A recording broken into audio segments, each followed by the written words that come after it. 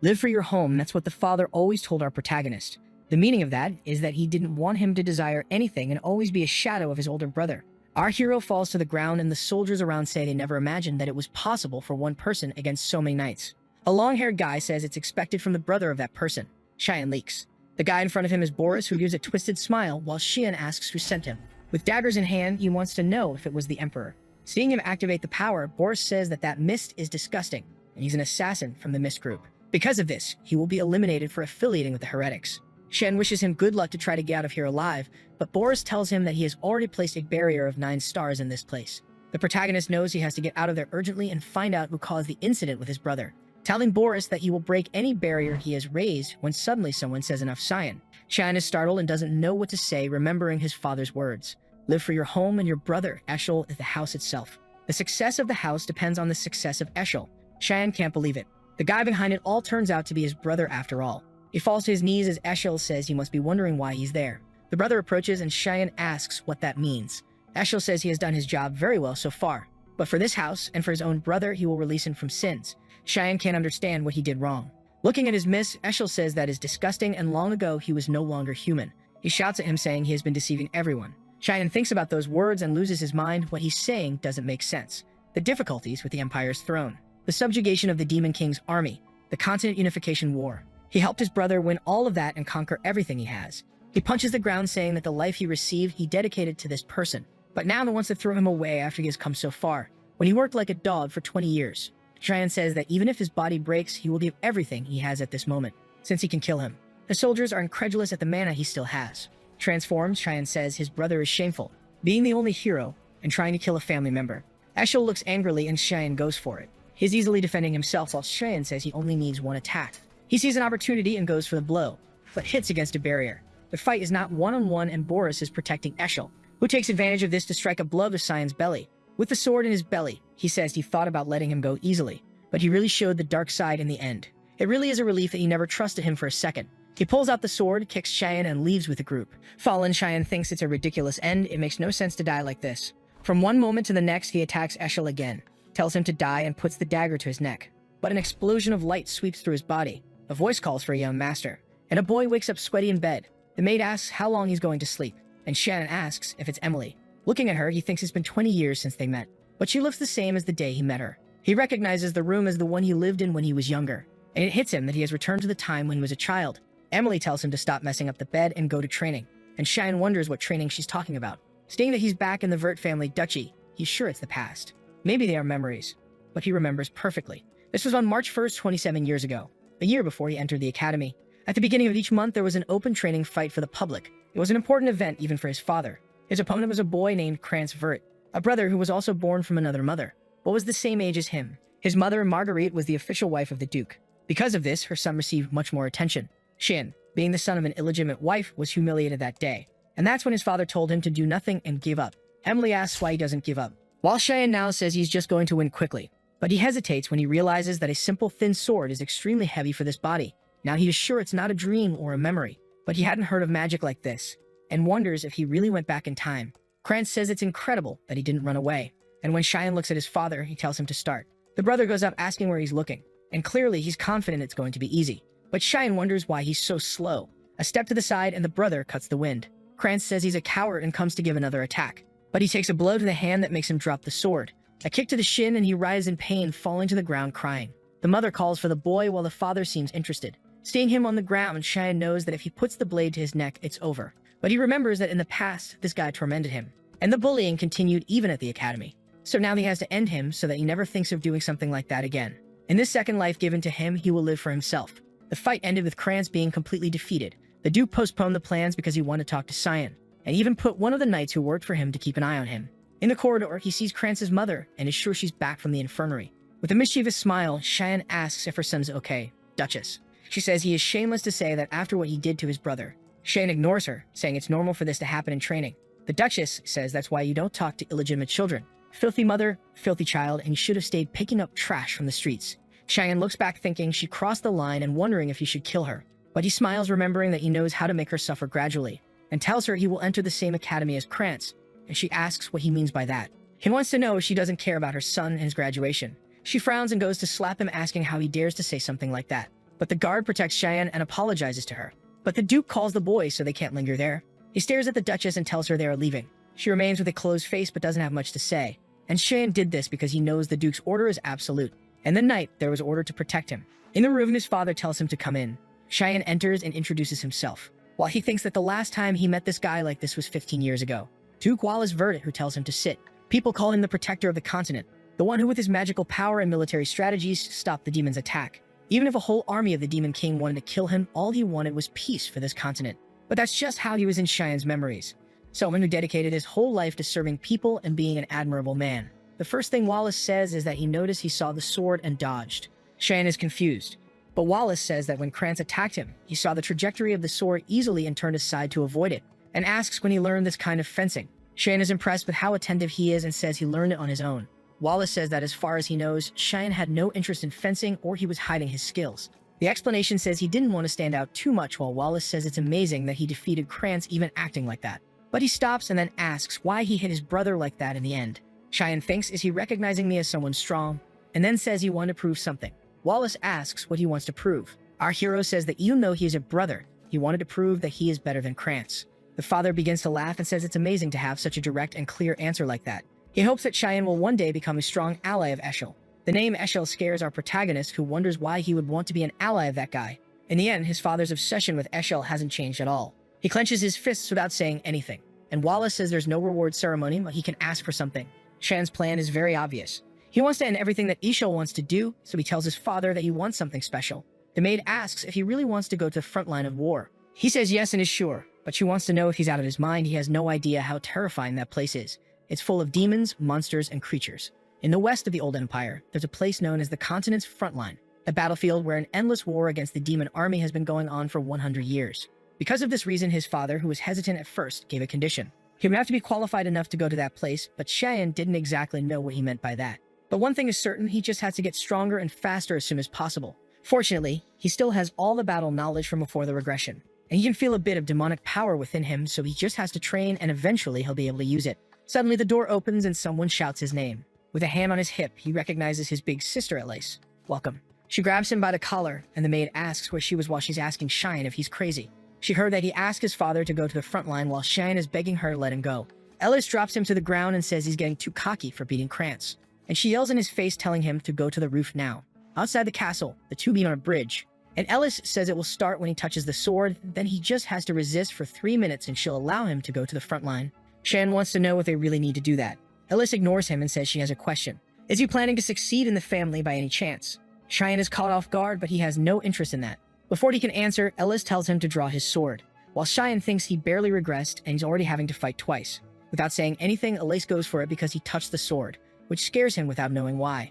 He manages to defend her blow, and she's incredulous that he managed to block that. While Cheyenne is scared that she's really going all out against a brother 7 years younger, she steps back with grace and beauty, while thinking it's impossible for him to have blocked her long sword with that thin rapier. He's already gnashing his teeth thinking it's luck. She says he's apparently better than she thought. Cheyenne realizes he's in trouble now, and she goes for it with a sequence of cuts that's hard for Cheyenne to dodge. She jumps to prepare a vertical attack. Cheyenne manages to defend the shoulder side. Her blade slips past his and ends up going straight for her neck.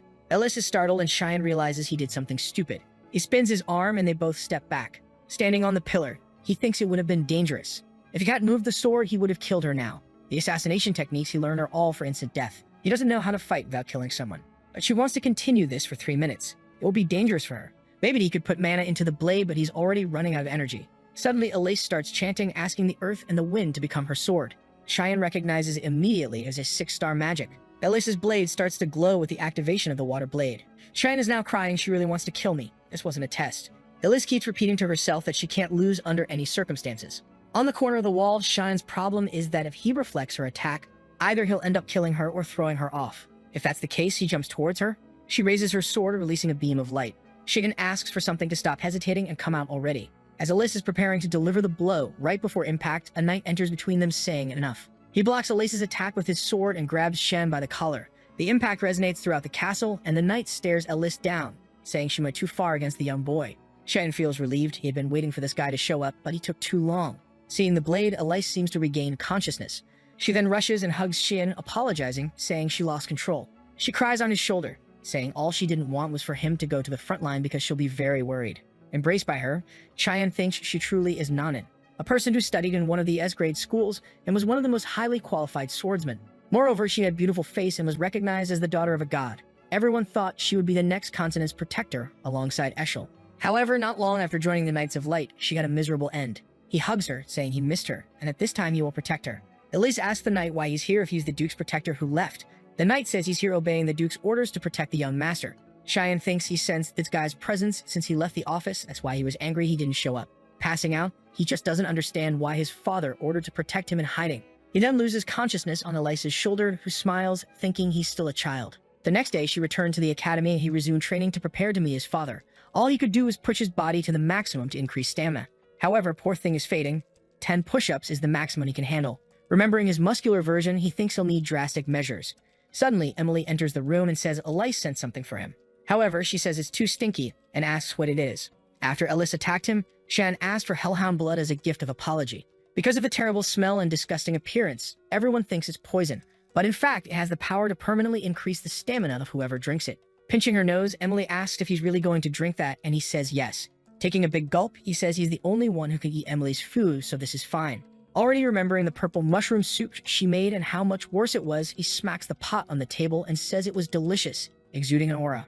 Calling for Emily, who wants to know what happened, he looks back with red eyes and says he's going for a walk because he wants to see the effect of the medicine and then leaves the castle. Standing aside, he says he's been wanting to come here for a long time. This was the place he came to when he wanted to be alone. Another day, a revelation from the God of Light came to Eshel, his brother, about an ancient temple that was in that place, and Cheyenne was skeptical about it. Leaning against the ground, he says no one knows about the revelation yet. The ground cracks and a red mist starts to emerge. While Cheyenne says what he's about to do, Eshel would never imagine. Looking at the underground passage, Shen wonders if it's time to go. Walking inside, he says it's different from before. This place served the God of Light until everything there was devastated. This happened during the Holy War 300 years ago.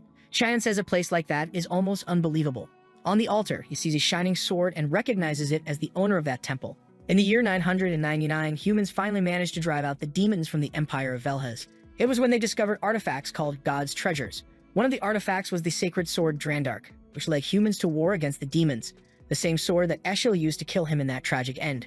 Staring at the sword, he imagines it to be related to his regression. He touches it hesitantly but then lowers his head, saying he knew nothing would happen. He then kicks it in disgust and leaves, saying this sword made him feel like trash. The shadows appear beneath the light and Cheyenne says he found what he was looking for. Looking at the ground, he says anyone would think that's the shadow of the sword. However, that's not just a shadow there. He touches the ground, saying wherever there's light, there's shadow. Stairs appear, leading to a door in the darkness. Shannon opens the door hesitantly, and when he looks at the altar, he finally found what he wanted, the demonic blade Karam. He wields the dagger with an engraved crystal. Then he tells the blade it can wake up now. He continues cutting in all directions, already hesitant seeing that it seems to be sleeping. But it's quite thrilling to cut with the blade he used his whole life, really tasty. Suddenly, a shadow starts emerging from the ground, saying he was a very brave child. She asks Cheyenne if he doesn't know the meaning of taking that dagger, and he says it means it's his now. The shadow keeps growing, saying she can't believe he really woke up a demonic blade.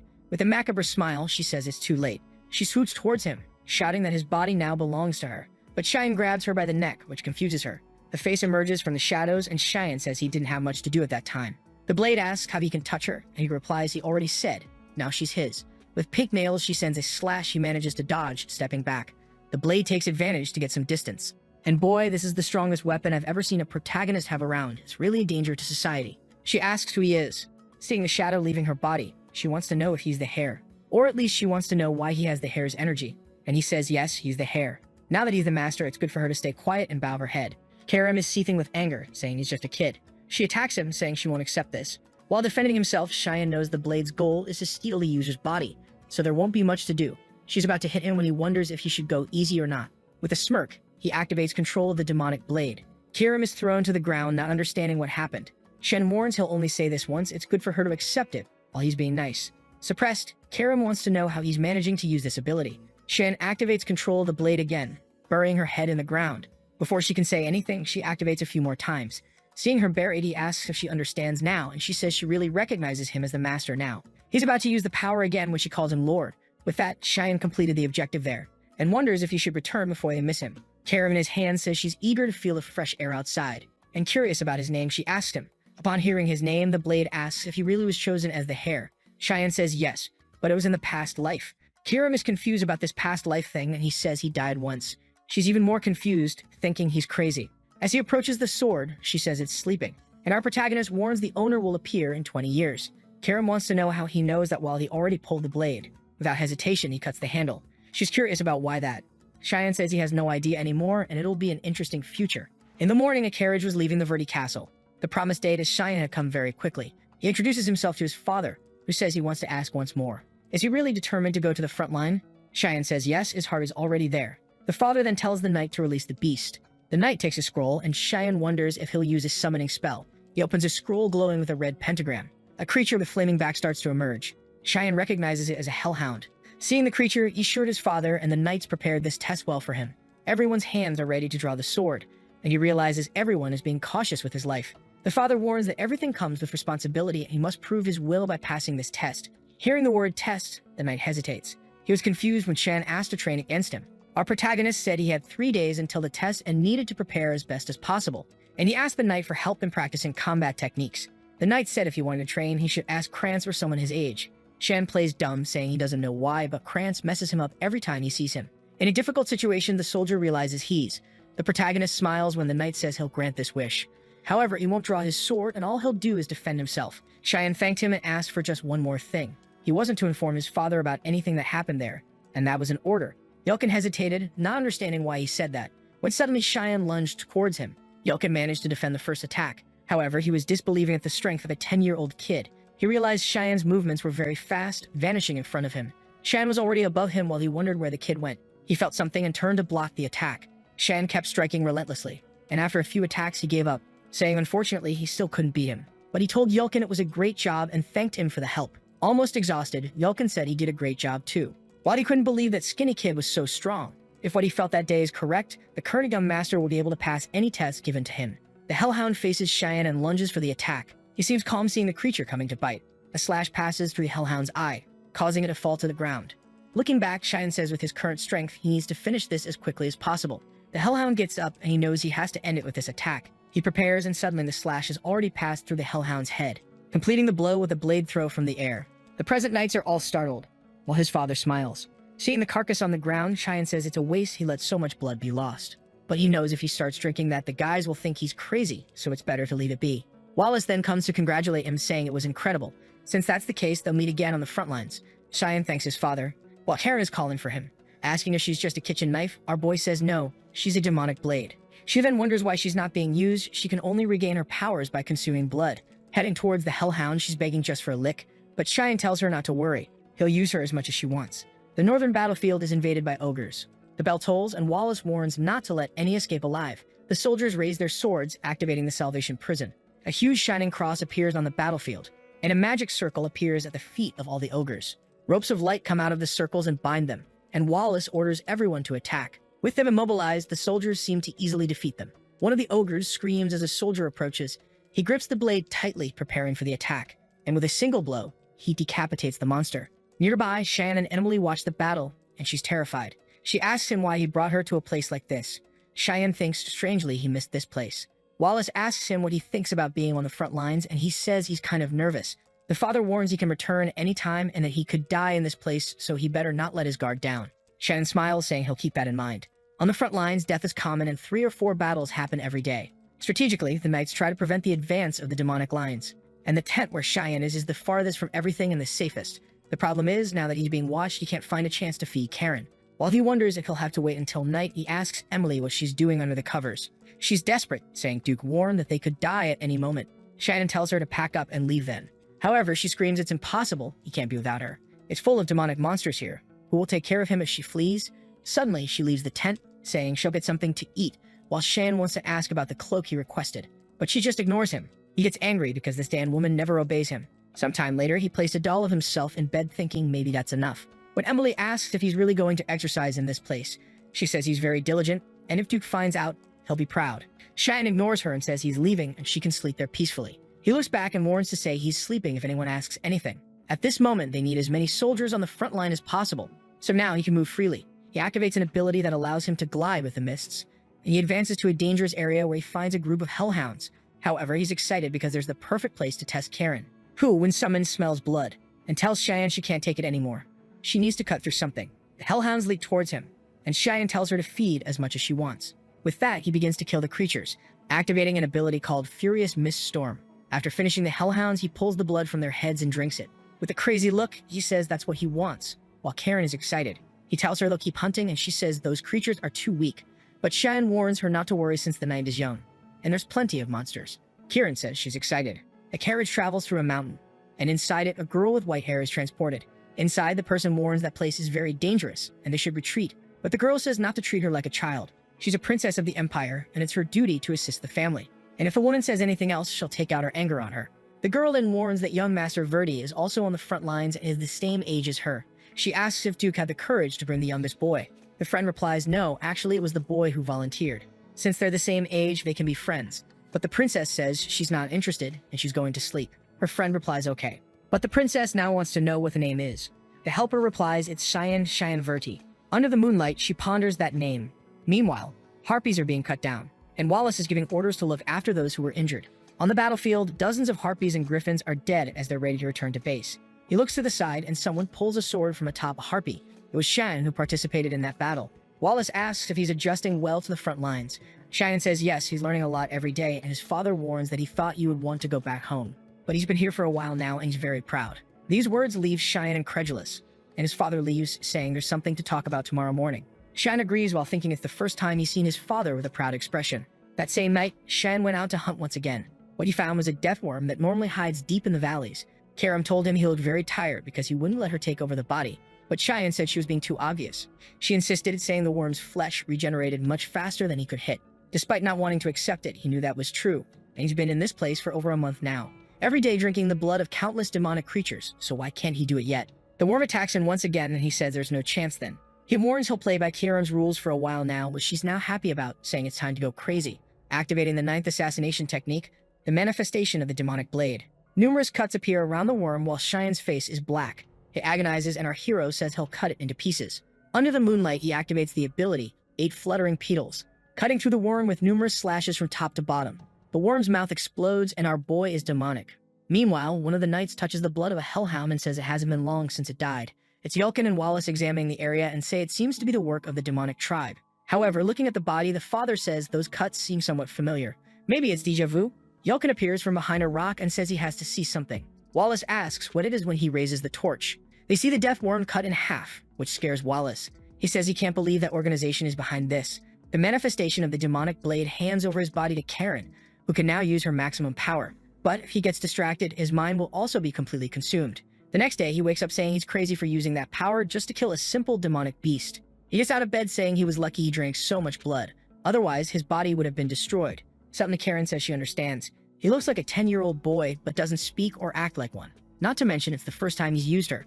But he seems too familiar. He even knew all the geography of the valley and fought as if he mastered the mist technique for over 30 years. Kieran remembers he said he died once, and now she's sure. He's a regressor, isn't he? Cheyenne says he had explained that very well already, and she just hadn't understood.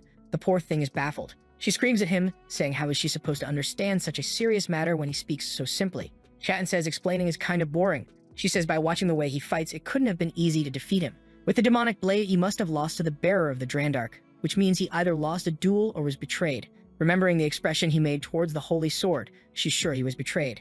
She says if he's back and preparing for revenge, he better remember one thing. If she finds him lazy or weak for a second, she'll devour him on the spot. Shen punches her and tells her to shut up because he's the master. The poor thing falls to the ground all bruised, while he smiles, thinking she really has the same personality as before. He then leaves the tent and looking to the side, he realizes everything is chaotic. Amelia calls for him, and he asks if something happened. Scared, she says today they found the body of a demonic beast at the entrance to the valley. Shen hesitates, afraid they found the body of the deathworm. Amelia warns it's been a long time since they found such a high-level beast near the borders. Shen asks if there's anything else to say, and she gets scared. He asked again, did anyone say anything about me, any rumors? Suddenly, a knight appears behind calling his name. It's Yulkin who says the Duke wants to talk. Shen knows he's in trouble because yesterday when he was hunting, his father's group suddenly appeared. He had to abandon the hellhounds' bodies without being able to clean anything. All he didn't want was to attract attention before entering the academy, and so he presents himself in his father's tent. Sure, his father already knows everything. His father greets him while Shan hesitates about what he'll say. Wallace tells him to sit, and Shan frowns, wondering how he'll get out of this now. His father says he'll be direct and asks what he was doing last night. Sweating, Cheyenne lies, saying he went to bed early. Wallace seems to believe it for a second, but finds it very strange since the cut on the wolf was very similar to his blade. Is he jumping to conclusions by thinking that? Shannon asks if something is wrong, while Wallace finds it unbelievable that a young boy has done something like that. Shannon calls his father again, who asks if he heard about what happened last night, and he warns that they still need to investigate, but it seems to be something from the Mist organization. Hesitant, Shannon asks, Mist. His father explains that it's an organization that has existed since ancient times, and they don't know its goal. But they have massacred countless nobles under the pretext of purification. Only that suddenly they disappeared. The last time they were seen was 300 years ago, but the same mist was present at the Death Worm, and that residue of power is only left by those who venerate the god of the mist. In his speculation, whoever killed the worm belongs to the mist. Cheyenne is impressed that he managed to track down an organization that disappeared 300 years ago with just that. Wallace says he doesn't know why they disappeared, but he tells him to be cautious and he will report it to the Empire. Our protagonist is relieved. It seems he will be able to escape suspicion, while his father thinks it doesn't make sense to connect such a young boy to all this, and he tells him that the discussion is over. And then he asks if he heard about the visit coming today. Cheyenne says he heard it was someone from the royalty. His father approaches, saying yes, and then he wants to ask him for a little favor. Sweating, Cheyenne is curious about this favor. A knight sounds a signal announcing the arrival of your majesty. Wallace and everyone on the battlefield bow and welcome the Emperor. The Emperor, who looks like a pale vampire, says hi to Wallace. He approaches him and says they are old friends, no need to be formal. Then he asks if the boy next to him is his son. Cheyenne introduces himself and says he's the youngest of the Vert family. The Emperor tells Wallace it's amazing to see that his son is on the front line.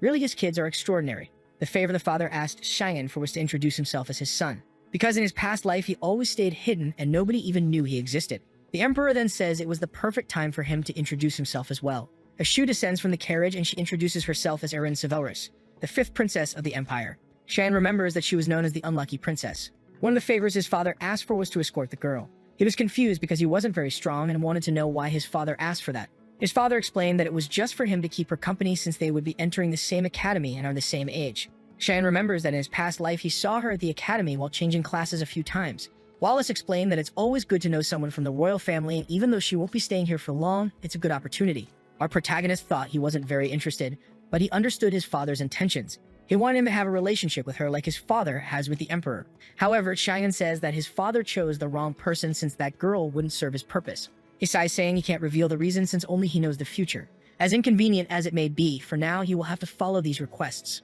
As they walked with the troops, Erin asked why the lake was red. Cheyenne explained that it was the blood lake and there was no special reason for that color. The injured creatures jump into it to recover mana, and because of that, it has that color. Erin asks if it's red, then why are there a lot of monster remains, and Cheyenne says that's basically it. She then asks what's at the end of it. Cheyenne says there's a demon kingdom there and she wants to know if there's a demon king there. Our boy warns that if the lake continues, she will find the king in flesh and bone. He's teasing her for asking such a silly question. Suddenly, they see a flash of light. A yellow smoke cuts through the sky, and Erin asks what that is. Cheyenne says a golden light means the entry of demonic creatures. She gets scared, asking if they've already arrived, while Wallace orders everyone to protect the majesty and that they are going to the 3rd outpost. The Emperor says he's disappointed, and Wallace asks what he means by that. The Pale One then draws his sword and says he's not here just for a visit, it's because he was already bored and missing the battle. Wallace lowers his head, saying he understands, and the Emperor tells his group that they will assist the eradication team in getting rid of the creatures. Wallace calls Shan to go too, who responds immediately. Erin is confused and asks if he's really going to fight against the creatures. He says yes, he's here in the background, but he always fights on the front line. She says she wants to go with him too. He questions what she's doing, while she says they're the same age, so there's no problem. But Cheyenne warns that the battlefield is not a playground. But she's insistent, saying it doesn't matter, she wants to go. He then calls Yulkin, who appears behind her and says he'll take her to the safest area possible. She turns around and Yulkin says, "Come with me, princess." Yelling at Cheyenne, she says he's insolent and for treating a princess of the Empire like that. Approaching, he warns that her dilly-dallying here will cause a lot of people to die on the front line. Will she take responsibility for that? She starts crying. After all, she's just a child. He then turns away and tells her to leave soon and stop being a spoiled brat. The three remain silent. In the battlefield, the soldiers are being absorbed by what seems like demonic slugs. Wallace raises his sword and tells them to return to formation. He points in the direction and says they should protect the majesty and kill all those creatures. With a war cry, the soldiers enter the battle. Dion Severos had 2 wives, one named Anna, who had already died, and another known as Cassandra, who was the current ruler of the empire. The first wife bore 2, and the second 2 more. But the 5th princess was born from a peasant woman, so everyone looked down on her. Still, she did not submit to anyone. As a descendant of the imperial family, she fulfilled all her obligations and studied more than anyone else. However, many were against her. With false accusations, they expelled her from the imperial palace and she was taken to an isolated place, thus receiving the title of Unlucky Princess. Karam asks if that's what he heard from his father in his past life. Cheyenne says when it comes to politics and reign, things are like that. while the electric slugs are being cut on the battlefield. Watching from afar the explosions, he recognizes that the Emperor is really amazing. He plants the sword in the ground and activates his sacred ray, easily defeating all the slugs around him. Cheyenne heard that this guy's magic reaches 8 stars. If he hadn't become Emperor, he would be the president of the Magic Council. Obviously, these medium creatures are nothing to him. A while later, Wallace and the Emperor are drinking together, talking about the old times. The Emperor talks about the current state of the Empire. In recent years, many nobles have been murdered and tension is rising. Wallace says this probably has something to do with it.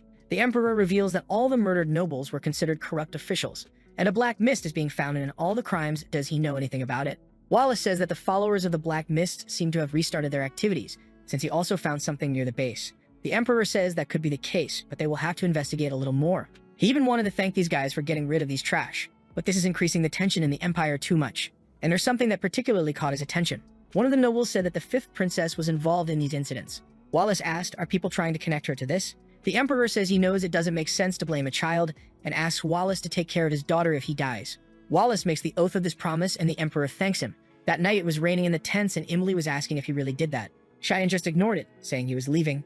But Emily wanted to know if he really said those things to the princess. This way, he'll never be able to get married, he'll live a lonely life. Cheyenne told her to forget about it. He was going out to train, and she asked if he was really going in this rain. He told her not to worry and go to sleep, only Erin was clearly already there. Emily got a scare and asked who she was. She lowered her hood and asked if he was going somewhere. But if he's not busy, she wanted to talk about something. Seeing the princess, Emily's eyes even sparkled. Erin asked how long they had been there, and Cheyenne said it had been over a month. However, he wants to know her reason for being there. She hesitated without saying anything, and both asked Emily to leave him alone, who was already smiling mischievously.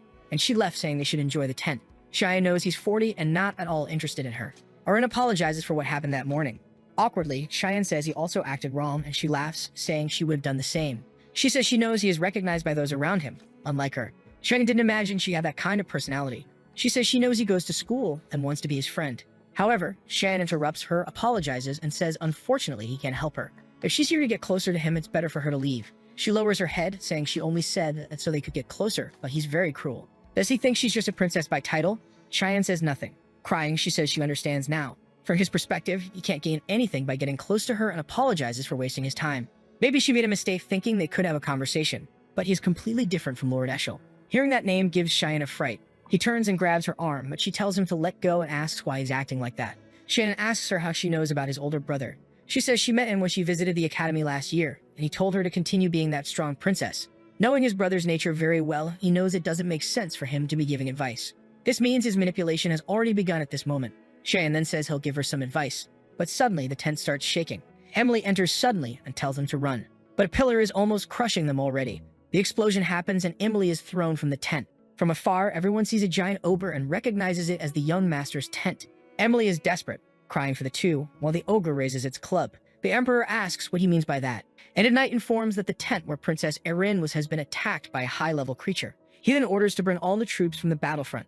While wanting to know who she encountered in such a dangerous place, the giant ogre continues to destroy the entire back part of the base, and hidden there, Cheyenne can't believe there's an ogre in that part, a type of creature that only appears in the depths of the valley. He's wondering if maybe it's his fault when Emily calls for him. She's crying, saying she thought he was dead. Remembering the moment of impact, he managed to grab Erin and dodge the blow. Obviously, someone who subdued the Demon King's army wouldn't die to an ogre. Erin asks if the knights will be okay, and Emily reassures her that everything is fine, and they are very strong. But she cries, saying if she weren't there, this wouldn't have happened.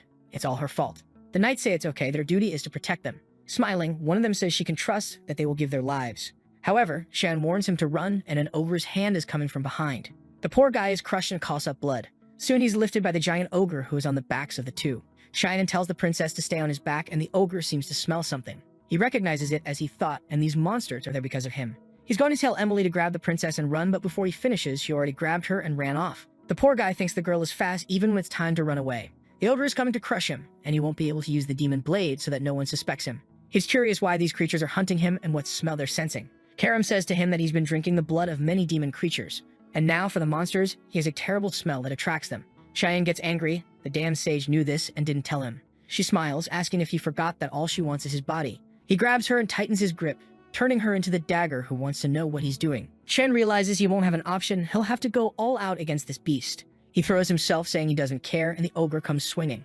With one swift movement, he manages to tear the creature's arm off. Then he appears behind its neck and slices it as well. The boy's got swag, and with just 2 cuts, the beast is lying dead on the ground. He says now it's just a matter of killing the curious ones. In front of him, there's a bunch of creatures that make Karim say she's very excited for this festival. However, he gets a shock when a demonic dragon appears. The dragon roars to the skies and Karim tells him not to be afraid. It's still just a little one. Cheyenne immediately activates the manifestation of the demon blade. Pointing the dagger, he says it needs to devour him. Meanwhile, the army is facing the ogres that invaded the base. The Emperor and Wallace have just killed the last one, and he asks if there's any trace of the princess. Wallace apologizes, saying she was in his son's tent, and the Emperor says he must be worried about his son. He replies that no, he doesn't have to worry about that creature. The important thing is the princess. The Emperor is shocked. Wow, this father is cruel. Suddenly, someone informs them that they found Princess Erin and she comes to speak with her father. He asks if she's hurt and she says no, but he needs to hurry to save him. Young Master Cheyenne is in danger because of her. He tells her to calm down and explain properly. Wallace asks Emily if she's Cheyenne's maid and she confirms. He then tells her to explain quickly what happened. Trembling, Emily explains that Cheyenne drew the attention of the creatures so the princess could escape. Wallace doesn't say anything, and one of the knights says he remembers the location. If they have the command, they can go there to rescue him. The Emperor yells at Wallace, wanting to know why he hasn't ordered them to go already. But Wallace says they won't go. The Emperor and Erin are shocked, asking what he's talking about. Wallace says the recovery of His Highness is the priority.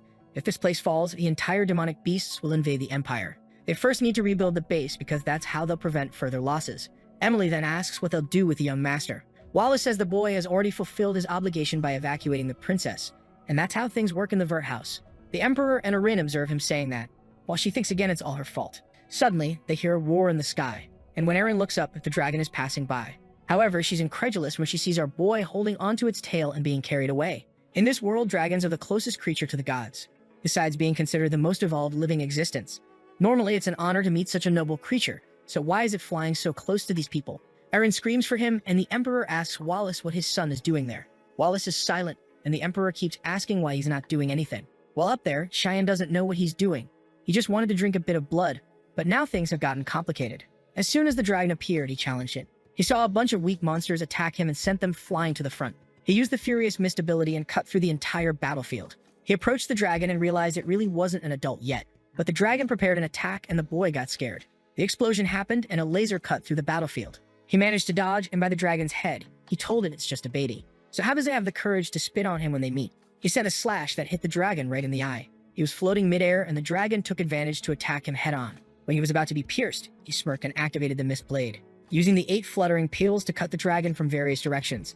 The beast fell and exploded the entire ground, and he felt that it really was impossible to kill a dragon. His shoulders were already done. But now that on the ground, it's time for the final blow. The dragon flaps its wings to create distance, and Cheyenne knows it's going to use the laser again. However, when he looked, the dragon was fleeing in fear, flapping its wings. Cheyenne jumped towards it, shouting, "You won't escape, you coward." And that's how he ended up hanging onto the beast. The problem is that when he glanced down, everyone could see him. So how will he explain this? Kieran asks why he's acting like a statue, and he asks if she doesn't see everyone down there. Karen was angry, saying that she'll have to use her now that she's invoked her. But Cheyenne says that if he does anything demonic, he'll be stopped. She shouts, "So what will you do, kid?" He says he's thinking and tells her to shut up. Down below, Wallace begins to conjure a light magic. Cheyenne recognizes instantly that it's an 8-star attack. He can't believe his father would attack his own son like this. And that's exactly what he does as he raises his sword to the heavens. Cheyenne is desperate, wondering what kind of father he has. But the dragon descends toward the swords and starts dodging everything. He says it's good work by the dragon, congratulating his friend and telling him not to take it. The problem is another one appears behind him. Coming almost in his face, he already knows he can't dodge this one. It hits his leg where he was clinging, and Cheyenne is thrown. As he falls, he's sad thinking he lost his lunchbox. While Karen is telling him to protect himself, he falls headfirst. Our guy says he can't use any mist technique. She comes at him, telling him to stop being cautious or he'll die like this. He tells her to shut up, he's thinking. In the end, he really won't die, and she can't believe he's going to do this. Until he has an idea. Down below is the Red River. He says he has no choice but there. Someone from afar observes the dragon fleeing and says it's rare to see such a sight. The guy behind him says it's just a kid who must have gotten lost from the group. The silver-haired guy points in a direction and asks if there are demons there. But the friend responds that there, in fact, is the human region. He looks at the horizon and gets curious, saying that dragons shouldn't be defeated by humans. Staying silent for a second, the guy with glasses asks if anything happened. He points, saying he feels a strange energy coming from that direction, almost familiar. The friend responds that they can go check it out. However, he's forbidden from annihilating absolutely everything out of boredom. He spreads his wings and says it's okay, he won't cause any trouble, and he flies off saying he'll be right back. Meanwhile, Cheyenne is emerging from the blood lake. He throws himself onto the rock, cursing up to the 10th generation, and he asks Karen if she's alive. Karen, all slimy, tells him not to talk to her. She's contemplating how to kill him.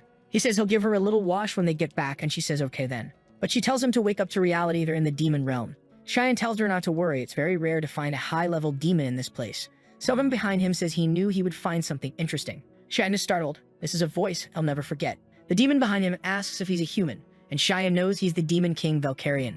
He remembers that in the past, this guy said the same thing. That Cheyenne was as if evil had gathered in one person. Valkyrian asks why he's not answering. Is he not human by any chance? In an instant, he's on his back, asking if he really wants a fight. Cheyenne is startled and turns, but Valkyrian easily dodges. But he managed to cut a tiny strand of hair. Leaving him impressed, he says that indeed races have endless possibilities. Karen asks him who he is, and the protagonist replies that he's the Demon King. She says if he's the Demon King, he has no chance of winning. He knows it's impossible. The best option would be to escape from there. However, his hand is trembling and he wonders if he can do that. But he's surprised when Valkyrian tells him to relax. He thinks he came here to fight a kid, for God's sake, and lies on the ground saying, "Do you really think I'm going to hit a child?" Cheyenne is all confused there, wondering why this guy is lying down. Valkyrian says he will ask one more time if he's a human. Cheyenne says yes, and Valkyrian wants to know how he ended up there. Our protagonist explains that he was carried by the sea, and the guy says it seems to be his first time in the realm, right? However, he senses strange energy and asks Cheyenne what he is. He says he's just a normal human. Valkyrian says he says that, but it seems like he knows who he is. Our guy says it doesn't make sense. It's the first time they've met. Valkyrian stretches his arms, saying it might be because it's the first time he's seen a human too. He then asks why he came here while wondering why this guy is so calm. Valkyrian says he felt a strange energy while he was walking around. He says that as the Demon King, he needs to keep an eye on the lands he rules. Valkyrian then gets up and tells Cheyenne to repeat what he said. Cheyenne says, "You're the Demon King who keeps an eye on the lands he rules." He points to his face and says he's not surprised. Now he's sure he's been seen somewhere. What kind of kid reacts like this? Cheyenne knows that the invasion of the demon realm is about to begin, but this guy is completely different from what he knew. What happened to change his attitude so much? So he asks him as the Demon King what he wants to do. Valkyrian smiles, saying he's quite reckless to ask something like that to the Demon King. And then he says it's obvious, right? As long as his subordinates are alive and eating, there's nothing else he can do. But everything changes if someone wants to change that. In that case, he'll end them all. That's his simple obligation as the Demon King. For a moment, Cheyenne felt the same demonic aura from the guy who attacked the Empire the first time. Somehow, he has to prevent that from happening. He then asks Valkyrian if he wants to make a deal and asks what it is. Cheyenne says that in the future, something will happen to him, an incident that will put all his subordinates at risk. Valkyrian asks him to explain properly the nonsense he's talking about. He explains that he doesn't know exactly how it will happen, but it will be an incident that will become the catalyst to start the war against humanity. Valkyrian crosses his arms, asking if he really thinks he, the Demon King, would attack his land. And Cheyenne says that's why he wants to make a deal so that no matter what happens, at least he won't start a war. Valkyrian says he has no idea what he's talking about, but if he accepts it, what does he gain from it? The protagonist says that no matter what happens, he will help the Demon King. Approaching him, Valkyrian says he seems to know something. He's sweating, and Valkyrian asks him his name. After introducing himself, Valkyrian says he will keep that promise as the King of Demons. He flies off, saying it's good for him to keep his as well since this is a deal. And he smiles, saying it's now sealed. After contacting the Demon King, some knights found Cheyenne. Seeing him emerging from the Red Lake, they said it was a miracle. He was still alive. And with that, he received the title of the one who survived the demonic dragon. He was then taken to the monastery on the front lines, a place used as a military hospital. Cheyenne asks someone to repeat what they said. Erin is hesitant to say anything. She holds back and shouts, asking if he wants to be hers. The poor guy is confused, not understanding what she means by that. But he says he's not interested. She obviously gets startled. She starts crying again, saying it was expected. She really is the fifth princess with no power at all. Cheyenne in bed is thinking she's really starting to annoy him. He knows Princess Erin is the weak link in the imperial family. And the way she's risking it, her end is obvious. The problem is he can't shake off the idea that his damn brother is behind her death. He then says she's right. Currently, she really can't offer any benefit to him. She has no possession, takes a hit. Besides, it's extremely risky to get involved with her politically, takes another hit. But he says he'll take care of her until she figures out what's necessary. She asks if he's really going to do this. Cheyenne says yes, it's a promise, so she doesn't need to worry. She gets up, saying she understood that when she manages to turn things around, he recognizes her power. She points at him, saying she doesn't know when, but she will make him recognize her power. He says he's very eager, while thinking she was depressed just a second ago. Before leaving, she says there's one more thing, and thanks him for surviving. Then she leaves, and he stays silent. In the depths of the camps in a forest nearby, a hooded guy looks around. He takes a square in his hand and smiles, saying that now it's almost done. A voice asks him, "Reynold Crimson, was that you?" He can't move his body as if he's being held by invisible chains. The person behind him says it's a small dimensional box, and considering the timeline, it was before it was commercialized. This box can hold anything as long as the person desires. From behind, Cheyenne says that's the masterpiece created by the Magic Council. He observed the guy for a whole year smuggling things from the Empire. He grabs the box, saying he'll take it now. Magical Knight of 7 Stars, Reynold Crimson, who asks who he is. Seeing him, he recognizes him as Cheyenne Verde. He throws the items from the box on the ground while Reynold wants to know how he found out about it. Cheyenne ignores him, saying he must have an informant to know where to be at the right time. Reynold keeps insisting he has no idea what he's talking about, but Cheyenne says he can't lie because the blood of those creatures is already being sold in the Empire. That's how the Lice sent him the Hellhound blood gift. The guy is sweating, wondering who informed this kid and what's happening. He has no idea how Cheyenne trapped him, but as long as he can move a bit. And then he extends his hand, using a fire magic to kill Cheyenne. He gets startled, and the explosion comes towards him. Seeing the smoke, Reynold says it's a good thing he took this seriously. You really can't underestimate the sum of the verts. Then he finally relaxes. But suddenly his hand is cut off. He screams in pain and can't understand what that mist in front of him is. Seeing Cheyenne, he can't believe he belongs to the mist. But he grabs him by the neck and throws him against the tree. Cheyenne gives him 2 options: either he admits and dies peacefully, or he doesn't admit and dies in agony. In the trading area in the western part of the field, people are organizing some boxes. They see there are 2 potion boxes and are excited. They're just curious about how much is in that big box. But upon opening it, they both get startled. It was just Reynold's head. From the mountain, Karen asks if he's really going to let the other guys live. He says yes, that's enough as a warning. These guys always smuggled demon items into the Empire. The items then reached the Magic Council, a place where people did any kind of madness to understand magic. Cheyenne says what they're going to do with demon blood is unthinkable, so they need to be separated. Karen says in this new life he's only living for others, but he says he's only preventing other people from using demon blood. In the Empire, in a certain mansion, Eshel is receiving a letter, and he finds out that Cheyenne has just gone to the front line with his father. There's a succulent girl in bed. This bastard is a villain but knows how to enjoy life. She asks if this Cheyenne isn't the younger brother of another mother. Eshel says yes and says that kid is trouble in several ways. So we'll have to go there and leave a like on that video. That way he helps Mamoru produce some juicy content for his viewers, activate the cheeky little bell, and I'm out. You guys remember that the previous chapter ended with his brother saying he'd have to take a look at Cian. Some suitcases are piled up, and Emily celebrates that they're finally out of the front line. She's sure the academy will be a much calmer place than the front line, while Shan knows it will be scary. The academy isn't quite the place Emily's dreaming of. In fact, it's a cruel place where lives are destroyed by political interests, a place dominated by envy and greed, where strangely enough, studies aren't even a priority. But Emily's there dreaming, saying she'll find a Getchit instructor, and Cyan starts to realize she's going to follow him at the academy. Sometime later, he's back in the duchy, having fun. He hears a sound and looks to the side. It's Krantz, startling him. Everyone's asking what he's doing there. Cyan tries to say hi, but the boy has already run off. Karam asks who that idiot was. He says it's Krantz, but he doesn't care about him. Karam says his brother is the complete opposite, and he says it doesn't make sense because his opposite is someone else. The door opens and he's back at the mansion. Only this time, all the servants greet him. Stan remembers that they didn't even look at him before, but now, their courtesy is insignificant, probably his father's doing. Indeed, hard work has changed a lot in the last year. He puts his hand on the doorknob, but when he's about to open the door, he feels some energy and says he recognizes who it is. To make him so angry, he opens it slowly. He's already sure that only that bastard can be behind that door. Eshel says it's been a long time since they've seen each other, while all Cyan can think is that he has to stay calm. Since he doesn't say anything, Eshel asks if he forgot about his brother by any chance. What Sin's trying to do is stay calm, while Eshel says maybe he forgot since he last saw him when he went to the academy. But Shan's already got red eyes, realizing he won't be able to stay calm. Already preparing a dagger in hand, he's sure he'll kill him now, but Kiram holds his wrist and warns him that if he doesn't want to have his skull smashed, he'd better control himself. Besides, killing him now wouldn't be fun. With that, San calms down and greets his older brother. Eshel then asks, "Do you remember me?" Shion says it's impossible to forget a brother's face.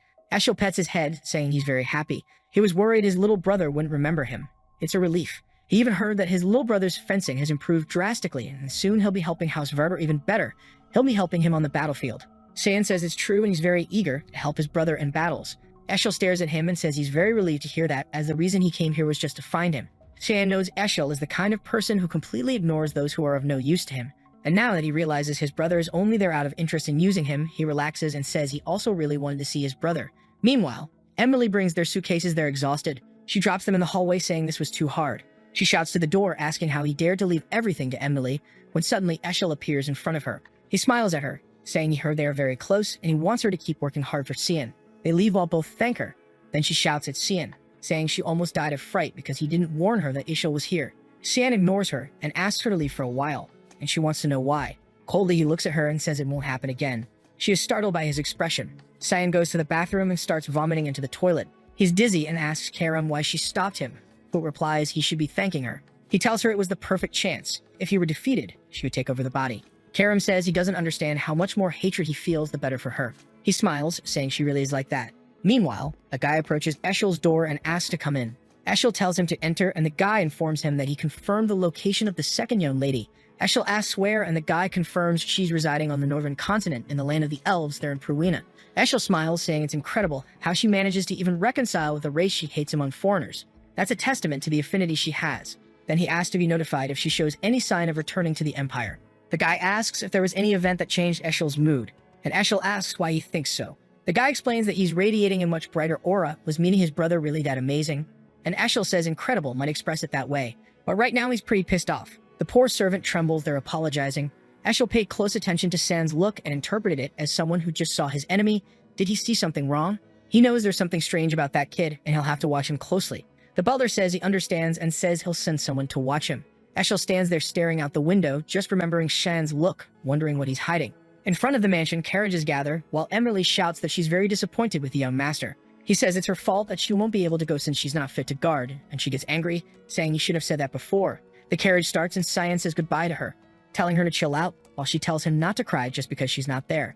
Sig makes a silly face saying he understood, while Emily is shocked that he's really going like that. She starts screaming, saying that even if he's teased and beaten by everyone, he shouldn't be discouraged. From afar, she shouts for him to come back well, while he remembers that when he was 8 years old, he had a very high fever that made him faint. At that time, no one else took care of him, and it was Emily who carried him on her back. Even in the rain, she was the only one in the family who tried to find a doctor to help him. After a long time searching, an old man opened the door. If it weren't for her that day, he probably would have been found dead in one of the mansion's rooms. With a radiant smile, he warns her that if she keeps following him like this, she'll end up dead, and he can't take her to the academy because she's too precious to him. Now he's alone in the carriage, but impressed that they placed 6 intermediate knights just to take the young master to the academy. Probably he'll see some blood before getting there. It was already late afternoon. Some knights looked at each other and decided to stop there. They informed Cyan, who asked how far they still were. They said they were near the central city of Saffron, and they would probably arrive there tomorrow morning. Cyan says he noticed and tells them to call him when they finish packing, but he already realizes that this is a lie because this forest is not close to Saffron. Camping in the middle of the afternoon in an isolated place and still lying about the location. All this makes it obvious that they are planning something. Cyan starts to leave the carriage when they say everything is ready. He leaves pretending to be clueless, saying the air there is very good. Already surrounded by the 6 knights, he wants to know whose order it was. In the background, one hesitates, sweats run down everyone's faces, and no one says anything. But one of them has a little smile. Cyan notices this and asks again whose order it was. The guy starts pulling out his sword, saying he doesn't need to know since he'll die soon. They approach, apologizing and saying it's not personal, but out of respect, they'll make it as painful as possible, so he just closes his eyes. The knight advances ready to cut, saying goodbye. The blade is about to hit Shin's neck, and the guy's head flies off. It falls like a trash bag on the ground, and the guys look without believing. Cyan says he'll ask again whose order it was. Now everyone is scared, trembling, not knowing what to do. Shin asks why they're so frozen like that. Did they think it would be so easy? One of the knights thinks he can't even believe what his eyes see, and another one tries to attack them, but this time from behind. However, in an instant, Cyan is already on the other side and has made 2 cuts. The other one takes another hit on the shoulder and one on the arm. One of them tries to take advantage to run away, but obviously he's already agonizing. Shin only attacked Karim from behind. The guy who was standing and thinking is now crying, wondering if this is something an 11-year-old can do. He hasn't even moved yet, and everyone is already dead. Apparently, he didn't survive that dragon luckily. Putting intermediate knights to do this mission was a failure. The guy crying falls to the ground. Shan approaches him once again and tells him to say who ordered it. The guy warns the moment everything was the Duchess Margaret's doing. Shen feels a bit awkward. He didn't even need to do anything against the guy. He already said everything. The poor guy is crying, trembling, right? Why did he speak? The following the carriage is moving and he's taking Shan calmly up there. And he explains to Cyan that it seems it was the young master Krantz's doing. He somehow asked his mother to prevent Shan from bothering him at the academy, and apparently this whole mission was the result of that request. Cyan remembers the fool who keeps running away and is behind this. He really will have to give him a little help at the academy. The guy then calls Shin a little embarrassed, and asks what will happen to him now. Is he going to die too? Cyan says he doesn't seem very attached to his life. The guy says he knows they were trying to kill him, so it doesn't make sense that he wouldn't die. Cyan tells him to at least drive this carriage properly, so he can have some use alive. The guy understands what he meant and thanks Cyan, who says they seem to have arrived right in the central city of Saffron. A vase attacked on the ground. Margaret is asking how they found the 6 dead. The butler informs that this is the case and that the young master Xian arrived in the city of Saffron 10 days ago. Margaret angrily asks the butler said there wouldn't be any problem. So what happened? The butler apologizes, saying they underestimated the boy, and she says it's impossible for a 10-year-old kid to have killed so many people. The butler says he probably had help from someone they didn't know. But it's alright, they just have to send an assassin to infiltrate the academy. She says enough. And if he finds out it was her doing and he mistreats Krantz because of it, already remembering that Xian asked if her son needed to graduate. Biting her lip, she says enough. It's better not to do anything else before things get complicated. Also, no one can know about this incident, so it's best to eliminate all those affiliated with it. Eshel's spy listened to the whole conversation. It's been 10 days since Sian left Saffron. Brian has been playing his role as a servant all this time, and he knows that news of his survival must have reached the mansion. However, at this rate, he'll probably reach the academy without any problems. He'll have to start wondering if he'll have to get rid of Brian, who suddenly opens the little window with a smile, saying they've arrived. Sian says, "All right, you got it." That city brings memories to him. It can't be said they were good memories, but this academy changed him a lot. He presents the coat of arms of House Vert at the reception. A bit excited, the girl says she'll register him. Yes, everything's fine. They'll receive his room too, and everything will be fine. Sian notices that she acted somewhat strangely. Is there a problem? Then she hands in a letter with a golden key. He startles and asks if she gave him the right one. Ryan lets the suitcases fall to the ground and startles. When he wonders if this is the place he'll stay, the royal dormitory, the best there is. But Shane remembers that in his past life, this didn't happen to anyone. This means that someone's influence is there. He asks Brian if that was the last suitcase.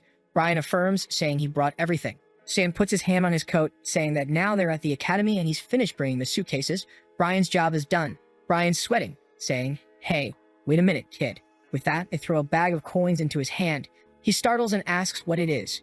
Sam says it should be enough for him to start over wherever he's going. He advises him not to return to the mansion or he'll die. Brian stands still for a moment without saying anything. Suddenly, he kneels and says that he, Brian Kendrick, the official knight of the old, would like to serve young Master Shan until the end of his life. Shan asks if he really is a knight. Brian says yes, but he's not very good, so he's more of an assistant, really. However, his father once said that for a not-so-talented knight, if he found someone he could trust, he shouldn't hesitate. Shan says it's nonsense. Brian is confused, asking what he means by that. Shan asks if he's not afraid of being betrayed later. Brian says that even if that happened, he wouldn't mind, and Shan warns him not to do anything like that. Leaving through the door, he says it's a hassle. It's an entrance ceremony, so they'll go straight to the exam. Brian, sweating a bit, says it's okay. The academy's dean and a girl talk about how there are many talented people this year. All the students are gathered in a room. In the middle of the room is a girl surrounded by an aura. It's a Rin Savelru. Magical grade of 2 stars, a physique grade B, and a light element of 52%. Another guy named Set Shaharkin is a 3-star mage with a physique grade A and an earth element of 71%. Scratching his beard, the old man says these kids were incredible, but this boy is invert. Magical grade 1 star and a physique grade S, darkness element 92%. The academy instructor, Tsirika Negriti, says that even the girl named Elise Vert, who is considered the daughter of God, had a water element of 88%. The old man says it's interesting how the person everyone thought had an untouchable talent was surpassed by his brother. He is the chancellor of the academy, Kundal Quizzle. However, Tsirika says his element is darkness, and the director says that due to the nature of darkness, some people really don't manifest it and waste any talent. But he tells her that Shian received a royal dormitory. She says she heard about it from the other instructors, and he says it was an order from the emperor. It seems Shian saved Princess Erin, who was with him on the front line of some demon beasts. The emperor seems to have even been thinking about marriage. The 5th princess, who was excluded from the throne line and the Verdi family, which has always been the cradle of talented warriors. The instructor asks what she thinks will happen, and Tsirika replies that if this happens, it will accelerate the revolt happening in the empire and maybe more blood will be shed. The director says for now they can do nothing but observe whether this child will become a hero or a disaster. Walking down the hall, Sian is thinking about the 92% because in his last life it was 80%. Was it because of the blood of the demon beasts he drank? Walking down the hall, he sees someone. It was Krantz, who startles, saying Sian looks odd. The chubby one behind him asks if this is a boy who's been treating him like a slave. The chubby one looks at him and asks if it's true that he doesn't even know who his mother is. And Sian recognizes this boy as the son of a Marcus Popper Penneron. In his past life, he also stood by Krantz tormenting him. So it's very good to have found them together like this. The chubby one tells Krantz to get out of the way. That boy there needs to be crushed. Krantz is sweating, saying it's better not to do that. And he takes a punch and is thrown against the wall. While Krantz is already screaming in despair, Shan still asks Krantz if he doesn't want to talk about some things. Hesitantly, he says yes. The boy is sweating more than a marathon runner when Shan puts his hand on his shoulder. He warns that he doesn't mind him planning these things, but if he finds out one more thing, he won't be able to graduate with all 4 limbs. With that, Krantz falls to the ground desolate and Shan leaves, saying this academy is going to be a lot of fun. In one of the rooms, Tsirika is thinking about Sian, saying she'll have to pay a lot of attention to this boy. She walks towards and touches a book, wondering why it's not there. Behind her, Sian asks if she's looking for this as she startles. But she turns all friendly, asking how the student is there. It's a restricted area. However, she thinks it's strange because she couldn't sense his presence. She approaches, asking if he's the boy called Sian, isn't he? Can he return this book? It's research material. He says yes, of course, he'll give it back to her. But it seems like he hands her a sheet when she thanks him. He immediately senses some aura coming.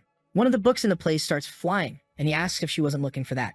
Instructor Tsirika, or actually, the current leader of the Miss Assassins, Obviously, she wants to know how he found out. Saiyan remembers that in his past life, he thought of her as an ordinary instructor. She would ask how his life was in the academy, and he wouldn't say anything. He attended counseling sessions with her. When she talked about his growth potential, he thought he didn't care about that, because to him it seemed like a joke. But one day, Surika said she was interested in him. It was interesting to see someone with an 84% familiarity with darkness, but Saiyan replied that it's an element that doesn't always materialize. But Surika told him that it's just that humanity still doesn't understand darkness properly.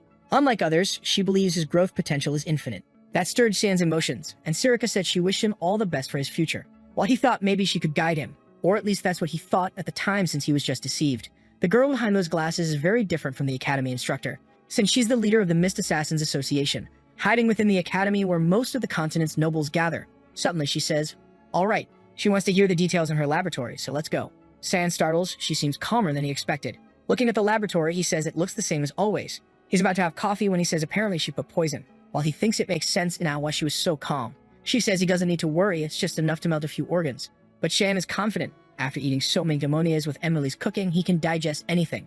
So he asks for something stronger next time, and she says it's time for them to talk for real, and he wants to know how he knows her identity. Furthermore, he knows the exact location of the commands that are passed in the books nobody picks up at the academy. Does he want to reveal it to her before she finds out he's also part of the Mist? And Saiyan says he doesn't need to prove anything else to her. She stares at him, saying he's feeling too high and mighty just because he's familiar with the element.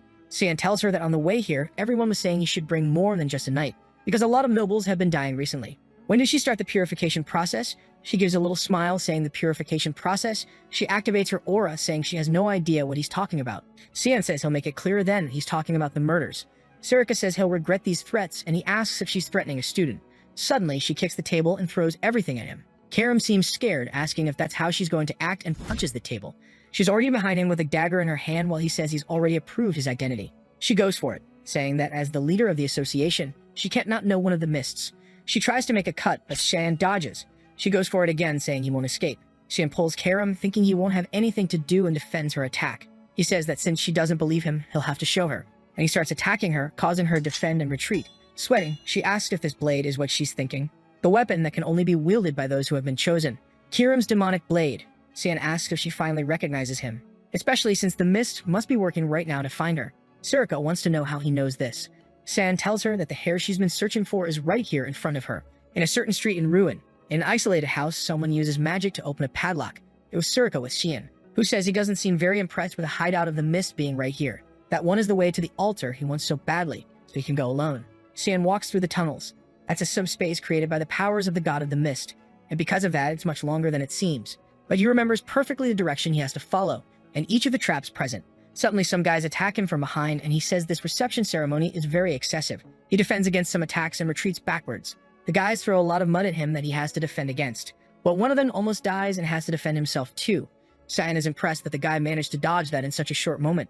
And the guy is thinking it's amazing and activates his secret technique, which makes several clones of him attack from all directions. But Shan also has his technique. The guys seem to recognize and don't understand how a kid can do that.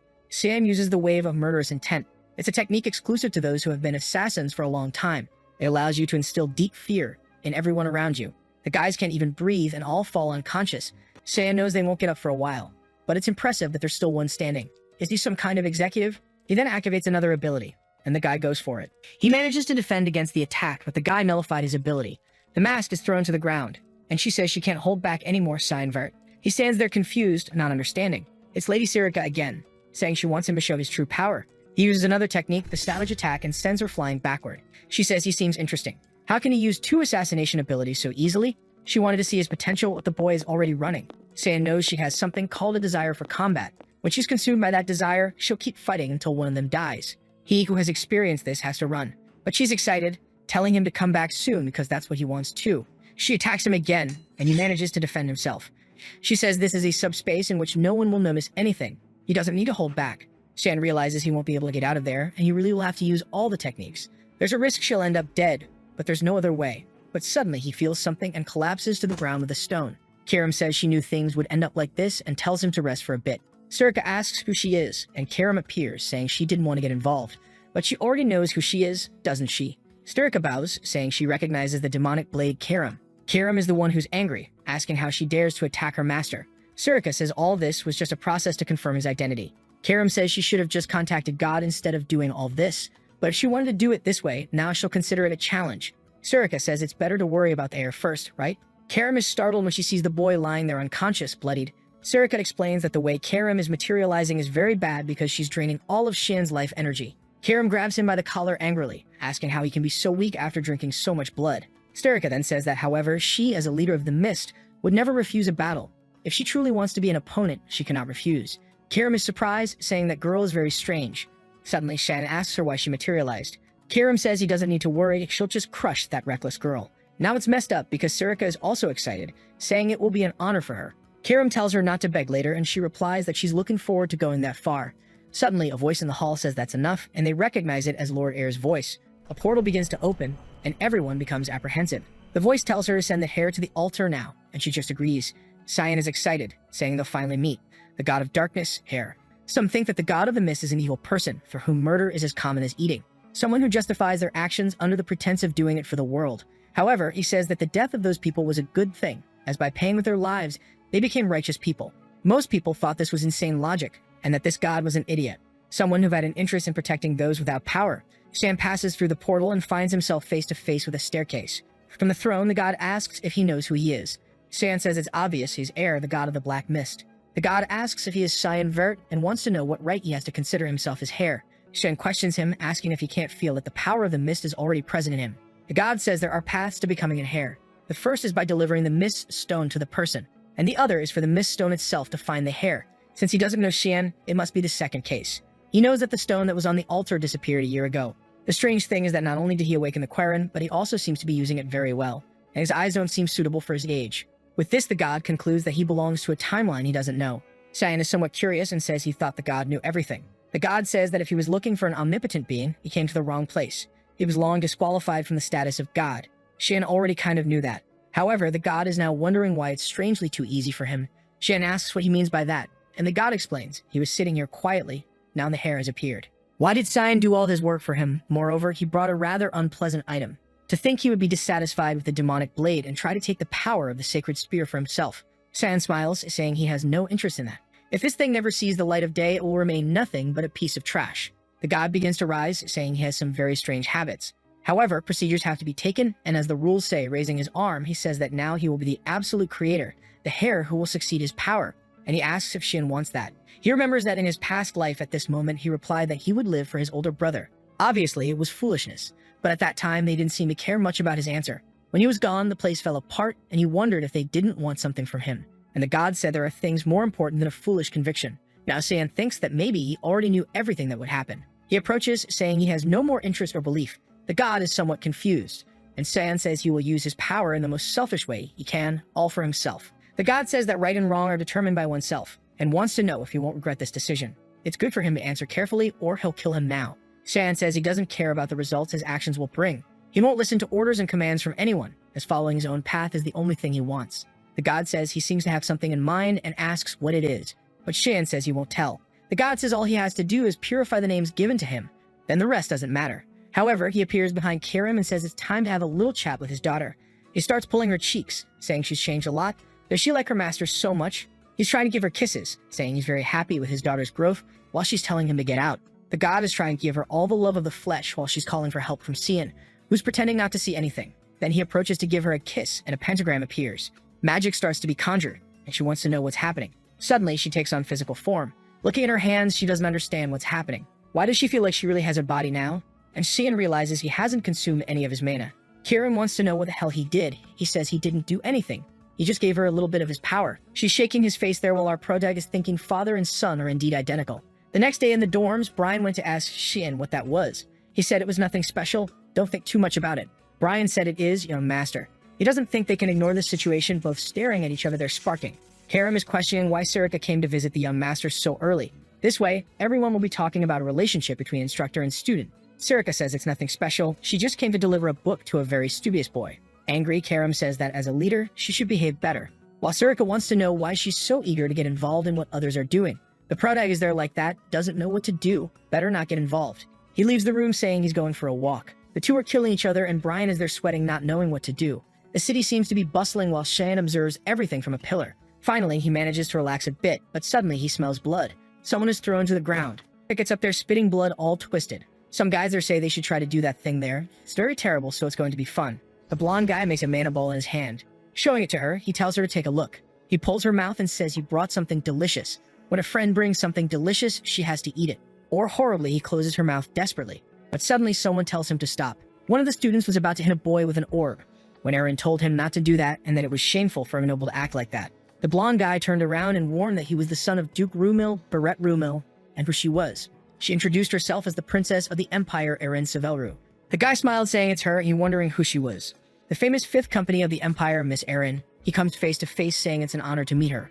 Eren says she's not here to meet him, and that he better explain this situation. He's in front of her. The guy says it's okay. The best thing is to ask the kid. Looks at him and says he speaks up. He's kind of scared. Grabs him by the collar and asks if he's okay. Obviously, he says he's very fine, nothing happened. Eren says it doesn't make sense for him to clearly hide and not be okay with his appearance. And the kid looks to the side, saying he's fine. She should leave now, and they were just kidding. Barrett starts laughing, asking if she heard that, isn't it? Apparently, he should be insulted by her. Eren says whatever, she's taking this kid with her. But the guy grabs her wrist and says she's not understanding. She wants to know what he's doing. The blonde guy says the kid already told her to leave. And Eren starts threatening him, saying he's holding the arm of an Empire princess. The blonde guy laughs that it doesn't matter since she's the useless fifth princess. But Shan was nearby and heard everything. And suddenly the guy took an aster from him and turned into a b-boy. Eren blushes when she sees Shan, who's more curious about Reshma's being that kid in front of him. Two people exchange blows in the Empire of Garam Fort Klein. Shan fought against someone. She was the most powerful swordswoman in his time, Reshma's Klein. Oh my heavens, I thought it was a boy. This here is the reverse surprise. Do you think it's a buddy or a big buddy? She originally belonged to the UCF Empire, but for some reason she joined Guren's reign after graduating from the academy, and even changed her nationality. Sand defends himself from the thrown attack. He's surprised when she jumps cutting. He disappears and appears behind her. He gives her a hit in the warrior's spine that falls crushed to the ground. I thought they were training, but in fact he killed her as an order from the Empire. The order was to kill her in a covert way, but she found him and they had a sort of official duel. For him, there was no particular reason. He just saw her as an amazing person as she reached the peak of swordsmanship without any backing, and didn't want to kill such a talented person without giving her a chance to fight. Friends are calling for Barrett while Reshmas is there somewhat shocked.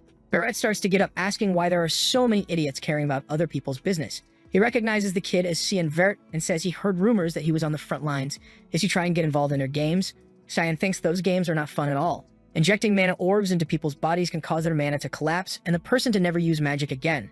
Cian asks if that's the game where you keep putting mana orbs in your mouth. He starts making one of darkness and says he'll join too. But Barrett starts sweating when Cian already created a Genki Dama above him, asking what he's doing. Why isn't his mouth open yet? Oh, there he goes, trying to put the big ball in the blondie's mouth. Back in the dorms, Reshmas is beaten on the bed. Eren says they've taken care of the bruises and she just needs to rest for a while, and she thanks them, saying she can't repay them. For some reason, Eren feels proud, saying that their dear Xian dealt with everything, so she doesn't need to worry. Cian thinks about all of Reshmas' bruises and finds it incredible that she hasn't fainted after so many fractures. She really deserves the title of the strongest swordsman. Suddenly, Reshmas asks if he knows her. Embarrassed, she says she noticed he's been looking at her a lot. Cian says he thought she was someone he knew but forget it, and apologizes for making her uncomfortable. Eren is just watching what he says and observing the other one, who is now saying it's okay, then a little embarrassed. Suddenly, she asks Reshmas where she's staying and if those guys come to do harm to her again. She says she's in the common dorms, and Eren asks if she has any nobility. She says no, she only got in because of a special admission and instructor Veltane. He had promised to help her when she was in the academy, but as soon as she arrived, he was expelled. Shan then understands she lost the person who was supporting her, and says what she's been going through is minimal. Maybe soon she'll be kicked out of there. Eren gets a little sad about this situation, and Cian tells Eren to accept her as an attendant, and this way she can even learn swordsmanship from the girl. Eren is shocked, asking why are you calling the boy a girl? Dude, can't you see it's a boy? Shan says that person is a girl. Eren's world collapses at that moment. From the back, Reshmas apologizes, saying she didn't mean to deceive anyone. It's just that since she was young, she prefers to wear short hair, so people sometimes get confused. In the demon's work, it was the boy who was a girl. Now here it's the girl who's still a boy but inverted. Eren apologizes, crying, saying she couldn't understand and doesn't even know how Cian noticed. Reshmas says it's okay. She apologizes. Eren then asks what she thinks of Shan's suggestion, since it sounds good to her. If she joins, she won't suffer from others anymore. That way, she can focus on her studies and still live a comfortable life. Reshmas asks what she could do for Eren. Eren says she's been feeling very lonely lately and she needs someone around. Reshmas then thanks her and says from now on she'll be her attendant and will never bring shame. Eren turns around, saying she should thank Cian. Where's San? The boy's already gone. He knows from now on she can handle the rest. Now he knows why Reshmas left the UCF Empire, and she probably wouldn't have lost mana control if it weren't for that bad Barrett. Now the person who was already the most powerful swordsman on the continent will have her mana intact. Probably will be someone difficult even for him to defeat. But that doesn't matter, because his attention is now on something else. That thing Sirica personally delivered to him this morning. Her order. My first chance to help the association with a like on this video, guys. And you guys remember that the last chapter ended with our boy saying he was more interested in what he had received. With the card in hand, he thinks that this is going to be quite difficult for a first challenge. However, he remembers that when she handed it over, she said she believed in his potential. The problem is, if the missions are already starting off this hard, he doesn't even want to think about what he'll have to do in a few days. Suddenly, though, he hears something nearby and an explosion out of nowhere. Shin wonders if the monster has invaded the academy. However, what appears is a 3-meter-tall musclehead asking if he is Cyan Verdi. A bit embarrassed, our guy just questions if the man knows who he is, and he answers yes. The man claims to have the level of a magic 1, but a physical level of S, and he knows very well that Cyan Verdi is the youngest in the Verdi house. Man, this guy's name is Seth Shaharkin, and he's 11 years old. I'm just like Cyan, not understanding how an 11-year-old kid has so much muscle and is so tall. Seth starts flexing his biceps, talking about what he's heard about Shan's exploits. From killing creatures to surviving an encounter with a dragon. He also heard that the boy received an evaluation of a rank S physique, something even he himself couldn't achieve. And that's why he wants to challenge him to a fight. That's when Cyan seems to recognize this guy. All because of the mark on his chest. It represented Spain, which was his Sand Empire, and this guy apparently is his prince. This country is located in a desert to the east, and in his past life, Spain's entire army revolved around one single person, a prince who on his own made it impossible for any army to conquer Spain. That was a nation that carried the pride of never being conquered. However, the prince suddenly declined. He ignored his health so much and focused so much on training that he ended up dying from a random cold. Wow, what an epic story. What Cyan never imagined was encountering the prince of this city here. He's certain this didn't happen in his past life, and now it's going to be trouble. However, he decides to respond by asking if the guy wants to fight now. Seth says yes, claiming it's the only way to determine who is the strongest man. The boy should know he won't accept a no for an answer. However, that's exactly what Cyan replies, and Seth asks why. The protagonist explains that fights like this must be approved by the academy. First, they'd have to go to the office and send in a formal request. Seth immediately wants to know where this office is so they can go there now. As soon as Cyan tells him, the guy runs off, saying he'll be back soon. Our boy thinks the guy is all muscle. Really, after all, the office is in the opposite direction, but he doesn't need to mention that. Not to mention there's no such thing as a training request, but he'll let the guy figure that out on his own. Oh, poor thing, completely fooled. The scene then shifts to the city. Hooded man tells Lord Zickerman that the product is ready. The man tells him not to stand there and to notify all the clients immediately. Zickerman Albus was one of the 3 richest men on the continent. Publicly, he's known as a philanthropist, generous with his donations. But in reality, he's trash who forces relationships between species. This is because he wants to create new mixed races to sell in the black market. Shan is already watching while hearing the man say that today the best product he ever imagined will be born. Now Shan's target is confirmed, and it looks like this will be easier than he thought. However, as he picks up Karam, she says she's sensing a complex energy. He's confused, and she says the target seems to be hiding something. Zickerman then stops in front of the cell and says he finally has some peace and quiet. He tells his money factory to sleep well, but that's when he notices a strange black mist around him. Someone behind him strikes. The first headless one falls to the ground, and the knight asks who's there. Desperate, Zickerman yells for someone to kill whoever it is. But Shin rushes toward the man and lands a blow that makes him drop his sword. Another strike behind the knee, and Karam is already at his neck. Before the man can say anything, he's already taken down. This one doesn't hesitate. Zickerman starts screaming, asking where the rest of the knights are. Shin simply says he'll find out soon enough when he joins them. Although he had hired a lot of people, they were useless. Dragging himself on the floor, Zickerman asks if he wants money. But Shen just cuts his hand and says he already has enough of that. The fool falls to the ground, and Cyan calls him by his name. He says he will be punished for the inhumane things he's done and for his participation in the slave market. That alone is reason enough for him to die. But since he's feeling generous, he'll give him a minute to repent for it all and free himself from the pain. Zickerman, however, crying, says it doesn't matter since he'll be killed anyway. He tries to explain that all they're doing is earning a living. The real culprits are the people interested in buying the goods. Shin simply says his minute has passed and he didn't even repent. He activates the 8 stanzas of the Black Mist and starts a sequence of attacks on the back. Now that the main part was complete, he could take a look around. As he approaches Masera, he asks Karam if this is the place, and she says yes.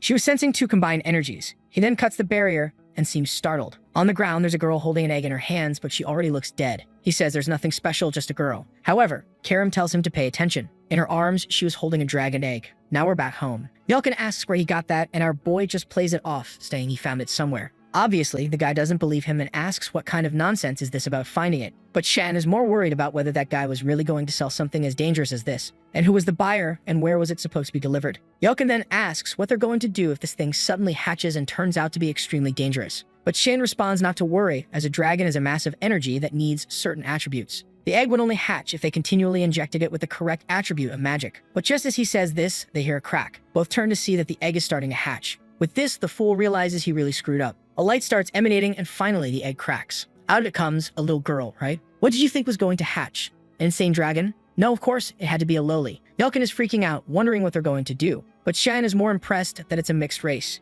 And the fact that she's half human makes this a much bigger problem than he imagined. But the little dragon girl is smiling at him, even giving him a hug. Since he was present at her birth, he starts imagining that maybe she thinks of him as her dad. Suddenly, someone nearby laughs. It's Karam, who says it's ironic that an 11-year-old boy is now a father. But Shan says it's all her fault. We then see the moment he picked up the egg and asked if they should really take it. Karam said yes, because it could fall into the wrong hands. Our boy was afraid of it hatching, but she assured him that a dragon egg wouldn't hatch without the right energy or a mother. Back in the present, she says this just proves that anything can happen. Our boy asks what that nonsense was about the egg not being able to hatch without a mother, and she replies that's why she said anything can happen. But this business about a mixed race was truly curious. The very existence of that creature was dangerous. The protagonist knows this. And the worst part is this is going to be a massive headache. It was already a problem for a half-human, half-beast hybrid. Now half-dragon made everything much harder. The world they lived in was far too dangerous for something like this to exist. If anyone at the academy found out about her existence, the chances of her being eliminated to prevent a threat were very high. Moreover, dragons were extremely proud of their race and pure blood. If they discovered the existence of this child, it would certainly come to eliminate her. This makes him wonder why he would take on such a huge risk. If she was destined to live such a hard life, maybe it would be better to end it. Salen smiles and says she agrees that maybe this is the best solution for the child. He places his hand on her neck, and Salen says that's the right path, as it would be a life of misery anyway.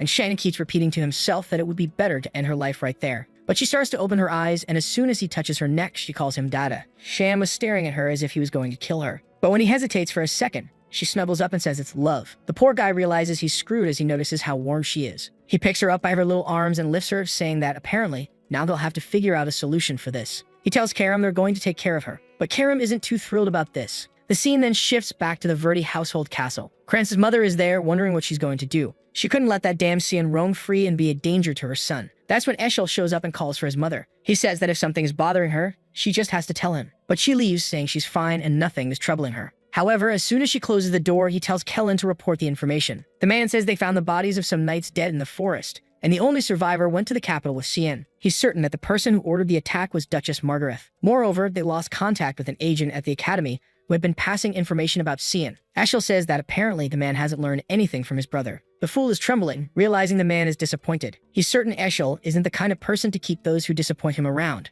Afraid of being eliminated, he yells, saying he'll check it out himself. He swears he'll never let him down again. Eshel places a hand on the man and says it's impressive how passionate Kellen is about his work. And with that, he leaves, saying he's sure his brother is hiding something. Back at the academy, Sirika is rushing in. Our boy is there with Karam, bottle-feeding the dragon, asking what she's doing there. Sirika wants to know why there's a baby in the dormitory. The protagonist says it's a pretty long story. She interrupts him and says the explanation can wait because they have important matters to resolve. She says it looks like our boy has been busy causing trouble. She then shows him that a duel between him and Seth has been approved, and she asks why he's not trying to keep a low profile and is doing something like this. Was the boy trying to attract as much attention as possible? Shan is confused that the guy actually submitted a formal document to create this duel. Karam asks what the problem is. It's just two 11-year-old kids playing around. However, our boy knows that Seth isn't just any 11-year-old and asks when the fight will take place. That's when he's told it's in 2 hours. And there he is thinking that this was way too soon. Stith welcomes him, saying he's been waiting for this moment. However, our boy doesn't seem too excited. Seth says he wanted a free-for-all fight, but they only allow fencing and magic, and he asks if Xian, by any chance, will be using magic. As soon as our boy says no, Seth says he truly doesn't disappoint. He jumps in for a slash, saying he wants to see what Xian can do with the sword. The protagonist, however, seems calm. He's just thinking about how fast this guy is considering his size. But attacks that rely purely on physical strength are easy to avoid. With a simple sword movement, Seth's attack is deflected to the ground. Shan starts to move, saying that an opponent like this is defeated with sophistication and precision. However, the prince says he won't give him any chances.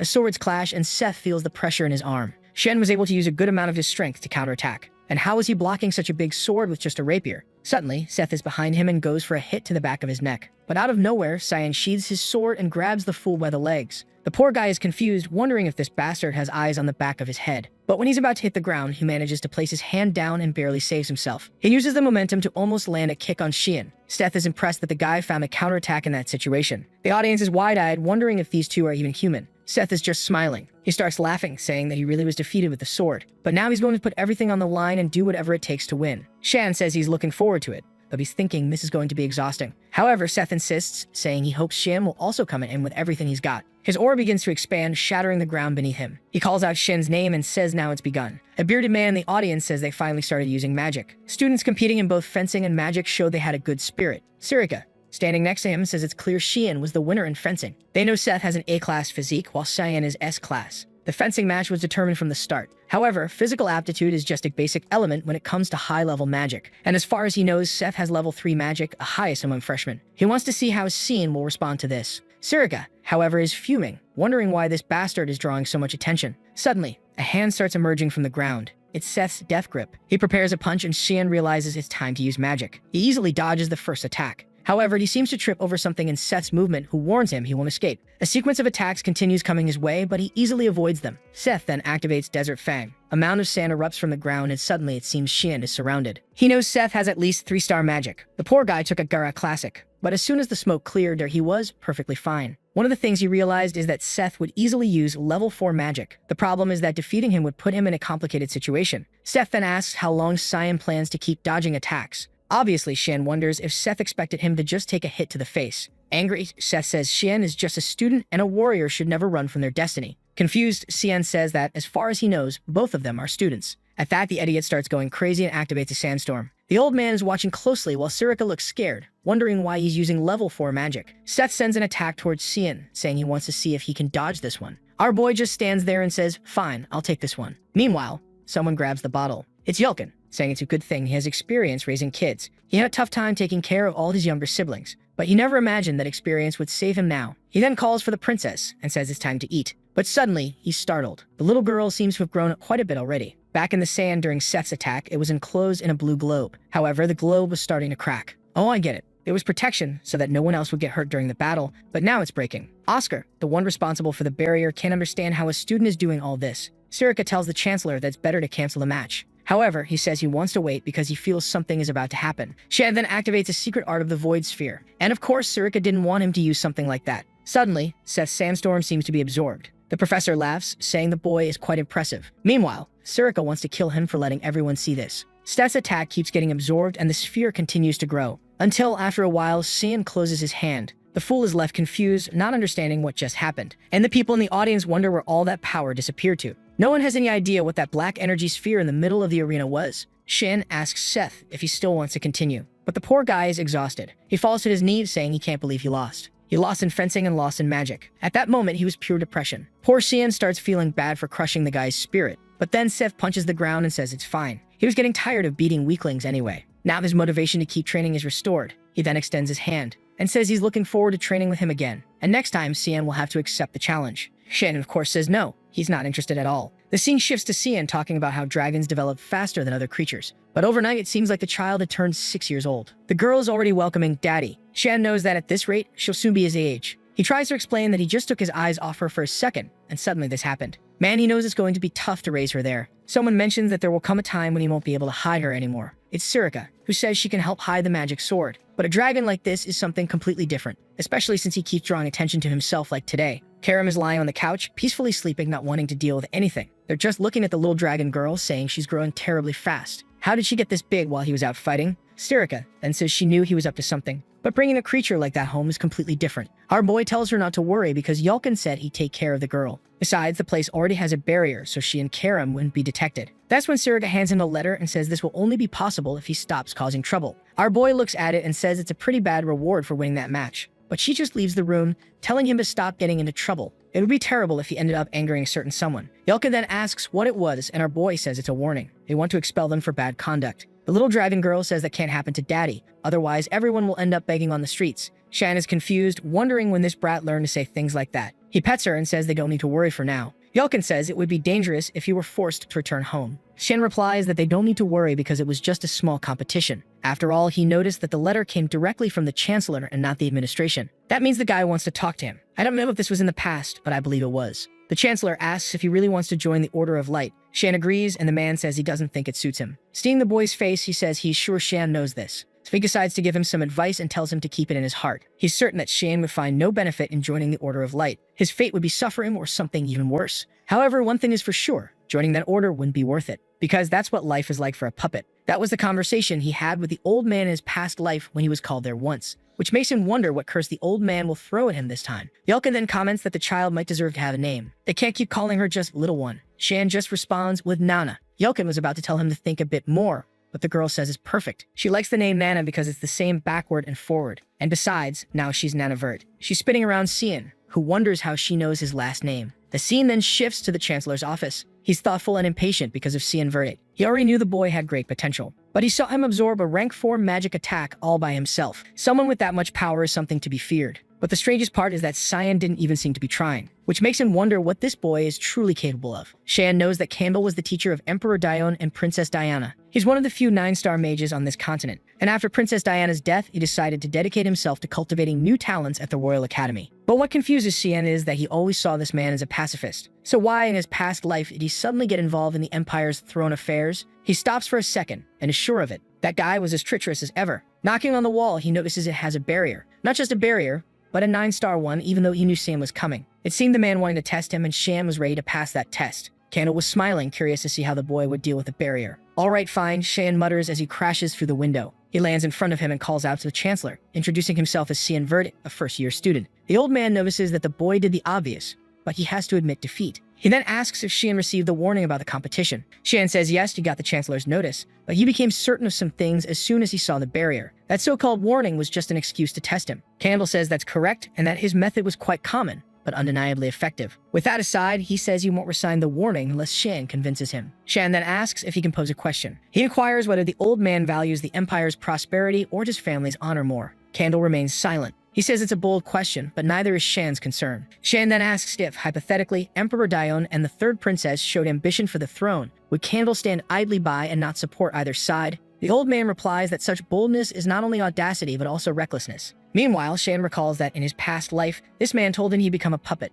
But at this moment, Candle was no different. Shan remembers that in his past life, the Chancellor played an important role in helping Prince Luenel ascend to the throne, a prince known for his violent nature and for killing all his siblings. The day the Chancellor questioned those deaths, he was imprisoned for treason. Now, Candle slams his hand on the table and says it doesn't make sense. He asks Shin if he truly believes that the peace built over the past 100 years could crumble so easily. He felt the boy was talented, but apparently he's just an ignorant child. Shan ignores the insult and says that both Candle's daughter and the second princess have already died from illness. Furthermore, the third and fourth princes are forces that cannot be ignored. And Empress Cassandra's faction is beginning to hunger for power. They would stop at nothing to seize control of the empire. After all, the peace in this land is barely holding together. And when it all collapses, it will also mean the end of the academy. Candle is stunned that an 11-year-old knows the entire current political landscape. He then asks what Shan's intention was in saying all this.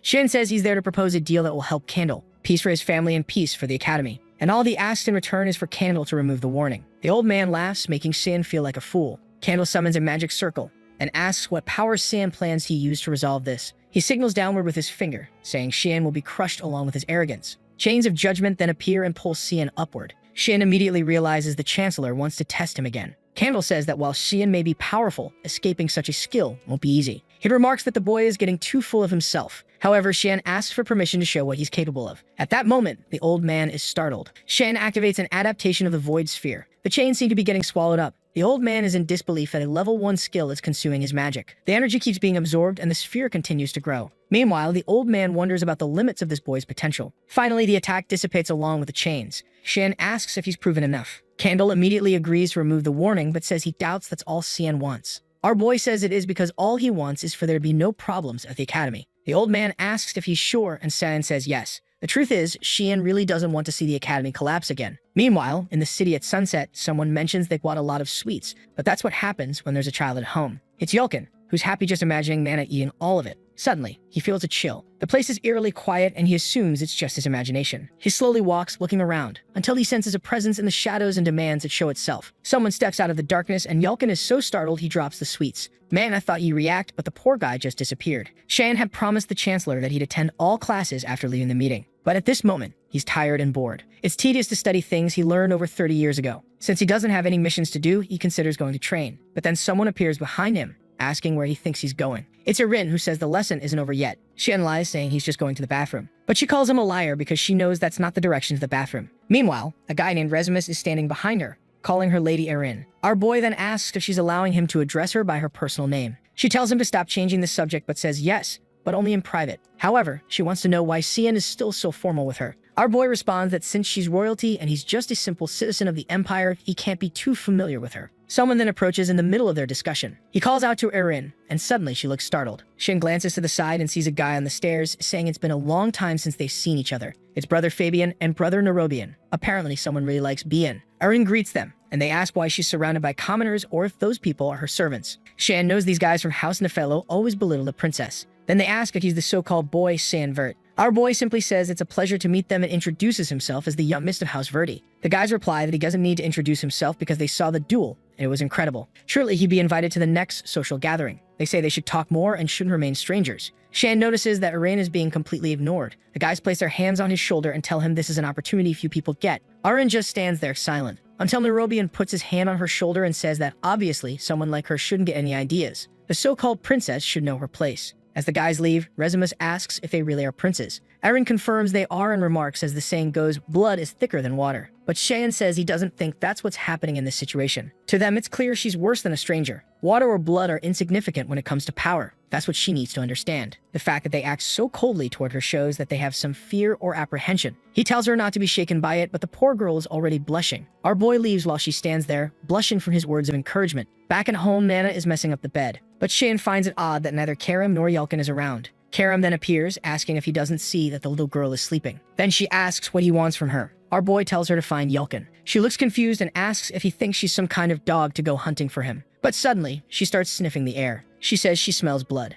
In a nearby alley, Yelkin is thrown to the ground. The attackers laugh, and a blonde man says he should have responded as soon as they called him. Now things had gotten complicated. It's ironic that the boy only had one night and he was so bad at his job. The man then announces that it's time to cut Yelkin into pieces and deliver him as a gift to their master. He could thank his boss later. This was the price he would pay for messing with Barrett Rumil. However, from the ground, Yelkin simply says, "All right." The guy is confused and asks what he means. Even while battered, Yelkin tells them to just get it over with. Barrett then tells everyone that apparently Yelkin has lost his mind. It's time to finish this by killing him. But suddenly, from above the alley, someone asks what they're doing. Man, if it's who I think it is, I guess you're all headed to your next life. It's him and Shan with Karam in hand, saying that apparently this was Rumil's doing. From the ground, Yelkin sees it's our boy. And upon seeing the state of his friend, Cyan says, "Looks like they beat up my poor boy." Barrett, however, seems excited that Cyan showed up on his own. This was exactly what he had planned. Shan simply replies that he's looking forward to seeing what Barrett will do. He charges at the men, activating the 8th stance of the violent barrage. It's a tap to one guy's neck, a flick to another's forehead. Everyone in the alley starts getting thrown around. Barrett can't believe that all the men he hired couldn't beat this kid. What kind of monster is this, he wonders. He starts cursing Cyan Vert and says he'll kill him. But before he can use a spell, he takes a knee to the stomach and is thrown far away. The poor guy hits the wall, and Cyan says Barrett hasn't changed one bit. He asks if tormenting the weak is really so fun for him. Barrett, however, says what he does in his free time is none of Shan's business. And he asks, "What are you going to do, kill me?" Shan remembers that in his past life, this guy, the eldest son of House Rumil, became the strongest figure in the kingdom of Garan. He was an infamous figure who beat his own servants to death and burned small animals just for entertainment. Until one day, his madness crossed the line. He mercilessly killed a classmate and claimed he was just practicing magic. This exposed him, and the Purge Squad gave Shan a mission to eliminate him. But that day, Shan would never forget what he saw upon arriving at that mansion. In the man's basement was a pile of servant corpses. Naturally, Cyan tortured him to give him a painful death. But even while suffering, the man kept smiling and telling Shan to just end it. That was because he was already bored with his own games. Now Cyan realizes that killing that guy in the past wasn't a punishment for a monster like him. After all, he had already done everything he wanted. It was an entirely inadequate price considering the lives he had affected. With this, Cyan grabs Barrett by the mouth and summons a mana orb. Barrett asks what he's doing, and warns that Shan won't get away with this because he's the future of the kingdom of Garan. But Shan just grabs Barrett by the throat and says he sure loves to talk a lot. He warns that Barrett's biggest mistake wasn't insulting him. He could say whatever he wanted behind his back, but what he should never have done was hurt one of Shan's servants. Barrett starts writhing in pain on the ground. A strange purple aura begins emanating from him, and someone is observing everything from above. Oh, it's Exhal's informant, who says he urgently needs to report this. Surely this would interfere with his plans. But then Sirika places a knife to his neck and says she found the one tailing her boy. Our boy approaches Yelkin, who apologizes, saying he brought shame to his lord. Seeing him beaten up, Cyan thinks it's pitiful to see the poor guy in such a state. He then asks why Yelkin, as his servant, involved himself in a fight he knew he couldn't win. Was that his idea of loyalty? Shan says he understands what Yelkin wanted to achieve, but the best choice in this case was to flee. He didn't need Yelkin to risk his life in the name of loyalty, so he shouldn't do anything so reckless again. Poor Yelkin, broken and defeated, simply apologizes. Our boy then says the leader can show themselves. Suddenly, a group of Purge Squad members appears, asking if it was that obvious. Xian says it's obvious when so many people show up together. Then Sirika appears, saying she brought a big present. She throws Kellen to the ground, and Xian immediately recognizes him as the one who had been following him recently. She seems impressed that Xian already had information about him. He says he kind of already had an idea. She responds that, as always, he's highly capable. Not only is he far stronger than any other assassin of the Mist, but he's also able to negotiate directly with the Chancellor. In addition, he has the mental fortitude to wield the magic sword. He truly deserves the title of successor, but the problem is he keeps causing trouble. Xian just replies that he took note of all that, but he warns that he will always refuse to be just a victim. Whoever harms those close to him will be crushed. Sirika interprets this as him saying he'll protect those around him and says she understands. She then says she's leaving and trusts the successor's decisions. But before that, she reminds him not to forget to deal with that person. Kellen then asks what Xian plans to do with him and if he's going to kill him. But Xian says he's learned that death is too easy. Desperate, Kellen says that if Xian thinks he's going to talk, he can forget it. But Xian replies that he already knows Kellen is the right-hand man of Eshel. The poor guy is left wondering how this brat already has that information. But Xian remembers Kellen very well from his past life, always by his brother's side, and the envy he felt when they were close during the wars. However, considering everything, Kellen really is a problem. Perhaps the best option would be to kill him now. The problem is that doing so would send certain information to his brother, which means it's time to use this guy to execute his plan. Kellen, desperate, asks what Xian is doing. Xian activates a psychic clone creation. A cloud of mist begins to pour into Kellen's mouth and eyes. The scene then changes completely to a castle. A man rushes in and attacking Erin. She manages to parry and says he'll have to do better than that. But the man appears behind her and places a sword at her neck, announcing his victory. Erin tells him to stop calling her Your Highness and admits she really can't beat him. He apologizes to Your Highness, and she tells him to learn to just say, Erin. But then they hear a heavy strike nearby, and Erin says someone is training hard. It's Yulkin, taking a punch to the stomach, a kick to the back of the knee, and being thrown far away. Xian is impressed that, considering he's just a regular worker, Yulkin can take quite a beating. Moreover, he has good stamina, so maybe in the future, he could be useful. Xian asks if Yulkin is okay, and spitting blood, he says he's perfectly fine. Xian knows the training has to be tough because at any moment, he could be attacked like what happened with Barrett. Yulkin then comments on Kellen and asks if he won't cause any problems. To which Xian says there's nothing to worry about because now Kellen is on their side. The scene then shifts back to the moment when Xian absorbed that energy. Yulkin was right there watching everything as the body fell to the ground. Xian thought to himself that it was exhausting since he hadn't done that in a long time. The Shadow Psyche is a level 9 dark attribute. It creates a new shadow personality in the target, allowing him to control them. Even in his past life, he only used it once. He then asks Kellen to introduce himself. Kellen replies that he's Kellen Digos, a guardian of the Knight of Elias. He had received orders to come to this city and observe Lord Xian. Xian is pleased with how obedient Kellen is and asks who his master is. Kellen says he originally served Lord Eshel, but now he wishes to serve Lord Xian. Our boy says that's fine. Kellen's first mission is to return to Eshel and report everything Xian instructs. Kellen agrees and says he will obey the commands. Kellen looks motivated and Xian finds it terrifying how well that spell worked. Erin then shows up and asks if he's training with the knight. Our boy humbly replies that yes, he is, but honestly he could have just said he's there to play cards. She then says she's been practicing fencing with Resimus ever since what happened recently. Xian remembers what she's referring to. Everyone found out that Barrett Rumil was found beaten up in front of the infirmary. But the worst part wasn't that he couldn't talk about what happened. It was that he could no longer use magic. What Xian finds strange is Resimus' reaction. He thought Resimus would be happy about what happened. Suddenly, Nana comes flying through the sky, yelling for our boy. Or rather, she's literally flying. Both of them look up and Xian asks what's going on, considering he left Karam in charge. Of course the lazy one was sleeping, wasn't she? Erin grabs Nana, wanting to know where this crazy kid came from. Meanwhile, Nana keeps shouting that she found her dad. Erin is confused by this whole dad thing, but Nana is clearly pointing at Xian. Now the girl is stunned, wanting to know since when and with whom this happened. While Xian the fool has no idea how he's going to explain himself. Some time passes and he's already explained everything. Erin feels relieved to discover that she's not his biological daughter. Still, she didn't expect the boy to have such a soft side. On the other hand, Yulkin is worried because they'd be expelled from the academy if this was discovered. But Erin tells him not to worry. She would never tell anyone. Xian is impressed by her promise.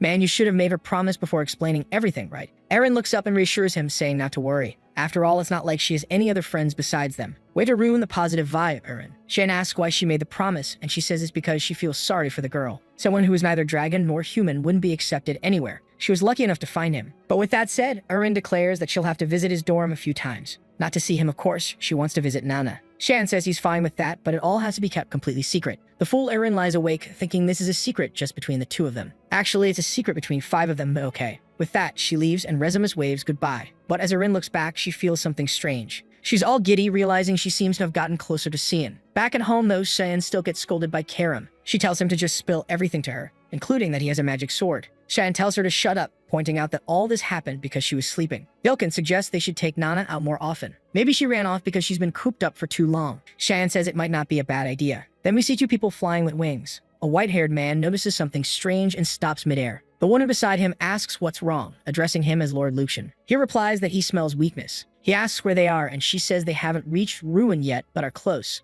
Lucian realizes they're near the Ruin Academy. He says they'll have to delay their return because he senses the presence of something that isn't meant to exist. Meanwhile, in an open area near Ruin, Yelkin is warning Nana not to wander too far because it's dangerous. Cheyenne thinks this was a good idea since she's enjoying herself and are far from Ruin. Here, his secret is safe enough and she can get some fresh air. Karam teases him, saying he seems to be enjoying playing house, suggesting they make the princess the mother. But suddenly, they all feel a chill. Karam warns immediately that something is approaching. Lucian says, that's abominable. Yelkin shouts for Nana to be careful, barely saving her from a laser. Cheyenne sees that the two are safe and tells everyone to stay behind him. The two descend from the sky, and they wonder what they're doing there. Dragons, superior beings, and two of them at that. Lucian then says he now knows where the stench is coming from. The existence of that thing is revolting. The red-haired dragon, Catalina, asks how such an abomination came to be. She questions if Sheehan is the owner of this mixed race and how he also possesses a magic sword. Karam is furious at being treated like a mere object, but Catalina tells her to be quiet since she's just a human's toy now. Hermia, however, retorts, asking if Catalina is looking to die. As Hermia prepares to attack, Lucian stops her. He explains that he has no interest in this fight as they dislike fighting inferior creatures. However, they must take the mixed breed girl with them. A half-human, half-dragon existence would surely make for valuable studies. They say that if they hand her over, everyone's lives will be spared. But Cheyenne tells them all to shut up. Lucian can't believe the audacity of the boy. Cheyenne repeats, telling the winged crocodile to keep quiet. Obviously, Lucian loses his temper. He nearly fires a laser at Cheyenne, but Yelkin calls out to him, telling him not to worry and to stay behind him. However, it's undeniable that the technique Lucian used was terrifying. Lucian says that's why dealing with inferior creatures is so annoying. Cheyenne activates the 9th stance of the Black Mist, manifesting the magic sword. Every time I mess up pronouncing these massive spell names. But there he is, our boy looking like a burnt matchstick, ready to face them. Both dragons recognize that as the power of the exiled. Lucian remarks that the day is full of surprises, but in the end, boy is nothing more than an inferior creature. But before he can finish the thought, Cheyenne is already at his side, leaving Lucian startled, not knowing when Cheyenne appeared. He takes a flurry of stabs and is thrown back. Lucian says the boy is a reckless human and charges at him with a slash. He extends his hand, activating a shockwave. A magic circle forms above Cheyenne, and he takes the attack head-on. But Cheyenne activates one of the smoke techniques, reappearing behind Lucian. He conjures another storm of blades, forcing Catalina to step in for defense. Lucian tells her not to interfere, saying this fight isn't hers. But she simply reassures him, saying he has nothing to worry about. There's no way she could lose. The flame barrier she's using has been refined for over 1,000 years, so it's impossible for a human who doesn't even live 100 years to break through. Until Cheyenne activates the 8 petals. Are we back at Manhwa? He delivers 8 slashes to the barrier, shattering it completely. Catalina is left wondering how that's possible. Before she can recover, Cheyenne delivers a clean slash through her. Did she disintegrate? Did she actually die? Man, is Cheyenne pissed off. Lucian, confused, asks what Cheyenne is. Someone with mere powers of the mist shouldn't be this strong. He demands an answer, but when Cheyenne doesn't reply, Lucian says that, in that case, he'll treat him as a serious opponent. Cheyenne notices that Lucian is activating the polymorph ability. From the magic circle, the dragon begins to emerge. The man is reverting from his human form to his natural one. Sharp eyes, massive wings, the beast is here. Lucian lets out a deafening roar in Cheyenne's face, but Cheyenne leaps towards him, saying he knows this is the moment when Lucian is most vulnerable. He's already above the dragon's wings, and Lucian wonders what he's thinking. Noticing Cheyenne's position, Lucian realizes the boy knows about the vulnerabilities of the polymorph ability. Cheyenne strikes directly in the middle of Lucian's forehead. Lucian calls him reckless, but is already thinking about escaping. But Cheyenne smirks and says it's too late. He activates the technique Giant Tree Root directly into Lucian's head. A wave of black energy spreads through the dragon's body. Lucian rises in the sky, and sometime later we see Yelkin calling out to Cheyenne. Yelkin looks horrified and covers Nana's eyes. What's this? Cheyenne has already cut up the dragon and is roasting its meat. He says dragon meat is precious, and Nana exclaims that she wants some. Meanwhile, Cheyenne's brother hears about Cheyenne working with a mysterious group. Kellen explains that the agents they sent were killed by this unknown force. Ekel asks if that's everything, and Kellen confirms it. Ekel finds it odd. When this guy left, he was filled with anxiety and fear. But now he seems calm and collected, like a completely different person. Ekel simply says he understands, but has one more question to ask. When Ekel stares at him, Kellen realizes Ekel has caught on to something. Suddenly, Kellen places his hand on his chest and says, "May the grace of Lumendel be with me." Ekel smiles and thanks him for the response. He tells Kellen not to worry too much, but advises him to be cautious. Kellen, however, knows there's no turning back now that Ekel is starting to suspect him. At the very least, he needs to ensure he doesn't become a problem for Cheyenne. As he leaves the room, Kellen runs into a maid. He remembers that she was the girl who took care of Cian. He asks what she's doing there, and Ethel replies that he invited her. He asks if her name is Emily, and she confirms it. Then Ethel says he wanted to ask her for a little favor. Girl, you better run while you still can. Meanwhile, at the dragon's base, someone asks if it's true that Lucian and Catalina disappeared. Another confirms that their energy vanished and now there's a gap in their ranks. But it's strange for the energy of an 8-star dragon to vanish like that. Judging by their empty stones, it's clear they were likely defeated. However, upon flying over the area, all they found were remnants of a battle. One of them asks how it's possible for someone to kill those two and leave no trace of magic. The green crystal says it's only possible if the killer has the dark attribute. But as far as he knows, there's only one person in Candle strong enough to kill those two. However, that person doesn't possess the dark attribute. This means there's someone powerful out there they know nothing about.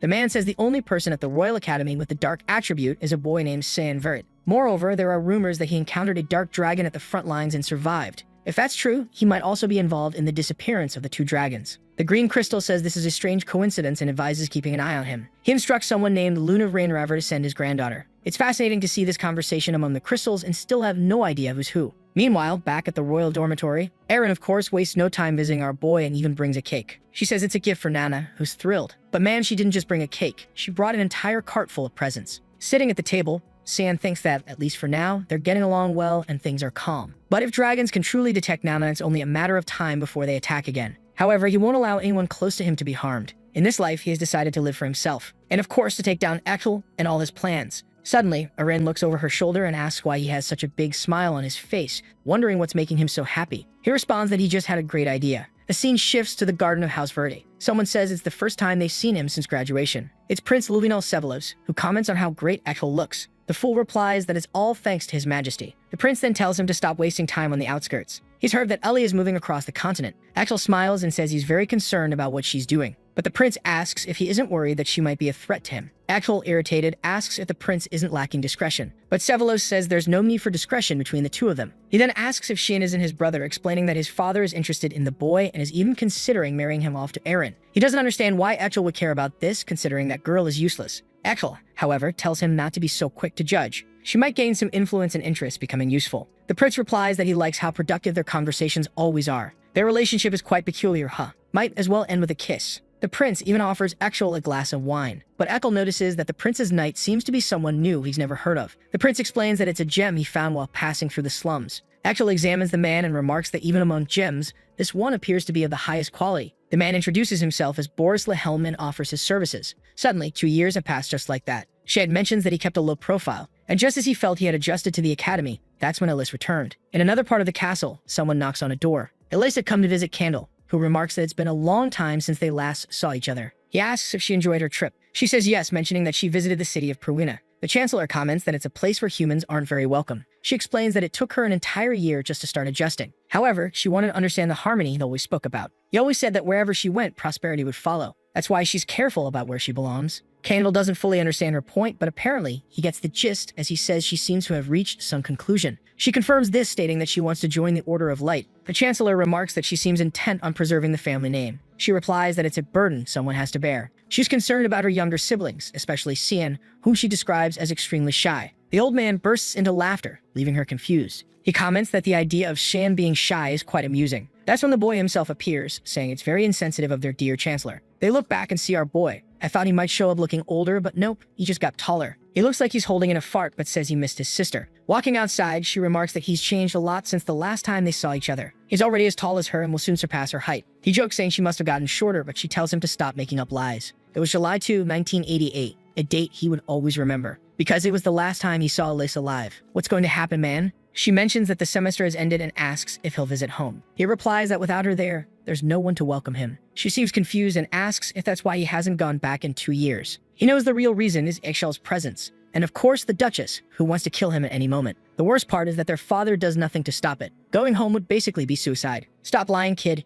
You killed 2 dragons and are afraid of a Duchess? But okay, I believe the Eggshell part. Elise then asks if he gets along with Kranz. He replies that it's impossible. She asks why, and he says it's obvious, because of the way Kranz always treated him, always trying to take his life. Apparently, Elise had no idea about any of this. Yelkin steps forward and confirms the information. Shen explains that Yelkin is his guardian. Poor Elise just now realizes this, thinking he was just some random lunatic following them around because he was so weak. Sometime later, she finally understands what happened. She mentions that while all this was going on, she was in Pruina, completely unaware. Shan tells her not to worry as the problem was created by the Duchess and Kranz. They are the true villains. But Elise's expression changes. He asks her what's wrong, and she suddenly snaps out of it. Shan then asks Elise if she's told anyone else about this, and she says it's all in the past. Crayons never showed any remorse. Suddenly, Elise pulls him into a hug. She cries, saying he doesn't have to carry such a heavy burden alone. Whenever he needs, he can count on her. Shan says that from now on, he will protect her. But suddenly, she says she can't stay any longer because something has come up and she needs to handle it. However, she tells him to take care of himself while she's away. At this moment, Yelkin feels something strange. Elise gives him a tight hug, thanking him for taking care of her brother.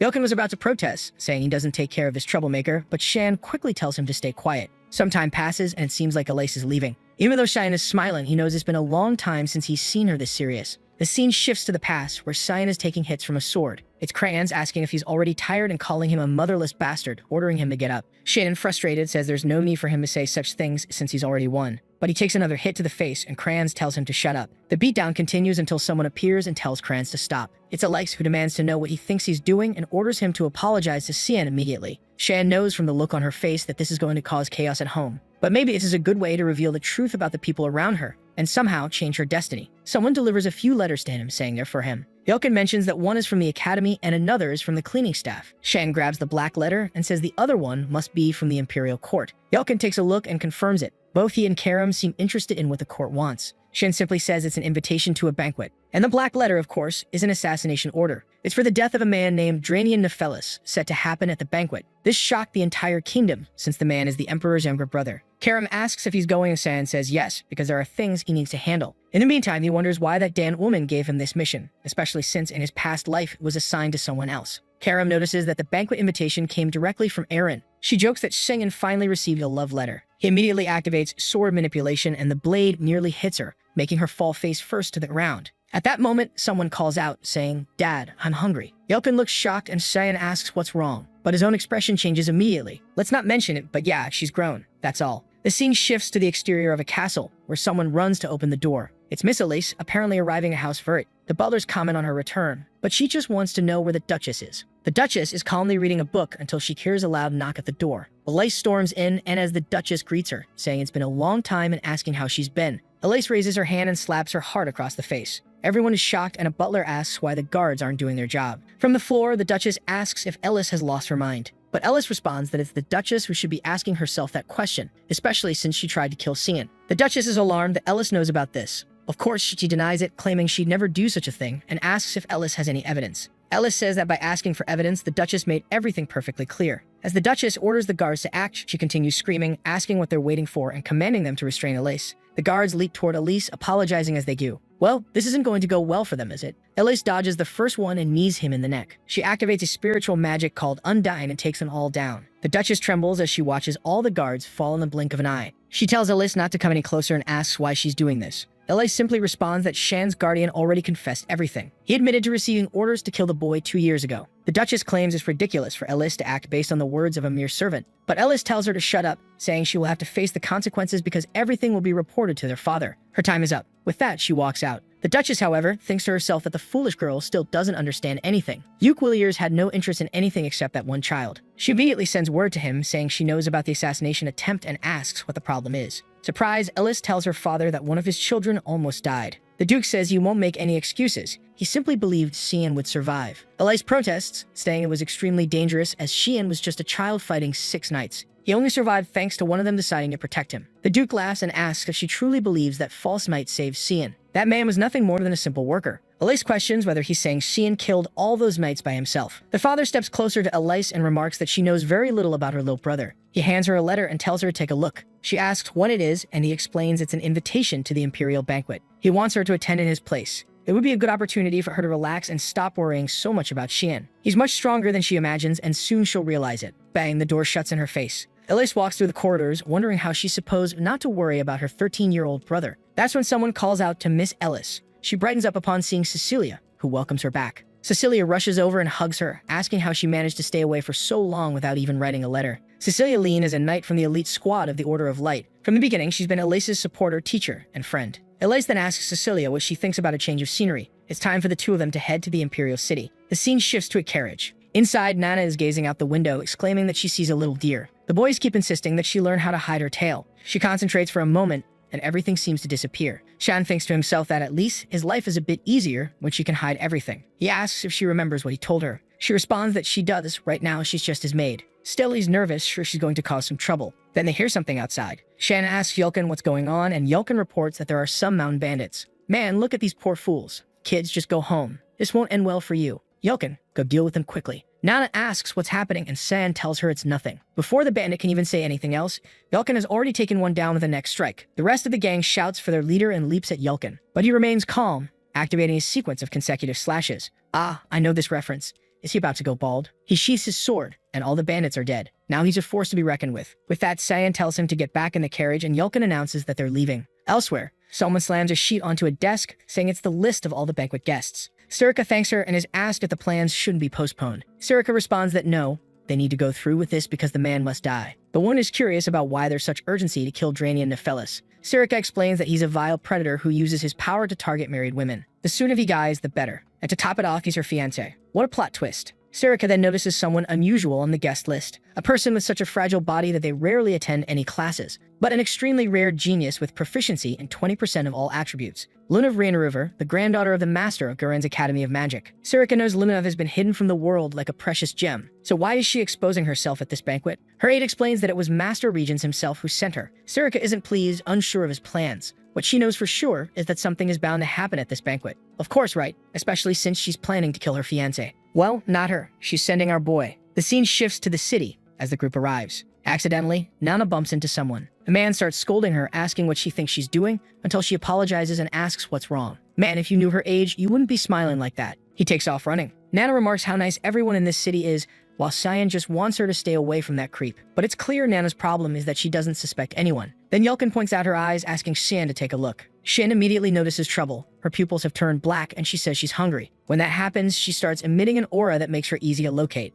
Shan tells Yelkin to get her to a restaurant immediately. Yelkin grabs the girl and rushes off. A while later, she's already devoured about 80 plates. Syan comments that at least he brought plenty of money, but then he feels a strange mana in the air. Someone approaches, saying it's a pleasure to meet him, and asks if he's the boy named Sanverit. Here we go again. Shen is confused that she knows his name and asks who she is. However, she just ignores him, sits down, and asks if he doesn't mind. Our boy. Tell her. Answer already. She then introduces herself as Luminov and says she's a new student at the academy. Cheyenne thinks he's heard that name before. He says he doesn't pay much attention to juniors, which is why he didn't know her. She says it's expected since no one is as famous as him. Meanwhile, Nana is asking Yelkin if she's a friend of Cheyenne, and he replies that he has no idea, but she doesn't seem very friendly. Luna remarks that it seems, given he's hanging out with a knight, he must be an employee and is quite close to both. He had a much more caring personality than she imagined. The protagonist just responds that he sees no reason to eat separately from them. However, he's already noticed that even though they just met, she's praising him way too much. So what's her real reason for getting close to him? At that moment, Lunav asks if he's going to the Imperial Banquet. He says yes and asks how she knows that. She replies that it's obvious when someone from the academy comes to this place. She says she's happy to know they'll meet again at the banquet because she's also invited. At that moment, Cheyenne realizes she must have some form of nobility at the very least. Suddenly, she stands up and says she, unfortunately, has to leave. But he better remember the name Lunav. And with that, she departs, asking him not to forget. That's when Cheyenne seems to remember this crazy girl. She's the granddaughter of the Grandmaster of the Magic Academy, which makes him wonder if that man sent her there. He remembers that in his past life, Lunav died extremely young while still a student in that place. Some said it was because her body was very delicate, but others were sure it was due to the experiments she endured at the Magic Academy. The problem now is that he's getting involved with a lot of people he didn't know in his past life, which means things are going to change even more in the future. And it also makes him wonder why it seems like so many people are involved in this banquet. Sometime later, Rin is fixing her hair. She looks at Resimus and asks how she looks. Kay gives her a thumbs up, saying she looks amazing and the best version of herself yet. That's because she wants her to make up her mind already since she's tried on a dozen dresses. But she grabs another one, saying she's still not satisfied. Resimus then says she's sure Cheyenne would already like this one. She turns around asking what her dress has to do with Cheyenne. Resimus just replies that it's obvious since she was the one who sent the invitation. The poor girl is blushing, not knowing what to say, until the maid arrives with a gift from Prince Lunel. Rin seems a bit confused since it's not like her brother to do something like that. Meanwhile, Resimus is praising it, saying Cheyenne will surely think it's wonderful. Time passes, and we finally reach the much-talked-about banquet. Full of nobles walking around, and our boy is leaning against the wall with his hands in his pockets looking cool. He looks to the side and says that if Kellen is here, it means Estelle has also arrived. Kellen confirms this and says that at the moment, he's with Prince Lunel. However, he has something to say. Cheyenne asks if something happened. Kellen just says he has a bad feeling that many people will be in danger, including himself. That's because Estelle ordered him to leave the Imperial City before the banquet began. He said some things would happen, but they'd be for the greater cause. Cheyenne wonders if Estelle was behind the bloody banquet back then. Kellen says he's afraid for Cheyenne's safety, who tells him not to worry and to leave the city. However, Kellen questions whether it's really safe for him to stay there. Cheyenne says it is and tells him to leave immediately. With that, Kellen retreats. Meanwhile, Cheyenne thinks that this whole small mess is clear. Estelle was a far bigger scumbag than he imagined. Karam asks if by chance he's concerned about the lives of innocents. He says not really, he just finds what that guy is doing amusing. But more importantly, he'd have to postpone today's assassination. At that moment, Kellen activates a psychic resonance and tells Sirika that her dress looks great. Well, I agree. Then he informs her that today's death will have to wait. She asks why, and he responds that he received new information. This place is going to turn into a pool of blood. He can't explain because they're out of time, and for now, she should just keep an eye on what's happening. She asks if he's sure, and if the source is reliable. He says he's very familiar with the person who might be behind all this and is now certain. But she doesn't need to worry because maybe her disgusting fiancé will also be one of the victims. She blushes and asks how he knows it's her fiancé. He just turns around saying he's off to work. But then from behind, Eliz calls out to her. Sirika turns, confused, and sees her looking stunning, saying she missed her master. Sirika asks what she's doing there, and Eliz says she came to clear her head. But now she's worried since Eliz will also get caught in this mess. That's when someone approaches, saying they see two beautiful flowers before their eyes. Clearly, this is not someone Sirika wants to see. It's apparently her fiancé, the beloved Dranian Nephelis. Yes, from his smile, it's obvious he's not a good person. Meanwhile, our boy approaches Yulkin and says he has a job for him. Yulkin pounds his chest, saying he's ready for duty. Cheyenne tells him to cut it out, thinking Yulkin is way too confident these days. Maybe drinking dragon blood and all the training has turned him into a true warrior. He then tells him to go to the aqueducts and keep an eye on the area. However, Yulkin says he's scared because it's too dark, and Cheyenne immediately takes back that comment about confidence. He orders him to go right away and stop making excuses. But then Yulkin tells him to look behind him. Someone extremely suspicious was watching him. Immediately, Cheyenne moves to attack, saying he'll handle it. He grabs hold of someone only for Cian to shout at him to get off. It was poor Emily who had been squashed. Poor girl. The scene then shifts to someone descending a staircase carrying a torch. They reach the lowest level and announce that the time has come. They call for all the servants to rise. Back at the banquet, Erin is there, angry that someone hasn't shown up.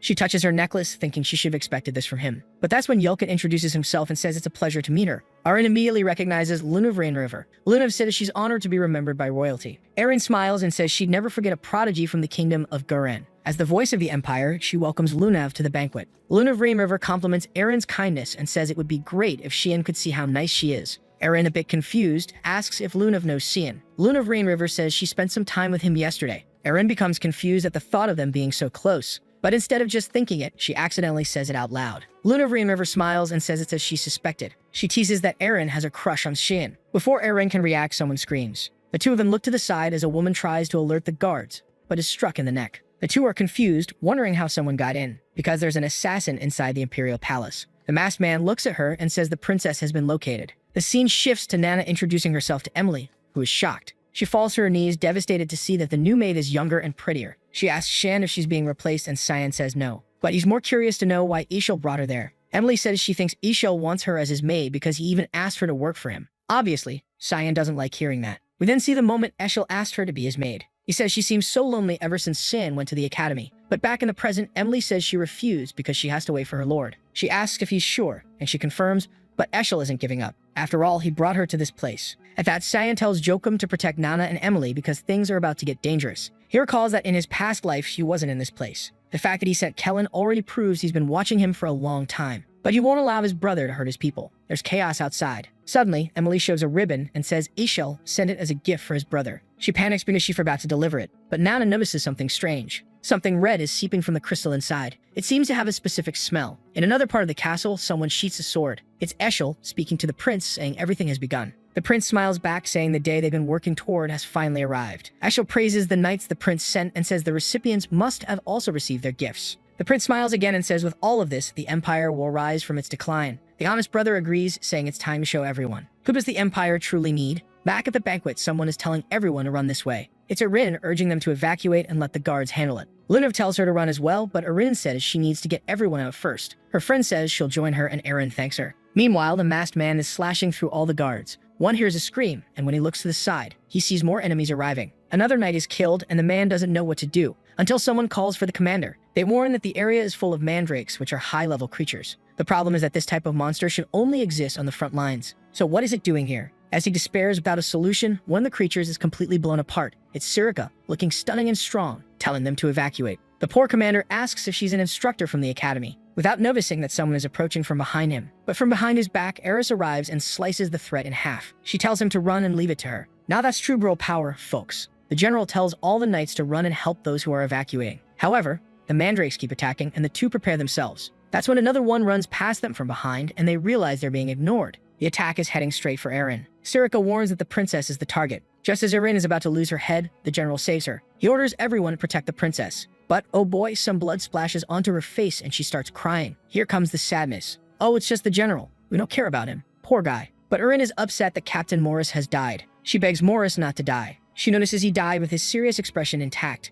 She begins blaming herself, saying it's all because of her. Meanwhile, Luna casts a water explosion. Combined with a wind explosion, it creates a tsunami. Erin is impressed that a second-year student can use fusion magic. Luna says it's too late for that guy and Erin needs to evacuate immediately. She's a bit sad, but the mandrakes are closing in, and it's better to run. The guards urge her to leave quickly, assuring her they'll handle it. They wouldn't let the captain's sacrifice be in vain. Luna starts yelling at her to start moving. Erin closes her eyes and says she'll never forget his sacrifice. Suddenly, the knights are surrounded by a golden aura. Erin says she's cast a temporary barrier on everyone because of the mandrake's poison. Even a simple touch could be fatal, so this would protect them. She orders that none of them die. The men smile and thank her, but they have that look of, yeah, we're gonna die. But off they go, charging at the mandrakes. Slash here, slash there. Then one of them gets impaled in the chest. Everyone is thrown aside. Ellis tells them all to get out of the way and unleashes a freezing attack. She runs toward Erin, telling her she needs to leave now. However, Erin has no idea who this woman is, and Elise introduces herself as Ellis of House Vert. The mandrakes roar, but Sirica leaps in, slashing through everything. The problem is that no one at the academy can know she's a dagger user. If they do, they'll start associating her with the Mist group. Unfortunately, given the destruction around her, it's not the time to worry about that. She uses an attack that our boy has used before, 8 pedal strikes. The mandrakes finally stop moving. But what the knight doesn't see is an assassin right behind him. Oh wait, there's no assassin anymore. He's been sliced in half. Sirica tells them to stop letting their guard down because there are many enemies around. She only hopes Elise can evacuate everyone safely. But what she wants to know is what this terrifying sensation she's feeling is. Running through the corridors, Erin is more concerned about the fact that Elise is Xian's sister, and she starts to realize she has no idea where he is either. That's when the wall explodes and a creature appears in front of them. Ellis finds it strange that the monsters are showing up exactly where they are. The problem is that a crawler is a high-level night monster. Erin activates a chain trap while Luna uses a fire lance. The creature's feet are caught, forcing it to defend against the lance. Ellis is impressed that the two girls are far from weak. She decides she needs to show these Academy juniors that she's strong too. The creature roars and sends a blue attack their way. Luna activates a protective barrier and Ellis appears behind it. But of course, before attacking, she delivers an epic line. She declares that as a knight of House Vert, she'll make this creature regret everything. She activates a water blade and chops off the creature's arm. Back in the hall, Sirica has cleared the area. Finally, it seems she's killed the last of them. She approaches to remove a mask, thinking these assassins seem like monsters, but something was off. And then she's startled. These assassins are actually puppets. A long forbidden spell allows someone to control the bodies of the dead, and to control so many requires an incredibly powerful person who has prepared for a long time. Something on this scale was certainly not done by just one person. Maybe someone is trying to start a war. Some of the assassins are killed, and someone asks if these are the last of them. A man collapses with his sword on the ground, and 2 knights approach from behind, asking if His Majesty is all right. He tells them not to worry, as at least he has them by his side. One of them, Eshel, offers help and says he'll assist His Majesty. Meanwhile, the blonde guy is just observing. The vile blonde says not to worry because the knights will handle the rest.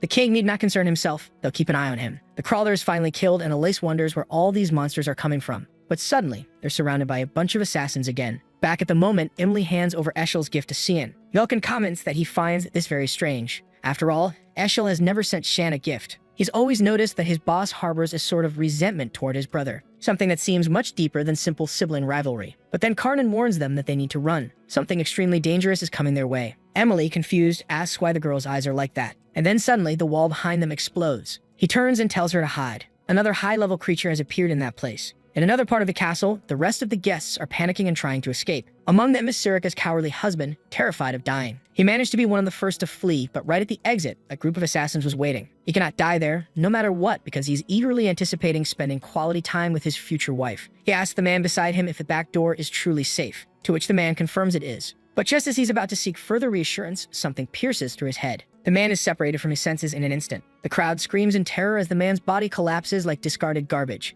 Everyone assumes this is the end for them. That's when a blue drop appears and Ellis activates a water explosion. She calls out to Luna to cast a freezing spell, creating ice spikes that pierce all the assassins. The knights stand there, dumbfounded, unsure of who these 2 women are. Elise confidently steps forward and introduces herself as Ellis of House Vert. This girl loves announcing her name. One of the knights spots Erin and celebrates her survival. Meanwhile, Luna struggles to get up, assuring everyone she'll recover soon. She warns that the next attack will start any moment and that they need to escape. The knights step forward, vowing to protect the princess. The nobles behind them are all begging for victory, but Erin tells them not to worry. She will give everything. She has to stop the enemy. She has realized that no matter how many times they kill him, the enemies keep reappearing. It's as if they're tracking something among them. What could it be? Nothing suspicious about that necklace around your neck, right, Aaron? Back with Emily, a behemoth enters the room. She pleads with Yelkin to do something, or they'll die. But Yelkin can't understand why high-level monsters are appearing in the Empire. Still, after being protected so many times by Xian, it's his turn to protect someone. The only problem is that Emily is clinging to him way too tightly. The behemoth roars and Yelkin tells her to back off. The creature charges to attack and he manages to block with his sword. He's excited, thinking he might handle this, until he gets hit by a series of blows.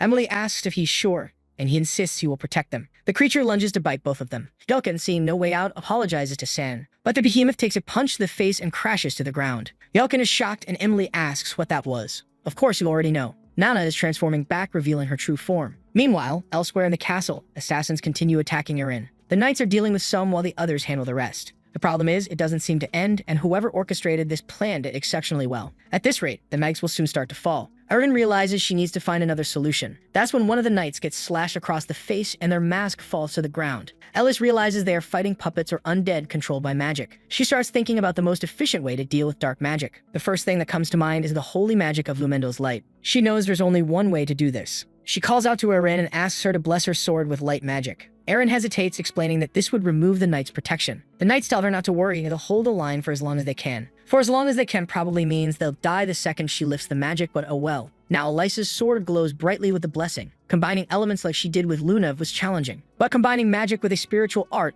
is much easier. It takes time, but she finally prepares to give it her all with this strike. Meanwhile, I wonder where Shane is. He better be doing something really important. And there he is, cutting down puppets and mandrakes. Our dear Shan knows this is all tied to Eshel somehow. He's convinced Boris has started working under Eshel's influence. Karam comments that he never thought humans with this level of necromancy still existed. Shen explains that the person who enjoys this kind of magic also has another favorite method, using stones from fortified creatures to create new monsters. Karam mentions feeling that magic emanating from a certain direction. Shen notes that the place is a bloody mess, but before resolving it, he needs a change of clothes. Meanwhile, Elise is channeling immense power. Lunav recognizes it as the spirit of Miriam. She's baffled as to how Ellis summoned it. Magic and spiritual power are extremely unstable. She warns that Ellis needs to stop or her body won't withstand it. Miriam places her hand on Elise's head and asks why she's in such a hurry. She remarks it's a pity for a child blessed by Pruwin to face such a cruel fate. She prepares her arms and declares she's extremely irritated. With a single gesture, she creates an explosion, forcing everyone to back away. Erin is awestruck by the sheer power in such a simple movement.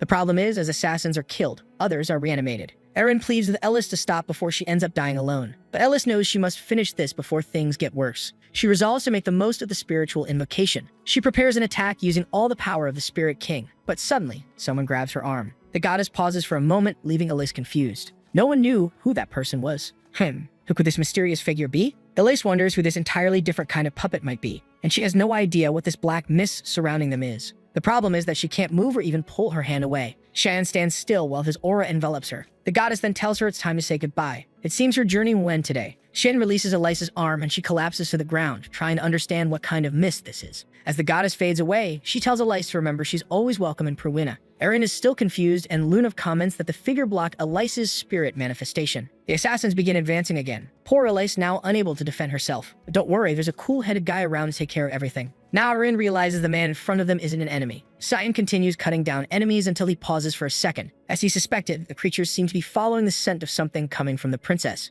He asks Karam if she senses anything unusual in the area. Karam mentions sensing something magical from Lunav. Shen asks for something else, and Karam finally says there's a magical creature's energy emanating from the princess's necklace. He tells her he'll need her help as he moves forward. Shan slams the ground, creating a spatial distortion. A domain of mist begins spreading outward. The puppets start disintegrating into smoke, and the knights are alarmed as the space around them shifts. As the creatures attempt to advance, they become trapped in the ground and seem to die. Elise notices the mist is consuming the puppets. In a matter of moments, the entire area falls silent, as if nothing had happened. Erin is puzzled at how someone can handle so many creatures at once. That's when she notices Lunav on the ground. Just as she considers helping her, Shan appears behind her. Everyone turns to address the princess, but she already has a knife to her neck. Erin feels a strange familiarity with this mysterious figure. He strikes the necklace, risky even its location on her neck. Everyone screams for the princess, but suddenly he vanishes. He reappears beside Lunav, and Erin panics. She orders him to step back and casts a light ray. The attack hits him directly, but he merely turns into mist. Shagan then leaves a message telling everyone not to worry because he has noble intentions. He assures them that the creatures won't follow anyone anymore since the jewel has been destroyed. He instructs everyone to head to the front entrance, which he has already cleared.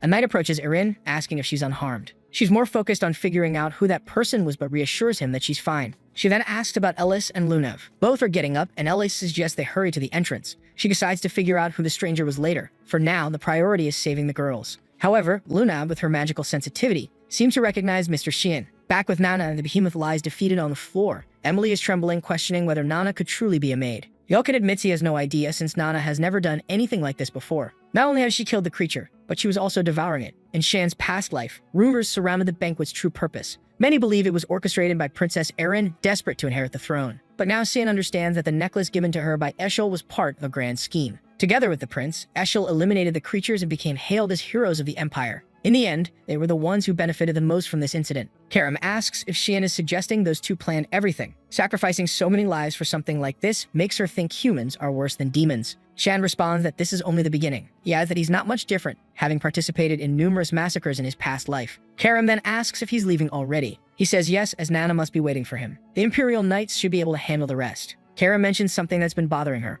Our boy asks what it is. She says the smell from the princess's necklace matches the one Emily brought. Back in the room, Nana comments on a delicious scent coming from Emily. Emily panics, insisting she isn't as good as she seems. Meanwhile, Yelkin can't understand why Nana has suddenly turned into a monster. Worse, she's trying to kill Emily for some unknown reason. He needs to stop her somehow, but he can't bring himself to raise his sword against her. Nana leaps, shouting that she can't control herself. Yelkin closes his eyes, unable to find a solution. A solution? Cyan steps in and takes a hit to the back. Karam sneaks behind Emily, and Cyan tells her to resolve the situation quickly. Karam removes the necklace and throws it to the ground. Before Emily can react, Karam crushes it underfoot. Karam commands Nana to wake up and return to reality, reminding her that her lord is there. Slowly, Nana reverts, confused about what just happened. She sees the destruction on the boy's back and asks if she caused it. Shan reassures her, saying it's fine, it doesn't hurt, and it wasn't her fault. However, she collapses to the ground in tears, crying that she didn't want to do this. Yelkin and Emily are at a loss for words, while Shan simply tells them they should leave since the place is in chaos. Meanwhile, Prince Sevelis is wondering what's going on. The hallways were supposed to be swarming with monsters, but there's no sign of them. The king comments that the creatures have vanished, and Sevelis celebrates, saying they're incredibly lucky. However, Eshel has already noticed that something is off. That's when they hear someone calling for their father. It's Erin and her group emerging safely. From Eshel's clenched jaw, it's clear he's not pleased. Erin embraces her father, expressing her relief that he's safe. She then notices her brother Lunel standing nearby. The king explains that it's thanks to Lunel and Eshel that they were able to stay safe. Sevelis comments that it's good to know Erin didn't die.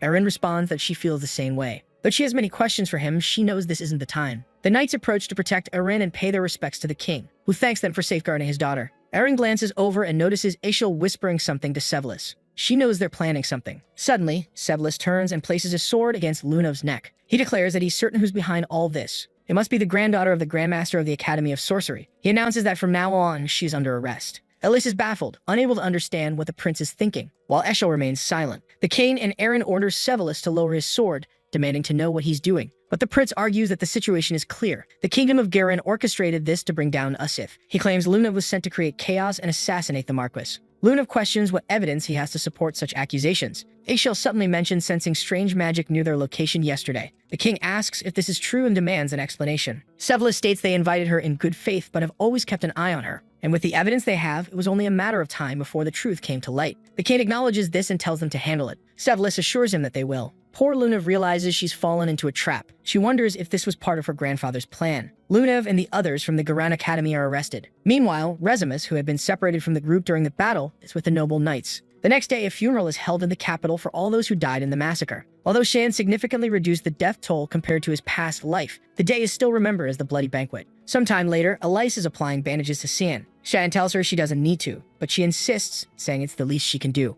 She expresses relief that he managed to escape the monsters, which were incredibly dangerous. She also mentions that if it hadn't been for that man, she wouldn't have survived either, but she's curious about who he was. She remarks that the man was strangely the exact same size as Xian.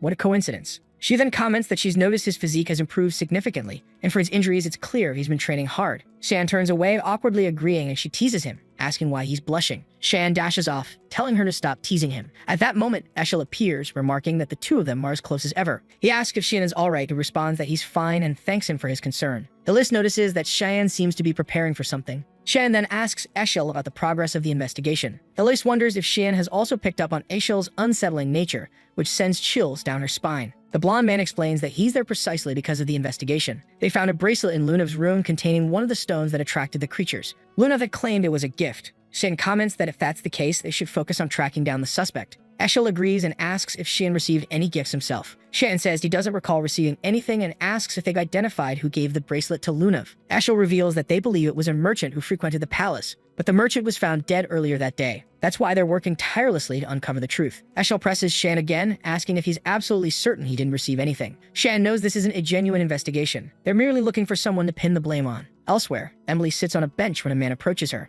Shan knows she's in danger. Back in the room, someone complains of a headache. It's Sin. Ellis insists he hasn't fully recovered and needs to rest. She tells Eshel that Shan has a back injury and is losing a lot of blood, so he should go to the infirmary. Eshel agrees and excuses himself, but Cheyenne states again that he has no memory of receiving anything. After all, anyone who tried to get close to him wouldn't have survived the massacre. Eshel thanks him for the answer, thinking to himself that he's lucky the girl didn't deliver the item. At least it spares him the trouble of eliminating another person. Yet at the same time, it frustrates him because Cheyenne was supposed to die at the banquet. Alice suddenly calls for our boy Shan and gives him another smack on the back, ordering him to lie down. But then we see blood dripping onto the floor and a maid asks why he's doing this. She says she did everything he asked, delivering the necklace to the princess. She pleads, swearing she won't tell anyone about this. The man replies that this is why her role ends here. And now he must complete his task to finish what's been started. After all this preparation only fills him with anger. He delivers a clean cut and tells her to rest in peace. He pauses, realizing he forgot something. Opening his grimoire, he mutters that he really needs to learn to deal with bodies. Out emerge creatures with countless eyes, which he orders to devour the remains. Looks like someone borrowed a power straight out of a shady librarian's book. Back with Emily, a man approaches and she glances behind her. Oh, relax, it's Yelkin, or rather Brian, bringing her some apples. These people really know how to build suspense. He sits down, commenting on how nice the weather is, but Emily wants to know how much longer they'll stay here. Brian responds that they'll remain until Cyan gives the order to return. Oh, it's the moment when Emily handed over Eshel's gift. The moment Shan saw it, he instantly knew what it was. He destroyed it and told Emily to listen carefully. Neither the Imperial City nor House Vert would be safe for her anymore. She was to hide until further instructions were given. He called Brian over, explaining that he was extremely busy and would need him to protect Emily, and of course to look after Nana too. He told them they'd need to stay apart for some time. Now, only after all this do we finally learn that his name isn't Yelkin. It's Brian. Brian is worried, noting that he's never seen Shin smile like that. Emily asks if Nana is okay, and Brian explains that she's having trouble sleeping but seems to be recovering. Emily reflects on how much has happened since Shin arrived in this place. It's wild to think his maid has dragon blood, but this only makes her want to help Shin even more. Brian agrees, mentioning he's been thinking the same. Though he's distracted, recalling the moment she grabbed his arm. He's embarrassed, wondering why that moment sticks in his mind.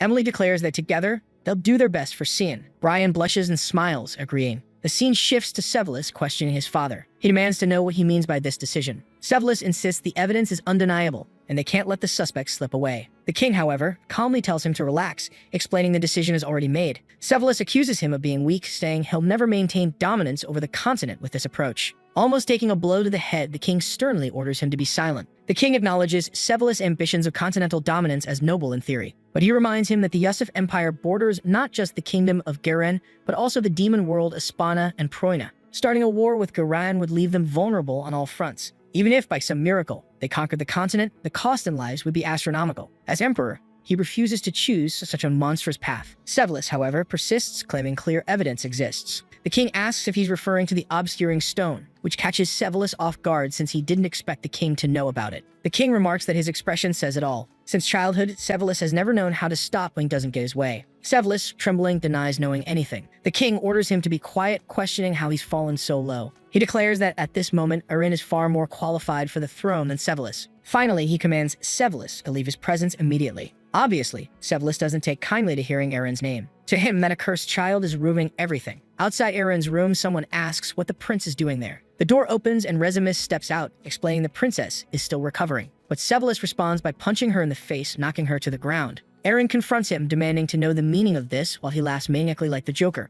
Staring him down, she calmly asks if he's here to see her or if there's something else he wants to hear from her. Sevelis is suddenly startled. Her aura is different. She doesn't seem like the same person he knew. Arin then declares that maybe he wants to hear that she, Arin Sevelis, received nothing from her brother. The prince trembles, realizing she knows everything. The scene shifts to the king asking Arin if she's certain she knows nothing about the matter. She confirms. The king explains that the necklace she carried wasn't an ordinary jewel. The stone within it, though rare, originates from a clan of dark magic users. It's something used to attract and control creatures. He's received word from the Imperial City that someone secretly purchased this item. The known suspects are the merchant Gilbert and the maid Marilda. However, both are now dead or missing. The king found it odd that both the merchant Gilbert and the maid Marilda had frequent meetings with Sevelis. He asks Arin again if she's certain she didn't receive anything from her brother. Fiddling with her fingers, she responds calmly, no.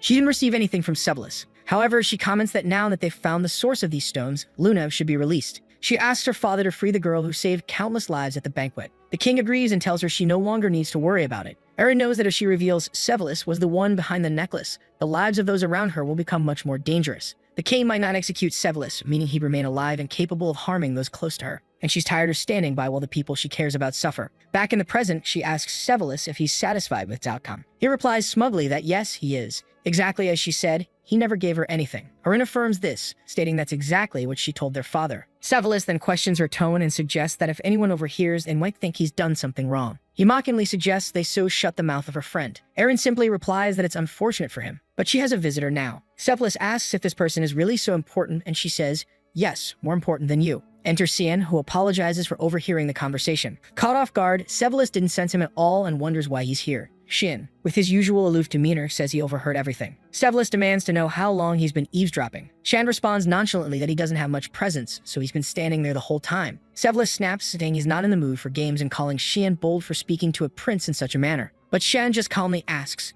and what are you going to do about it? Planning to silence me too. Sevelis begins to wonder if the rumors about these two being betrothed are true. But realizing the tension, he quickly shifts gears. He knows there's nothing to gain from making an enemy of Cian Vert. Not only is she the daughter of his father's ally, but she also holds Eshel's favor. In a prior conversation with Eshel, Sevelis had explained that he wanted to eliminate Erin because she was threatening his position on the throne. What he couldn't understand was why Eshel wanted to deal with his own brother, given their father's unwavering trust in him. Eshel's response was chillingly simple, because he bothers me. Eshel was convinced Cian harbored secrets beyond human comprehension. Back in the present, Sevelis remarks that now he understands what Eshel meant. He doesn't know why, but an immensely powerful aura radiates from this boy. Changing his expression, Sevelis raises his hands and says it was all a misunderstanding. Now that the confusion has been cleared, we'll take his leave. Shan relaxes a little, noting that Sevelis isn't entirely depraved yet. He remembers how in the future, Sevelis would be called a mad emperor, committing acts that would terrify anyone. As he departs, Sevelis even apologizes to Resimus, who forgives him, asking only that they be more careful in the future. Finally, the door closes. Erin curses her damned brother and thanks Shan, but Shan says it was Erin who handled everything. She smiles and says she only acted confidently because she knew he was nearby. Shan sits down, claiming he's just tired of standing. Erin adjusts her hair nervously, mumbling that it's okay if that's the case. Resimus is baffled that Cyan doesn't pick up on the obvious, while she commends how composed he was before the prince. Cheyenne starts to leave, saying that now Sevelis knows their allies, Erin won't face as many risks. Resimus bids him farewell, realizing that he only came for business and is already gone. The scene shifts to Sevelis questioning Eshel about what they're going to do next. Sevelis swears the plan was perfect, but the people they wanted dead are all still alive. Worse, he's lost his father's trust entirely, and to him, he was supposed to be the sacred savior of the empire. A voice cuts in, saying the plan wasn't entirely a failure. It's Boris reporting for duty. He apologizes for the delay, explaining that he was handling a mission for Lord Shelley. Sevelis mentions hearing that Emily has gone into hiding and asks what this fruit business he referred to is about. Boris admits they underestimated the people surrounding Princess Erin. Sevelis fumes, accusing Boris of suggesting they should reflect on their actions.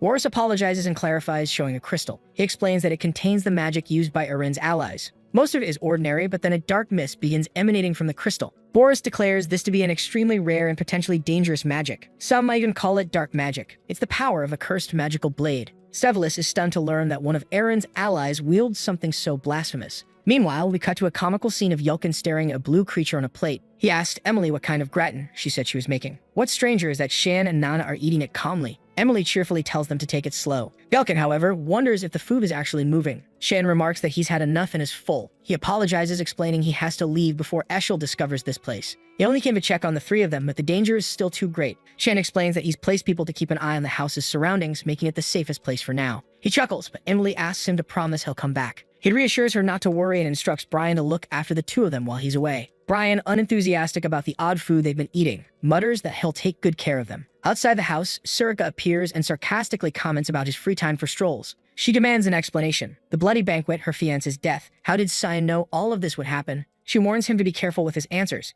as she might end up becoming his enemy. She asks again, who exactly is Cian Verde? Shin simply replies, why does it matter? The Marquis was already a target. Surika retorts that it matters a great deal, as he could be a spy for another organization. Shan asks what she plans to do if that's the case. She unsheaths her sword, declaring the answer is obvious. She lunges at him, but Karim intercepts the attack. Surika demands to know if Karim will really stand in her way. Karim reminds her of the last time they fought, warning that she won't let anyone touch her master. The two immediately reignite their rivalry, both vowing to defeat the other. Karim conjures a red energy sphere, saying she'll show Surika something interesting. Surika, excited, readies herself. saying she's prepared. Karam unleashes the unyielding black mist, which seems to chase Sirika. Sirika dismisses it as useless, boasting that she can dodge anything, but the sheer explosion rattles her confidence. She realizes that being hit by it would mean instant death. She admits it's better for Karam to remain in her sword form, as otherwise she could be far deadlier. Karam grins, declaring the warm-up is over, and it's time to get serious. Sirika grins back, ready for an all-out fight. Before things escalate further, Xian activates sword manipulation, slamming Karam into the ground. Karam whines, asking to continue her fun, but Cheyenne commands both of them to stop. He reminds them that their commotion undermines the point of his hiding. Sirika admits he's right and advises him to relocate. Cheyenne tells him to clean up and closes the door, leaving the two standing there with dumbfounded expressions. Inside, Cheyenne announces a change of plans, instructing everyone to prepare to leave. That's when a voice greets him. It's Lunav. She comments that it seems his family has grown since the last time. Cheyenne, surprised she bypassed the mist barrier, asks how she found them. Lunav explains it's just a simple talent of hers and assures him no one else knows she's there. She asks about the commotion outside, but Cheyenne dismisses it, asking why she's there. Lunav responds that she came to thank him. Cheyenne shrugs, saying he didn't do anything deserving thanks. But Lunav insists she knows everything since the day he entered her. Everyone looks confused, trying to decipher her words. She clarifies she's talking about the aura that entered her when she was unconscious. She demonstrates her ability to summon fire and water, combine them, and modify them. She can even use a form of magic to locate specific people. She proudly asks if he doesn't think this gift from her grandfather is amazing. Cheyenne dryly responds that it seems more like a curse, pointing out her injured body. Luna blushes and accuses him of being the one who entered. Cheyenne ignores her and tells everyone to prepare to leave, saying he'll have a chat with her. Emily eagerly asks where they're going, and Cyan replies it's to Ruin Academy. Emily beams with excitement, saying she can now take care of him daily. Ryan, however, looks disappointed, already dreading the food he'll have to endure. Later, Luna reflects on her childhood in cold, dark places, being the subject of painful experiments. She endured it all, believing it was her duty as Rain Rever's granddaughter. She asks Shen if he feels a similar sense of duty. He bluntly says no. Curious, she questions why he saved everyone but didn't want anyone to know. Shen explains it would only cause more headaches, which she probably understands. Luna pauses, saying she does. She then reveals that when their auras connected, she discovered his magical attribute. At first, she thought it was darkness, but now she isn't sure. She confesses that during their brief contact at the restaurant, she gathered information about him. Shan is surprised, not realizing she could deduce someone's magical attribute through touch. She asserts that on the day she collapsed, he implanted his magic into her. She demands to know what it is, certain it's not of this world. Shan acknowledges her curiosity and asks if she plans to report it to her grandfather. Lunav dispels her magic, saying no, it would only bring more trouble. Shan smirks, asking if she's rebelling against Rain River. Lunav cryptically says he probably understands the reasons. She suddenly hugs him, thanking him for freeing her from a long-standing burden. Shin explains that her body is like a cauldron of flames, filled with magical attributes constantly clashing and mixing. However, someone had placed a sort of cap on her magic. The intention was to prevent her from losing any magic entirely, but it was also causing her power to heat up excessively. What overflowed from this cauldron was slowly extinguishing the flame of her life. All Cyan did was create a hole in that cap. He explains it was because he didn't want her to live as someone else's puppet. Stealthy tells her there's no need to thank him. If she has nothing else to say, she can leave and keep their secret. But of course, she shouldn't overexert herself, it would be dangerous. Lunav simply thinks to herself how adorable Cyan is. As she suspected, Cyan is a genuinely good person. Meanwhile, at the Garen Magic Academy headquarters, her grandfather slams the table, demanding to know what they're saying. The butler informs him that Lunav has been exonerated and released. He asks if they should file a petition against the kingdom of Yusif. The grandfather replies with a resounding no, saying that's not the issue. Instead, he wants to know how she had the audacity to stop anywhere else before returning to him. He declares they must find a like this video that helps. And you guys remember how last chapter ended with that old dude saying it was time to find Luna. Meanwhile, our boy was on the carriage ride back home. He wanted to know why Emily was so excited, and she said it was because she could finally go back to serving him again. She thought it was kind of weird though, right? Especially since she heard that servants weren't allowed at the academy. He explained that the headmaster would probably make an exception for him. But we already saw the headmaster and he made it clear. No way in hell. Our boy tried to argue, saying he'd make sure no one even noticed her, and all he really wanted was to bring Emily with him. The headmaster asked for a good reason, and he said he promised not to skip class if she could come. The old man slammed the table and snapped at the brat like, "That's the bare minimum, kid. And what's this about wanting to bring 2 maids?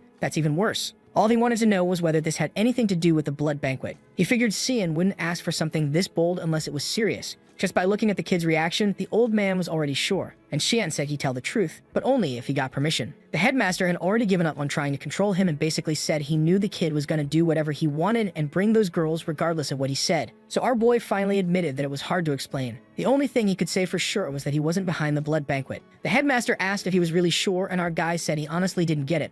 Like, why would someone as honest and humble as him do something like that? The headmaster just said, fine, and told him to get back to class already. So yeah, the talk kind of worked out. What he didn't expect, though, was how that guy would feel once he found out the whole blood banquet mess was actually because of his own grandson. But honestly, it probably wasn't just Lunel's doing. That guy's not smart enough to plan something like this all on his own. Of course, that bastard Eshel had to be behind most of the plotting. And Boris, he was the one who carried it all out. That's always how they operated. Right then, he saw that buffed up dude from earlier busting out 1,287 push-ups like it was nothing. He already knows something's coming, and right then the bastard stands up saying the time has come for him and Cyan to fight it out once and for all, to see who's really the strongest. The door slams shut and our boy walks into his room. Seriously, that bastard does train every single day, always pushing for it. But Shan's not in the mood for any of that right now. Then suddenly, he trips over a hand on the floor. He looks down, and damn, it's his own servant lying there looking dead. He jumps back in shock, and that's when Emily shows up. He wants to know what happened to the guy. Eating her totally normal but horrifying food, she says she has no idea. He ate that delicious little cookie and passed right out.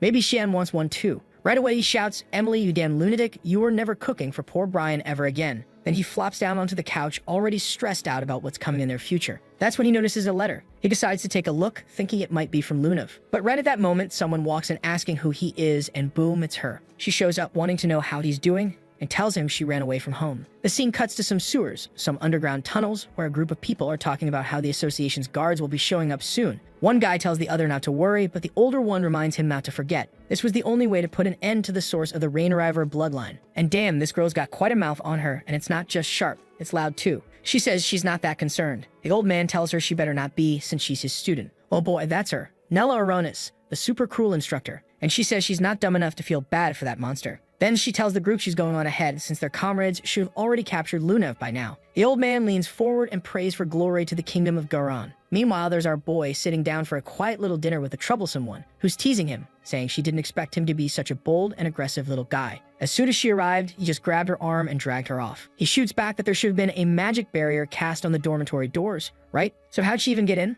Lunav explains that it was simple. She analyzed the barrier with her mana and disabled it. He's thinking to himself, that's not simple at all. That's insanely powerful. Magic is crazy complicated. You can't just glance at a barrier and break it like that. Then Lunav asks if he read the letter. He says no. She walked in right before he could. She replies that she came in person because she couldn't wait for his answer. And right away, Shan wants to know, was it Ridgens who got her into this situation? She doesn't answer. He pushes again, asking if that guy was the one who told her to reach out to him. That's when she lowers her head and says yes. At first, that was the only reason, but not anymore. Even so, she knows that in the end, it's up to him to decide whether to trust her or not. Sian says, I don't trust people that easily. So what are your intentions? Lunav says there have been some strange things going on at the association. 2 dragons they were in contact with vanished without a trace somewhere near the Luan region, and people who used to smuggle certain items around the world found dead. She thinks Shan is involved in all of this. At first it was just a weird hunch, but now she's certain. Shan had no idea the association was in contact with dragons, and since there's no more hiding it, he says fine, he just wants to know what she plans to do now. Out of nowhere, she says she's going to die soon. He may have helped her,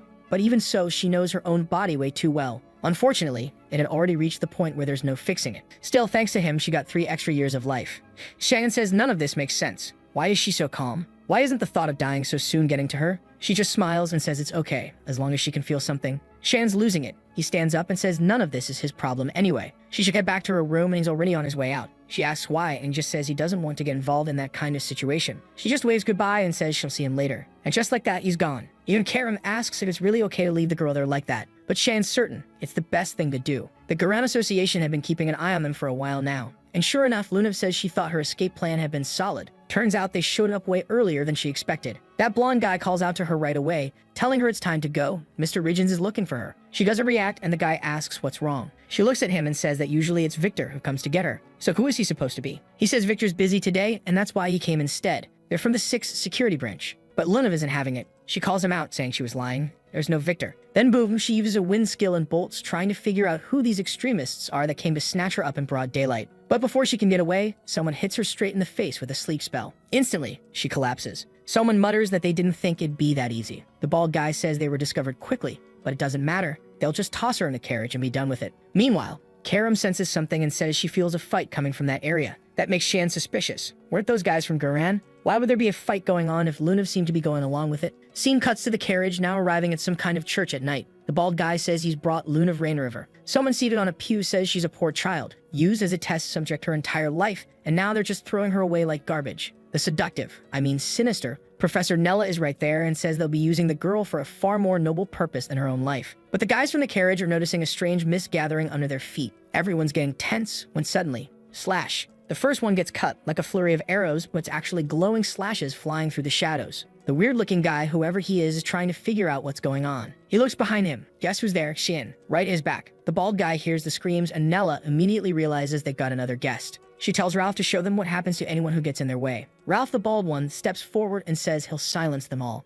Outside, Karam comments that it went way smoother than she expected. But Shan says, nah, this won't be quick. There are much stronger people inside that cathedral. Then Ralph shows up from a distance and says Shan's not bad for a kid, but is he really alone? Shan answers that he is. Not like that guy seems to be, though. Right then, the bald guy launches an attack. Sia notices his energy. It's similar to Lunav's, but even more unstable. Ralph declares he doesn't need anyone's help to beat a child. Meanwhile, Nella shows up and asks if Ralph's finished, but her expression changes right away. There he is, her guy lying on the ground face first, completely wrecked. Shen just asks if the last one has arrived. But first, he wants to know why they're trying to take Lunav. That crazy professor says you won't charm any girls interrogating them like that. But Shen's already focused. He noticed her first attack had a unique blend of elements. This woman probably had something similar to Lunav's abilities. Then comes a lightning bolt wrapped in flames, but he dodges it just in time. The important thing is he's found the perfect person to interrogate. She's trying to figure out how he's deflecting all her attacks with just a dagger. But in the blink of an eye, he's already in her face and says, got you. But that sly little thing used an aerial jump and put some distance between them. Realizing the kid was dangerous, she knew she couldn't leave him alive. She immediately tried to fire off a charge blast at his back, but Karam, watching closely, saw it and said she'd gotten distracted. That's when Karam grabbed her by the shoulder. The spell still tried to activate, but it missed.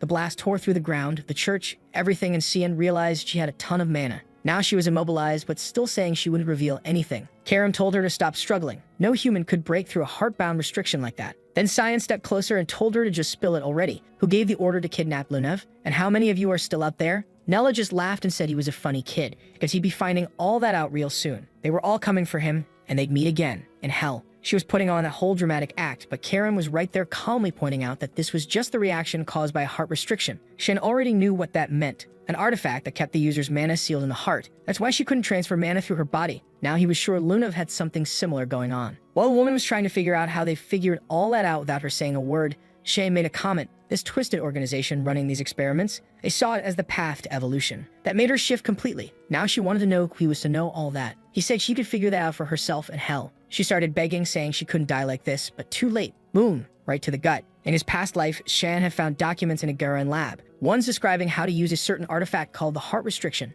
and how it was used to control different experiments. He also knew how to destroy the item when it failed to work. Now with it in his hands, he could tell it was still active. Karam asked what he was going to do with it, and he just told her to take Lunav out of the carriage. Told her to obey, otherwise he'd have to take control of her by force. The student noticed, yeah, this guy's little weapon here was getting way too disobedient. Still, she laid the girl down. And here he goes pulling some crazy move, saying he's never tried this before, but in theory, it should work. He shatters the crystal, presses it to her chest, and says if she's got something like that embedded in her heart, then this should be able to destroy it. The girl starts glowing, and from the looks of it, the sun's already rising. She opens her eyes, but hold up, we're in the next chapter now. Watching the sunrise, she wonders what that sensation was. Her body felt light, like everything had been restored. Not to mention, she could feel Shan's mana more clearly than ever before. Over on the balcony, looking cool as ever, Karam wants to know what he's planning to do. He says he figured he might be able to use her again for a future plan, so it'd be a waste to just kill her like that. But Karam calls that what it is, charity. And what if she betrays him later? Shan laughs, saying it's funny hearing that coming from her. She says yeah, she knows his body's going to be hers eventually,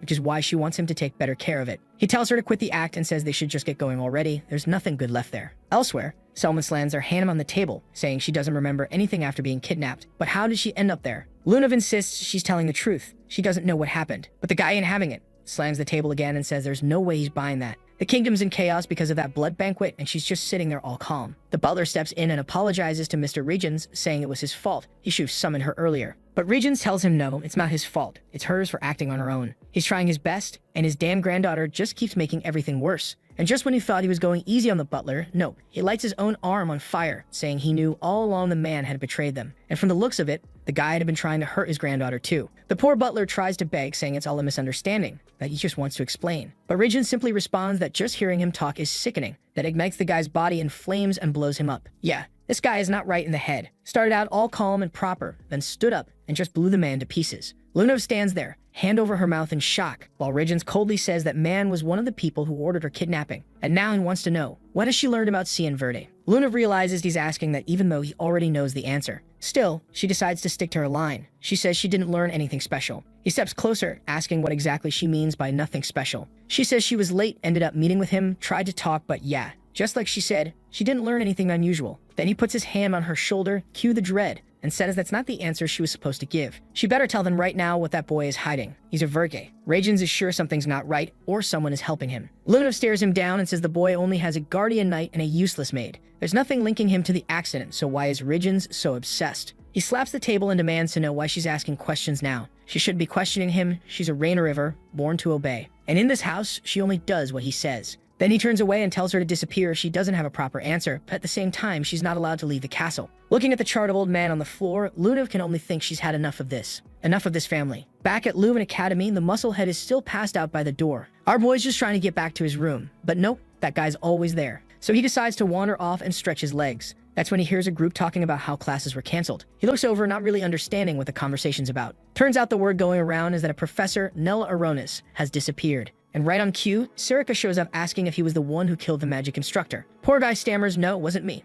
I don't even know her. Who is that? She tells him of course he doesn't. He never goes to class. But Nella was a highly skilled mage from the kingdom of Garen. There were rumors that she was against Regins of Rain River, which is why everyone had their eyes on her. But no one expected her to go as far as kidnapping Lunav. They were planning to intervene, but she took care of everything herself before they could act. And now it hits Xian. Yep, he did kill that woman. Sirica tells him to relax. She's the only one who knows. So she's giving him an assignment outside the academy, just so he can lay low for a while. He asks who's going to replace that professor. She says for now, they'll have to take turns covering her classes. They'll need a powerful mage to fill that position. The job opening is already being posted. Scene shifts to an open field. Someone says they love that view. An older guy asks what he's doing all the way out here. The man replies that there's a job he wants, and he heard the position just became available. Wait a minute. Hold up. It's been so long I nearly forgot. But isn't this the guy who slashed our boy back in the very beginning? That's right. It's Boris. Now I remember. Meanwhile, Emily's face is on the floor, saying she's bored out of her mind. But here comes Karam, walking in all smug, telling her to get up. That spot belongs to her. Emily fires back, no way. This dorm belongs to Master. I'm staying right here.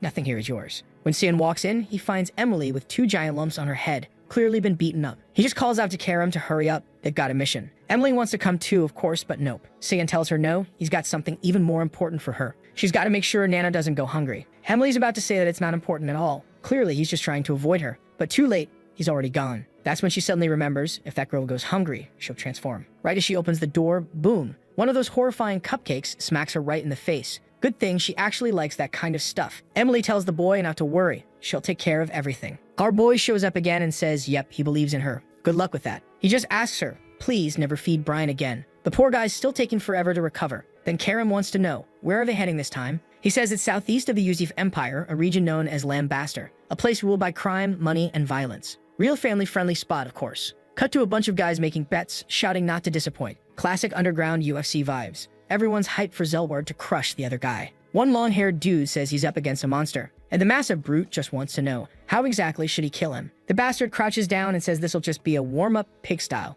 Then the freak blasts the ground, the guy tries to dodge, but gets caught midair, and yeah, looks like he's about to be devoured. He's getting crushed completely. Someone shouts that Saber lost. And yeah, looks like the guy straight up got blown to pieces. Damn, what a brutal ring. The city's crawling with drunks and criminals. Even Karam says the place is disgusting. Shan explains that the Leuven region is neutral thanks to an agreement between nations, but this place is unofficially impartial and completely lawless. Karam's about to ask what that even means when suddenly a trio of creeps shows up, telling her she should have fun with them instead of hanging around some kid. They call her Miss and she's confused, like are they talking to her? The deranged one, not remotely subtle, says she won't be able to handle it because they're too hard. He also tells the kid to get lost. And Shan, hearing this mess of nonsense, doesn't even blink, keeps it humble and just beats the crap out of all 3, leaves them laid out on the ground. Honestly, I thought he'd just start killing folks. He tosses a bag of money on the table. Best room you've got. The girl at the counter wants to know how old this kid is to be dragging women around like that, but he just tells her to hand over the room key and quit whining. She's all flustered and just welcomes them in. Up in a room, looking out the window, he notices a certain crowd starting to gather, which means it's time for him to make his move too. He heads downstairs and asks someone if she's Lisa. The girl confirms and welcomes him, asking how she can help. He says he's interested in using the cage. She says she understands, but new customers don't have access. He stares her down, asking if she's sure, because he knows full well these scumbags are selling drugs in there. Then he asks what happened to all the other customers. Is he the only newbie? She glares at him, and he can feel a killing intent. But suddenly, She backs off and apologizes, saying she's just doing her job. Shan laughs, thinking she's an interesting one, wondering why she's being so cautious. Out of nowhere, the girl whips out some daggers and lunges straight at him. He's having fun with it. Ducks deflects her attack with a coin. She's in total disbelief at this killing intent she felt is coming from this kid. He says she's a difficult woman and that she just wrecked his gold coin. She apologizes, but he still wants to know. Why did she attack him? Girl's straight up bipolar, says she didn't want to attack him. But he replies that he's not happy. She's going to have to take responsibility for that. She gives up, realizes it's better to just show the kid the way and get him off her back. She hands over a license, a VIP badge, and tells him to go straight in from there. Only special clients get that kind of pass.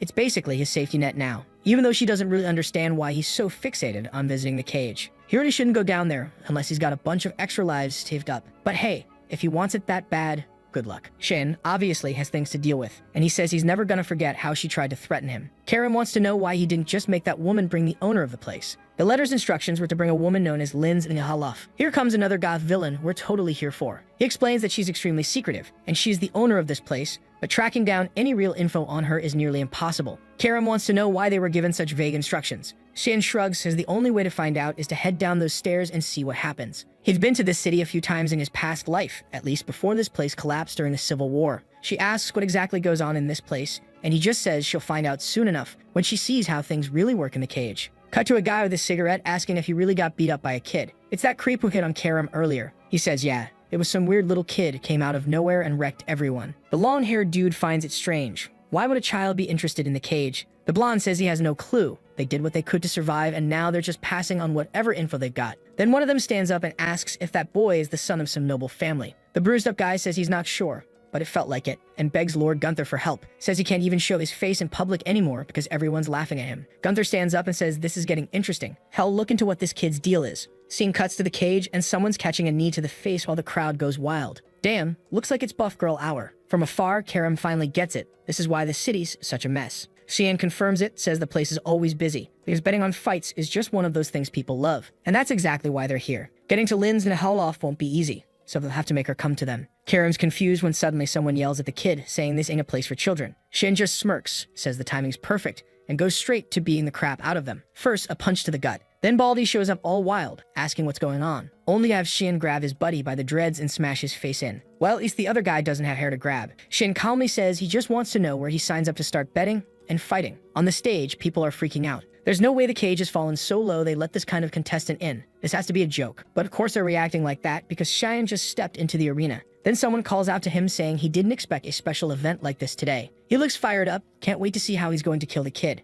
People on stage start whispering that the host must have lost his mind. This fight's way too one-sided. But the mustached guy, he says it's even better. Finally, they get to watch a kid get beat up. That's weirdly specific. The ogre charges in, saying the most fun way is to just crush him. He goes in to finish Shin off with one finger, but Shin already snaps the guy's finger and launches himself straight at his face. Hits him so hard in the nose it collapses inward, and the beast just drops to his knees. No, past his knees. Face plants into the dirt. Everyone's standing there, mouths wide open, trying to figure out what just happened. Looks like Simon of Lemia won. Yeah, he gave himself a nice little alias. Our boy explains he can't have his identity revealed in a place like this. Karam comments that it's kind of funny for someone who doesn't want to be exposed to go leaping into the middle of the stage, grabbing everyone's attention. But he tells her not to worry, he's got an active ability for exactly this kind of thing. He's got it covered. Right from the start, she knows this is probably the work of that hooded god, the one who hides his authority with a mask or whatever else. Basically, people can only see his true face if they directly greet or interact with him. Karam complains that this is getting boring and says she's going to sleep. But suddenly, someone up on the stage calls out to Simon Nilemi. It's Gunther. He says he's accepting the challenge and tells him not to disappoint. The scene cuts back to the inn, where the girl at the front desk is trying to figure out what's going on. Then boom, one of the girls from the red light district steps in and gets straight to the point. She demands to know where that boy who stirred up the chaos is. She knows he's there,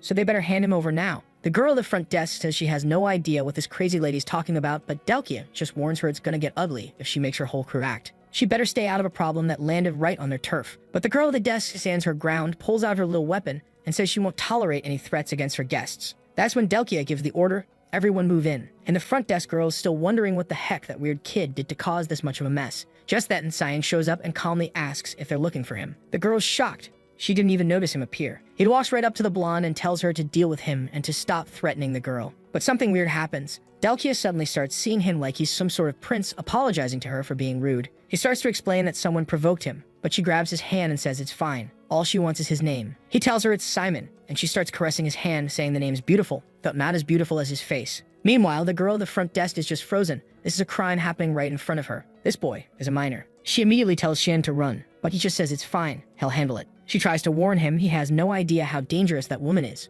That's when Delkia pulls out a shiny little card and already halfway out the door, tells him that whenever he wants, he can come have a deep conversation with her. He looks at it, and sure enough, it says Delkia's room of pleasures. All desires welcome. She walks off and he realizes, yep, she's even crazier than he thought. But weirdly enough, she suddenly shows back up at the door and says that if it's him, she won't even charge. They're both just standing there like, what the hell just happened? And then San tears up the card. The receptionist stares at him and asks if he even heard what she warned him about earlier about not causing problems. He tries to apologize but says this city is full of lunatics. She says that's no surprise after the fights he's been in and the ones he's won. This kind of reaction was bound to happen. But you should know, he's not going to win that kind of fight in Delkia's room of pleasures. He just looks at the stairs and says he's not thinking about that fight, he's leaving. And just then, another gothic villain-type woman appears, saying it's good Delkia backed off. The receptionist turns her head, and there's Linz Nihaloff, the owner of the cage. She tells the receptionist to stay close and keep an eye on that boy. The receptionist is okay. She'll treat him like any other VIP customer. But Linz isn't convinced, says she saw the girl giving the boy advice. The receptionist says it wasn't anything personal. It's just that he's a kid. Gunther suddenly steps in and says she's underestimating that boy way too much. This place is already falling apart, and maybe it's time for a full renovation. Lynn says she was the one who called Gunther there. The receptionist wants to know why. Lynn says it's because she wants her to arrange a fight between Simon and Gunther. That seems to hit a nerve. Apparently, this kind of match is forbidden because Gunther was kicked out of the cage a long time ago. But Gunther walks right up and says himself he wants a fight with Simon Nilemia. Scene shifts again to the red light district, where someone's shouting behind a door, saying that this isn't what she wants. A couple guys are standing outside, one laughing and saying the girl would stop thinking about that kid. Another guy, hair all over the place, says it looks like she'll do whatever it takes to bring him over. The guy in red agrees, after all, she always gets what she wants. He just feels bad for the kid, honestly. Good thing they're a bit tougher and she doesn't seem all that interested, at least not right now. I thought there was something crazy going on in that room. It turns out she's just sitting there drawing. Looks like she's trying to remember his face, but can't. And then, yep, she loses it. Starts screaming, desperate, crying, demanding to know where that beautiful face went. It's like her mind is all fogged up, everything blurry. But somehow, that just makes her want him even more. Everyone loves the crazy girls, until the real crazy one shows up. And this one, she's way past the line. In this place, it's all alcohol, women, and gambling. That's how things run in the red light district of Lambaster. You can indulge in every kind of pleasure and ecstasy here. But our boy, he'd rather not get too close. He didn't expect to run into that woman, the one with some seriously questionable rumors floating around. While he's thinking about checking out the other parts of the city, someone bumps into him, knocking a bunch of books to the ground. He looks down and asks if she's okay. The little girl, looking all cute and nervous, apologizes politely. He finds it weird, doesn't get why she's apologizing so much. Wait, hang on. At first it looked like she was carrying a Bible or something, but no. It's a box full of cigarettes. He asks again if she's okay. She says yes and thanks him for his mercy. He tells her to cut that out, hands the box back, and asks if she's selling this stuff. She says yes, they're exotic cigarettes from the Grey Merchants Union, and asks if he wants to buy one. He says nah, he doesn't smoke. Still, something feels off. He's never even heard of this Grey Merchants Union. She explains that if she's lucky, she can sell all of them in the western alleys of the red light district tonight, then head home before sunrise. And just like that, our boy gets a little soft, can't help but feel bad. The girl clearly doesn't have an easy life. He pulls out a gold coin and asks if that's enough to buy everything. She finds it strange, asks why he wants them all if he doesn't even smoke. He shrugs and says, starting today, he's a smoker, then hands her a second coin. Her eyes sparkle, and she runs off all happy, thanking him like crazy. Of course, he just burns the cigarettes right away. Karen wants to know why he's doing charity now. He says that where she was heading, that's the city's trash dump area. He's gonna follow her. Karen wants to know why. He tells her, just keep watching. Meanwhile, the girl's already been thrown to the ground, and the guys are demanding to know where she got those coins from. They're convinced she's lying about selling cigarettes. She must have done something awful to get that money. One of them's already itching for a fight, says he's been needing a way to blow off steam ever since that brat Simon pissed him off. The girl tries to explain she didn't steal anything, begs them to believe her. And right at that moment, guess who shows up right behind them? Shan, calmly asking why they don't believe her. A bunch of full-grown men robbing a little girl? That's pathetic. You'd think the guys would be afraid, but nope. They're mad that he came straight into their base by himself. They say this time they're not gonna let their guard down. Yeah, sure. They immediately get stomped. One guy takes a heel to the head. Another ends up in a leg lock, begging for mercy, swearing he'll never do it again. Shan tells him yeah, it's a leg, but he's really enjoying making this scumbag suffer. And yep, from the sound of it, he snapped the guy's leg. The dude's crying now. Shan picks up the coin and says this guy won't be talking anytime soon. Hands it back to the girl and tells her to be more careful. Don't let it fall again. And right then, guess who shows up? Gunther. He says this Simon kid is seriously impressive. Shin finds it odd. This guy shouldn't even know who he is. Not with that special item he's got equipped. But Gunther says he already figured it out. He must be Simon the Lemmy. Pleasure to meet you. The name's Gunther Lictus, and he runs this whole district. Shan says it's actually great that Gunther showed up. He was about to question those guys, but they all passed out. Gunther looks over and says, yeah, those bastards are completely useless. The bearded guy starts to say something, but before he can finish, boom, Gunther blows his head up, says that was his way of helping out. The little girl's shaking and San tells him that killing him wasn't really necessary. Gunther apologizes, but he's just excited. He just came back from a meeting with the owner of the cage and he's itching to fight the kid. And just like that, San realizes this guy knows Lin's Yahello. Then boom, Shan's already launching a strike, but Gunther blocks the knee. Gunther's a little confused. How the hell does a scrawny 50-kilo kid have such a heavy hit? But hey, he wanted to fight.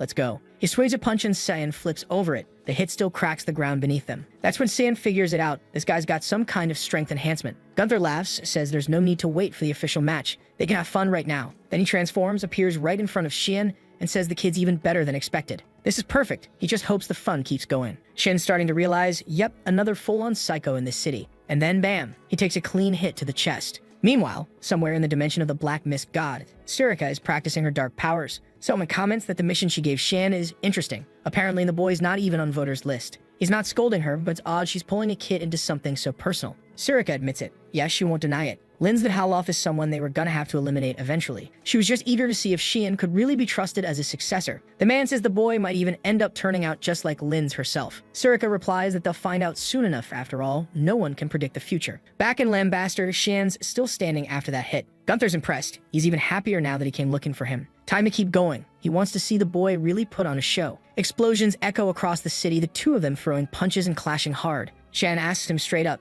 what does he know about Lin's? Gunther raises a brow. Surprised he's asking about her now in the middle of the fight. Tells him not to underestimate her and to focus. He fires off more attacks, but Shan keeps dodging. Still, he notices something strange. None of his strikes are doing any damage to the guy's arm. Gunther tells him, try blocking this, and sends a punch that leaves a massive crater in the middle of the city. Then he grins and says the kid's even better than expected. But he better bring it because they're just getting started. Karam calls out to Xian, asking if he wants her to step in. He says not yet, someone else is watching, and he wants to see that person show themselves. Suddenly, a set of throwing knives hit the ground right at Gunther's feet. Yep, we all know who that is. It's the front desk girl, and she's brought soldiers, saying Gunther can't just start a fight like this with one of her valued clients. Gunther yells that the brat attacked first, but nobody believes him. Shan notices something strange though. Those two already seem to know each other somehow. Gunther just says whatever, he's done for now. But his real fight is gonna be with that kid. As soon as Xian hops down, the front desk girl rushes over, asking if he's okay. Only problem? He's pissed. That guy had exactly the information he needed. It was the perfect opportunity,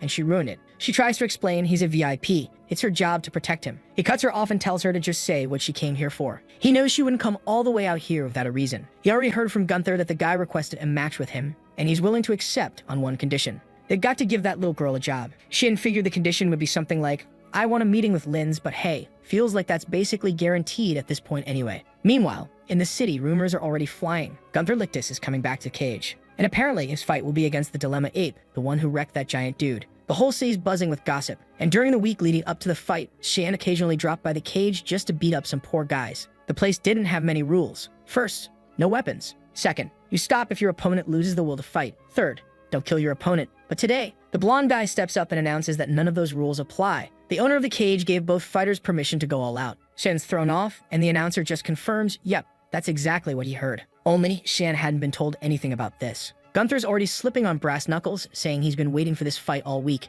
Shatton starts to argue that this isn't fair, but the ref has already vanished. Poof, gone. The fight's about to start. Off in the distance, Linz is watching with that cold, unreadable black lipstick look, saying she's curious to see what the powers of Simon Nelemia are really like. Gunther asks if no one told him it was a no-rules fight. Says whatever, just grab a weapon or something. But Shen just sighs. Says he'll have to fight without one. He didn't bring any. And then boom, he starts summoning the red mist, saying he's got a plan in mind. Gunther grins, tells him to use as much magic as he wants. He was actually worried about accidentally killing the kid too fast. Shen's still a little off, saying, wait, this isn't a fight to the death, is it? But the lunatic just licks his lips and says Shen has no idea who he's dealing with. The moment he found out how good it felt to kill a human, he couldn't stop. Shen's face shifts. He gets it now. He knows exactly what kind of person Gunther is. Gunther says the first thing he's taking are those pretty eyes, and he lunges with a punch. Instantly, all the bets flip. Now that people know what kind of psycho he is, the odds shift. And right then, Saiyan draws Karam, slash, cuts Gunther's arm clean off. Gunther passes right by, but his arm doesn't come with him. It goes flying. He screams in pain, and everyone on the stage is left stunned.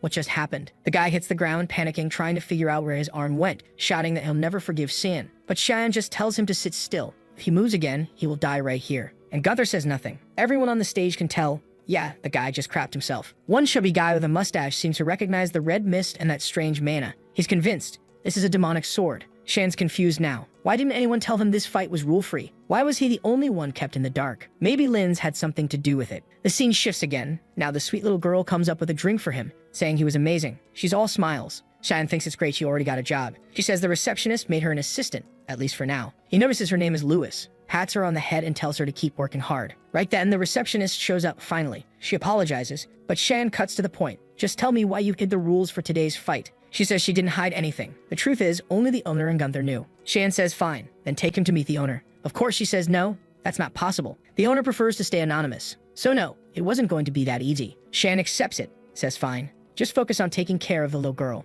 Right then, the same chubby guy from earlier approaches and calls out to Cian. He introduces himself as Morris from the Grey Merchants Union. He says he's here to talk to Cian because he recognized a certain demonic sword, and he's very interested in buying it. Shin's face changes instantly. He says he has no idea what this guy is talking about. But Morris just smiles and tells him to drop the act. He knows exactly what that sword is, and he knows that Cian is the only one who's actually recognized it. He used to work for the Albus Merchant Union until the boss of that place was assassinated 2 years ago. Ever since, he's been with the Grey Merchants Union, operating right here in Lambaster. Their specialty? Rare swords and other unique weapons. And today he's absolutely sure. He saw the mist of a demon sword. He knows it. That weapon's been waiting for its true wielder for years. He tells Shan to just name his price. He'll buy it. But Shan's already got him lifted up off the ground, and says that since he's the only one who knows, he's the only one Shan needs to get rid of. Suddenly, assassins start crawling up from the floor behind him. Out of nowhere, he's surrounded. They warn him, if he doesn't let go of Mr. Morris, he's going to die right here. But Shan, with that demonic aura flaring up, just smirks and says it's hilarious. They really think this little crew is going to stop him. He recognizes them, the shadow assassins of Sparnia. That fat guy must have spent a lot of coin hiring them. Too bad, they're not going to kill him before he snaps his neck. Right then, the maid and the little girl walk into the room, calling out for Simon, asking what's going on with all these people attacking him. Shan realizes now, this situation's starting to drag in people who don't need to be part of it. Lewis is here too, so he drops the fat man and says fine. This time he gets to live, but he better get lost before Cyan changes his mind. The assassins ask if they should proceed, but Shan just tells them all to lower their weapons. Morris, even after that, bows and apologizes to Simon, says he's backing off for now, but his offer still stands and Shan should think about it. Then the bastard walks off. That merchant union, yeah, it's looking a whole lot more like a criminal assassin network. Lewis comes over worried, asks if he's okay. Shan pats her head, tells her not to worry about it, then turns to Lisa and says he's got a little favor to ask. It's about time she figured out a way to get him a meeting with the owner of the cage. Yeah, let's see you dodge this one now. Meanwhile, elsewhere in the city, explosions are going off. Gunther's going berserk, slamming his fist into the ground while everyone begs him to calm down. They say he's reopening the wound, but he's lost it, missing an arm, screaming Simon's name, saying he has to kill that kid somehow. The moment he looked into Shan's eyes, he was so terrified of dying. It made him feel completely powerless. Now he's desperate to find a way to erase that boy. And then he remembers, Shan was protecting Lewis. Perfect. He's got a way to destroy Simon now. Back at the hotel, Lewis is working, happily running around helping guests, when one of the doors opens. She smiles and welcomes them to Lambaster. But then, yep, it's Gunther, standing there, greeting the little girl, asking if she remembers him. She says she does. He grins and says, good. She's going to be useful for something he needs. Scene shifts to another room. Shan's there trying to understand why he can't meet the owner. Liza explains, Lin's is not someone you can just meet casually. That's not how she works. Shan's curious, asks why Liza defends Lin's so much. Liza finds it strange that he even knows her name and says she's sure he's no ordinary kid. And just so he knows, Lin's is watching him too. She's the one who allowed him to fight Gunther in the first place. That's why Liza says he should leave Lambaster now. Otherwise, he's going to end up dead. Shan's confused. She's giving him warnings and defending him, but also seems scared. Of what? Then suddenly, they hear a scream from the front desk. They rush out. The place is trashed.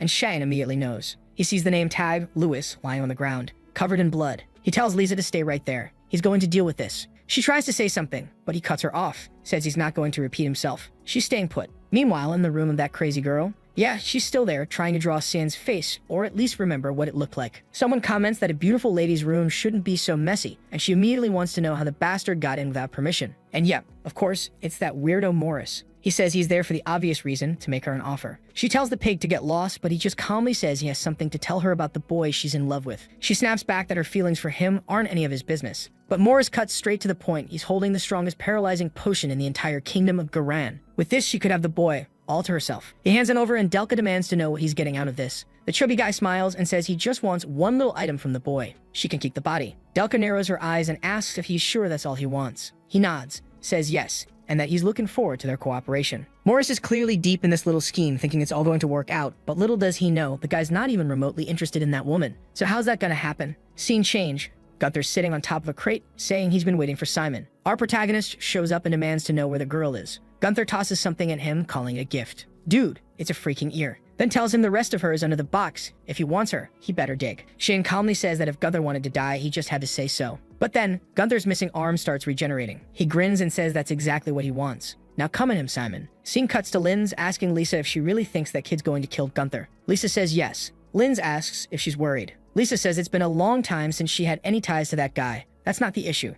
She just wants to know, why does Linz seem so obsessed with that boy? Linz smiles and says she'll explain, then tells Lisa to try remembering Simon's face. Lisa suddenly gasps, starts digging through her memories, but weirdly, she can't picture him. It's completely blank. And that's when Linz explains it's an ability tied to an authority of enro, one that causes others to forget the user's face. Lisa stares at her. You're talking about the god of darkness, aren't you? Linz nods, says yes. Looks like her past just caught up to her. Lisa starts to panic, asks if Linz is in danger. But Linz says no. She's excited. It's been a long time since she's had such an important guest. So Lisa Lichtis better treat him very well. Back in the fight, Gunther charges at Xian, taunting him, demanding to know where that courage from earlier went. The blast from his attack sends Xian flying. Gunther growls, where's that ability you used back in the arena, huh? He better start putting in more effort, or he really will die here. Every time Xian hits the ground, he lands near more bones. Gunther says those skeletons are proof of how worthless those people were. Lambaster was full of trash, and he took it upon himself to purify it. He and Lisa grew up in that filth, just trying to survive in that hellhole. He'd bite anyone who tried to lay a hand on either of them. Until one day, he met a certain someone. A guy with an eye patch shows up, begging to be spared. Wait a second, is that Eshel?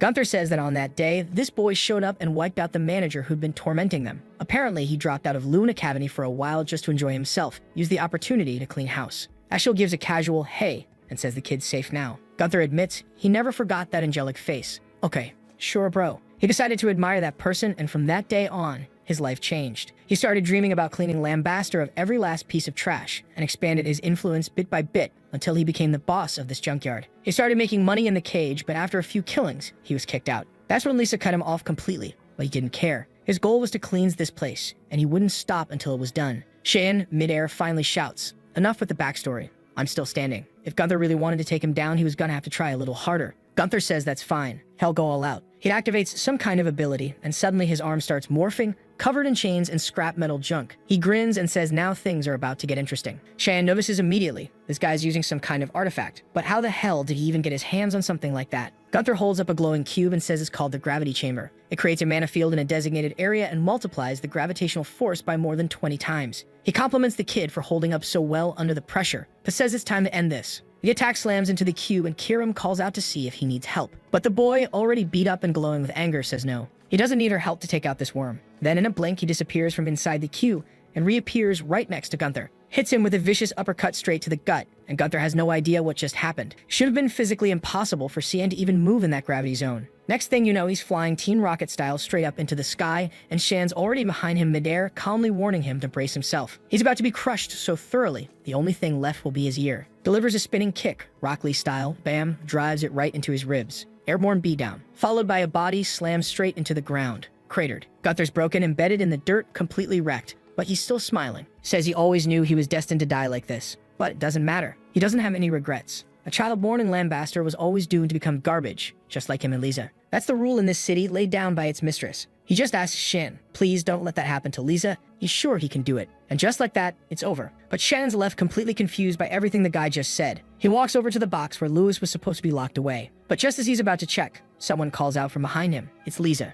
She takes one look at Gunther, collapsed and destroyed, and just sighs. She kind of figured this would happen. She quietly tells one of the soldiers to check on the boy, make sure he's all right. Then she sees Xian standing there. She asks what's going on, and he turns, the light behind him casting a glow, and tells her Lewis is okay. She's not hurt, just asleep it seems. He straightens up, says he's heading out. Lisa asks where to, and he just says, I'm going to clean out all of Lambaster. That city was split into 4 districts. Right in the center was the cage. To the left, the junkyard. To the right, the merchant zone. And below it all, the entertainment district. There's absolutely no real law enforcement there. At best, there's this fragile little power balance between the heads of each region, each run by a different manager. Shan asks how he even knows all that. In the past, Eshel had answered, because that city is rotten to the core. I've seen how it really works. And when he said it, Shan had felt a bit annoyed. But now he realizes the guy was right. Shan wondered, how do you take over a place this broken? If it were a normal country, he could declare war, set up negotiations, but none of that applies here. Maybe the only option was to take out each of the regional managers one by one. But Eshel told him no, that wasn't necessary. That place was already on the verge of collapsing on its own. All they had to do was wait for the right moment to step in and take control. Cut to Cian holding a teacup, looking unimpressed. Says the smell gives it away instantly. She didn't even try to hide the fact that the tea was drugged.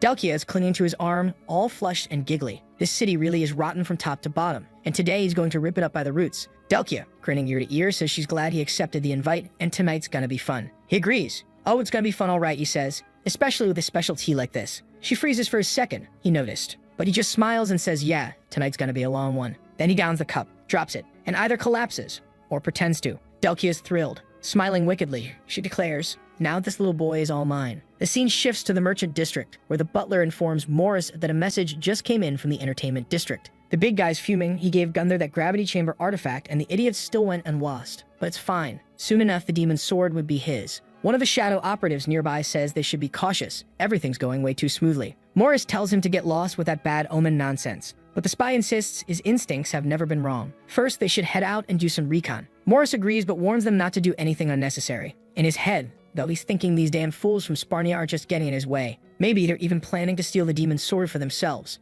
Meanwhile, in town, people are being shoved aside as Morris carriage barrels down the street. He swings the door open and calls out to Delkia that he's arrived. And there she is, straddling Shan in bed, casually telling Morris he could have taken a little longer to show up. She was just about to get to the part she really enjoys. Morris doesn't care. She can do whatever she wants. He just wants the kid's item. The body's all hers. Delkia tells him not to rush her and says he's gonna be shocked when he sees this. She pulls a rope and the curtains fall. Morris freezes. What the hell is this? There's a different Delkia tied up in the back, along with a bunch of taxidermy humans. The guy immediately turns around, panicking, who the hell is she? And of course, it's Karim, who tells him flat out exactly what he was looking for, the demon's sword. He stumbles back in shock. How the hell did a sword turn into a person? Cyan sits up and says Morris knows way too much. The bastard starts screaming for help from the assassin squad, but all he gets is a jab to the neck that shuts him up. Cheyenne tells him since he's so eager to see those guys, they'll go ahead and send them his way. Spreads his arms, opening up a rift into the mist swamp dimension, and it looks like the shadows start dissolving into it. Then he tells Morris that, yeah, he knows he's the one who gave Gunther that artifact and slipped Delkia the paralysis potion.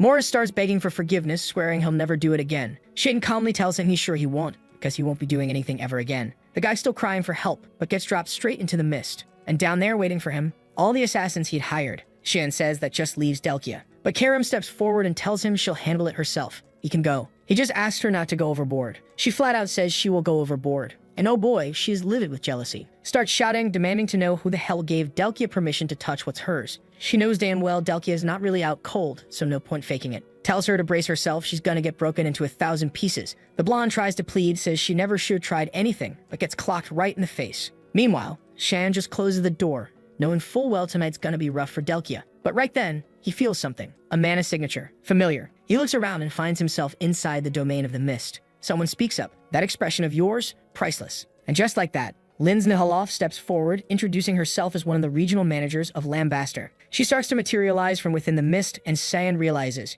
she is part of it. She casually mentions that apparently Surika didn't tell him anything about her, which explains why he's been running around killing off the other managers. Shan immediately powers up, thanking her for finally showing her face. Now he doesn't have to go searching anymore. Says he can call her Linz, or senior colleague, the backstabbing traitor. But Linz says he's got it all wrong. She's not here to fight. Right then, he senses something from the side, barely manages to dodge an incoming attack. Linz tells him to say hello, because the two of them already know each other quite well. And sure enough, it's Lisa, the one who always seems so kind, so trustworthy, now standing beside that monster. And she coldly declares Simon Delemia is going to be eliminated. She charges at him again, but he blocks it, telling Lissa to stop, that this has nothing to do with her. His problem is with Linz. Lissa doesn't need to die. But she's not listening, not one bit. Only option? Knock her out cold. He activates the Bloodlust Wave technique, bam, launches her across the room. But of course, she's already back on her feet. That's when he realizes, damn it, she's been training. Most enemies wouldn't have been able to withstand that. Linz just watches, saying she knew the boy could have finished it, so why did he hesitate? All San wants to know is how long she plans to keep hiding in the mist.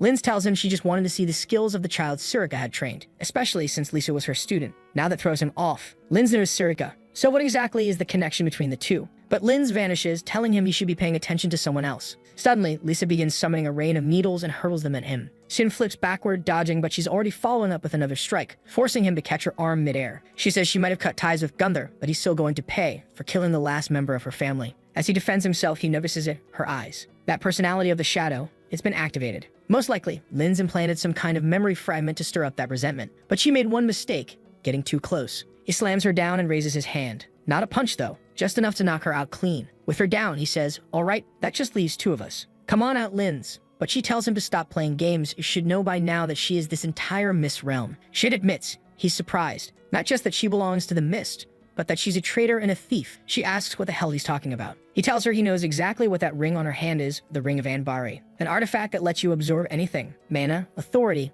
whatever. And she's using it to pretend she's part of the Mist. He doesn't know how she got her hands on it, but he's sure of one thing. She's a fake. That sets Lin's off. She shows the ring, shouting at him to kneel before its absolute power. Shan, meanwhile, is grinning. Everything's going according to plan. But just as he thinks he's got her, her mist expands violently. In seconds, she's right there in front of him, whispering that it's time to wake up and face the truth. This is how the real mist works. It's a shame, she says, but it's time to say goodbye. She's about to stab him when suddenly, a voice interrupts. This little kingdom of yours is lame as hell. Cracks start to form behind Lin's. Boom. Karam appears, furious. What's this? Another woman going after my master? Lin's stares in shock. How? How is this place broken so easily? This mist was a copy of the realm of the god of mist. It should have been impenetrable. There was only one other being who could have done something like this. Yeah, she didn't even need an introduction. Karam. The demon sword. Karam cracks her knuckles and snaps her fingers. First order of business. Let's destroy this dump. The entire domain starts fracturing, shattering into countless shards. Linz can't believe it, that it was broken this easily. Meanwhile, Shen complains.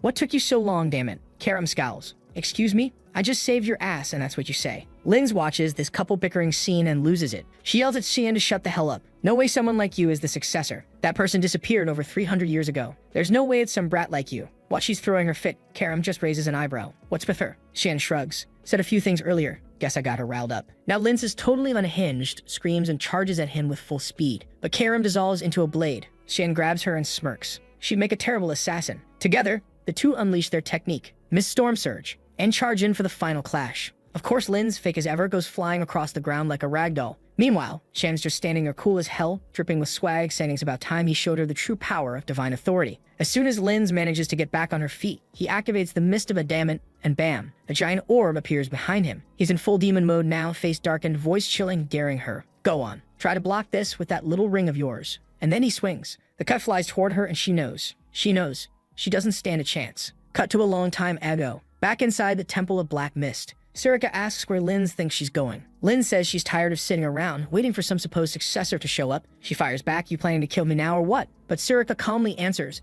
there's already too many awful people out there to deal with. Why would I bother with you? Though if Linz ever turned corrupted, then yeah, she'd be hunted down and purified. And when that day came, Sirika would take back the item Linz stole. So she tells her, think real hard before walking away. That's how Linz left. She walked out of a group that had real power, but stayed hidden in the shadows. To go build her own group that had no power, but at least it existed out in the open. She was sick of waiting, sick of hiding. She really thought she'd made it. But back in the present, Shan's attack tears through her, rips into her side and arm. She was beautiful. She was strong. But what a shame, she went up against him. Now he just walks up and asks for her last words. I hate when these stories end all sad. She says, tell Sirika, she was wrong after all. And then she begs him to finish it. It hurts too much. Shin just sets her ablaze. No hesitation. Because he knows, nobody ever sees the moment they'll be defeated. And that includes him too. As soon as the domain starts to unravel, he sees he's already right in front of the hotel, which saves him time. Lissa shows up and says she tried to kill him and knows about the mist. So there's really no reason you should be letting her live. He asks if she's going to tell anyone. She says no, and he goes, all right then, it's fine. But she herself doesn't really know what she's going to do. Right then, Lewis comes running out of the hotel calling for the manager, asking if she's okay, saying she was worried because she suddenly disappeared.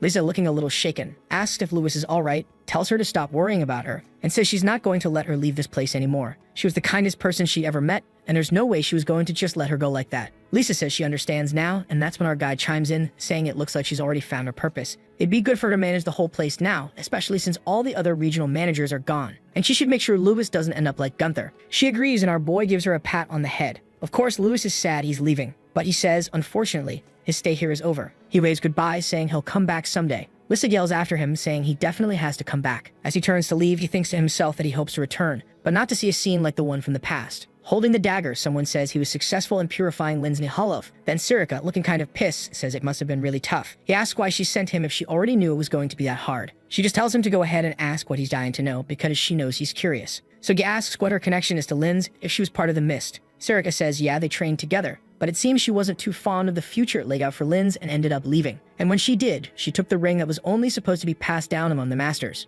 Cheyenne shows it to her, and she says that's exactly the one that should have been hers, but now she's leaving it with him. He finds it strange, after all, that thing's only meant for masters, but she replies that she doesn't need that anymore because she's already strong enough. A little confused, he says he doesn't get it. He thought the mission was to retrieve that thing. That's when the other Gothic one pops up out of nowhere, saying there must be some beef between the two of them, and that's why he got sent in the first place. Sirika turns and says it was just part of her promise, but now that it's settled, the ring doesn't matter. Shin already knows she's trying to see if he'll be tempted by the power the ring offers, and so he asks if she's not going to say that usual thing. If you fall victim to the ring, I'll have to purify you. But she replies that she's more curious to know whether he's a disaster for humanity or a hero. And sure, a simple commercial test wouldn't be a big deal, but she still thinks Karam might have made the wrong choice. Kiram's clearly biting her tongue, and our guy says it's obvious Sirika cares a lot about him. Then the scene cuts to the principal's office. He's saying that after Nella disappeared, student anxiety has skyrocketed. He knows this is going to be a heavy burden for him, but now that he's been appointed, he believes in himself. And here comes that bastard Boris, saying he's an understanding guy who gets the student's situation, and he'll do his best. The principal thanks him, and the bastard says he's going to take a stroll around the academy. Honestly, that principal's asking for trouble. He's already noticed the guy has some really strange mana. Right then, Sirika shows up asking if the principal called for her. But the moment Boris introduces himself, her expression totally changes. He says he's the newly appointed instructor. Nice to meet her. As he walks past, he said that they'll see each other soon, while Sirika just picks up on the fact that he reeks of blood. It's clear this guy's seriously dangerous. The principal says he's from the capital and that she should keep an eye on him. He's skilled and well-mannered, sure, but his mana is weird. Director, we gotta get this guy out of the school seriously. You can't just throw someone that's shady into a classroom with students. But Sirika's standing there cool as ever, saying she understands. She knows full well what that smell is, no matter how hard anyone tries to hide it. It was like death itself was walking through the hallways. Then the scene cuts to a bunch of guys raising the banner and welcoming people to the city of Harmony. And wait a second, look who it is. Erin. Long time no see, girl. Thought you vanished from the story. She comments that the place has way more guards than usual. And of course, that probably happened after the blood banquet. Someone calls out to her. It's Lunav, popping out from the corner, saying it's been a while since they last met. In another part of the school, Erin says it's good to see she's doing okay. Lunav says it's all thanks to her, but Erin disagrees, saying Lunav helped her out a lot too. Then she introduces Rezimus, her new friend, who's already blurting out how gorgeous Lunav is, clearly smitten. But hold up, here comes trouble. Boris just rolls up like the scumbag he is, already introducing himself to all three of them. He wants to know if she's Princess Erin. She, all sweet and innocent, says she heard he was the new instructor and asks if he's the one who's going to be teaching about mana. He says he's honored that she already knows who he is and asks if she has a moment to talk. She's a little confused and asks if he means right now, and he says yes. It's nothing important. He's just going around checking out the students' mana rankings and wants to take a look at her mana sphere. She shows him immediately, without a second of hesitation, and he says that's exactly what he was hoping to see. Lunav, though, tells him to stop right there, saying she's got a bad feeling about this. Erin finds that odd. Wasn't it just a mana evaluation? What could go wrong? And then he raises his hand and says she doesn't need to worry. This will all be over soon. Look, I don't know what exactly he was planning to do, but I do know our boy showed up just in time, gave him that death glare, and demanded to know what the hell that bastard was doing in Lewin. Then the next chapter jumps back in time, like way back, 2002 years before the founding of everything. The soldiers are raising their shields, shouting that the creatures are approaching. And holy hell, the thing is massive. Like, what even is that? Yeah, no surprise, the poor guy got blown to bits right there, splattered into a puddle of blood. The troops in the back are yelling to hold formation, saying if the monsters keep advancing, everything's going to collapse. Then one of them shouts that someone is coming. And here he comes, striding in with swagger from above, slicing red arcs through the air, just mowing everything down. The soldiers cheer, saying the rumors were true. They thought he'd been sent to a Western front. It's the young master Xian, arriving to save everyone. A monster charges up an attack, but he dodges another laser and says he's actually excited. He'd heard this creature was high-ranking, but he's already standing on its head, realizing it's way too slow. He activates the void sphere and obliterates the thing. And of course, creepy Boris shows up again, clapping like a freak, saying Master Xian is incredible. No wonder Eshel admires him so much. Xian doesn't even entertain the flattery. He just wants to know what Boris is doing here, when he should be back in the rear with Eshel. Boris, kind of shifty, says he came up this way after hearing the North needed reinforcements. But now that Xian's here, everything should be fine. Xian, though, says nothing's fine. Everyone here is on the verge of death. This war doesn't end. It's been over a year now that he and the Verdi have been leading the charge. And while the elite knights are out fighting on the front lines, supporting the Emperor's crown at Lunel, the monsters are using the distraction to push deeper and deeper. This war is endless, and all of it, every last bit, is because of the Emperor's greed. If it weren't for Eshel's request, not even Xian would have come here. The place would have already been wiped out. Boris tells him to be careful with his words, but admits that, yeah, given the state of things, there's no arguing it. The protagonist finds it strange. He says he thought Boris had come because of the Emperor, but Boris says nope, he's here because of the talents he possesses. It's just that his personality lines up a bit more with Mr. Eschel's. Our guy tells him to go ahead and show what kind of talent he's talking about. Right then, Boris pulls in a misty kind of mana into his hand. He says that all he can really do is gather traces of the mana someone's used and compress them into a sphere like us to store it. Then, locking eyes with him, he comments that Shan's mana is extremely unique. He can sense that the kid has great potential and might just be the person he's been looking for. At that moment, Shan realizes maybe this was when the hunt for him actually began. Back in the present, Erin asks what's going on. But there's no way our protagonist is making the same mistake twice. He knows the worst idea right now would be to hand over different types of mana to this guy. And wow, Boris doesn't even know who Shan is yet. This is literally the first time he's seen the vert boy. Rezimus asks why Shan's acting like that and why he's pulling on Erin's arm. Boris, all flustered, says it must be a misunderstanding. He was just assessing the student's abilities, as an instructor. But Shan immediately shoots back that he's never heard of any kind of evaluation requiring something like this. And right away he realizes this bastard's been appointed as an instructor. Boris, still trying to play it cool, says Shan doesn't need to feel pressured. It was nothing serious. He wasn't even going to feel uncomfortable. Shan says he accepts the apology, but it'd be best if Boris left now before everyone starts feeling even more uncomfortable. Boris, he's a scumbag, but he's not stupid. He picks up right away that the kid's so hostile there's no point trying to argue. So he just says alright, bows, and says he'll take his leave. They'll come back another time. But the moment he walks off, Luna is already wondering why that name. Boris sounds so familiar. Rezimus tells our guy to let go of Erin's arm already. He apologizes and she says it's fine. She knows he had his reasons. She's totally sure he's always looking out for her. She even says it out loud, turns bright red from saying it, then grabs Rezimus by the arm and walks off. Yeah, she was embarrassed about saying that, grabbed the wrong person, and dipped. Lunav immediately asks Shin if he knew that instructor. He says something like, kind of. She finds that weird. She has access to tons of information, but she's never heard of that guy before. Shen just gives her a serious look and says she'd better not investigate. She shouldn't look up anything about that man. Lunav stands there, realizing that whatever it was, it clearly bothered Cien deeply. Maybe she missed something, and that just makes her even more curious.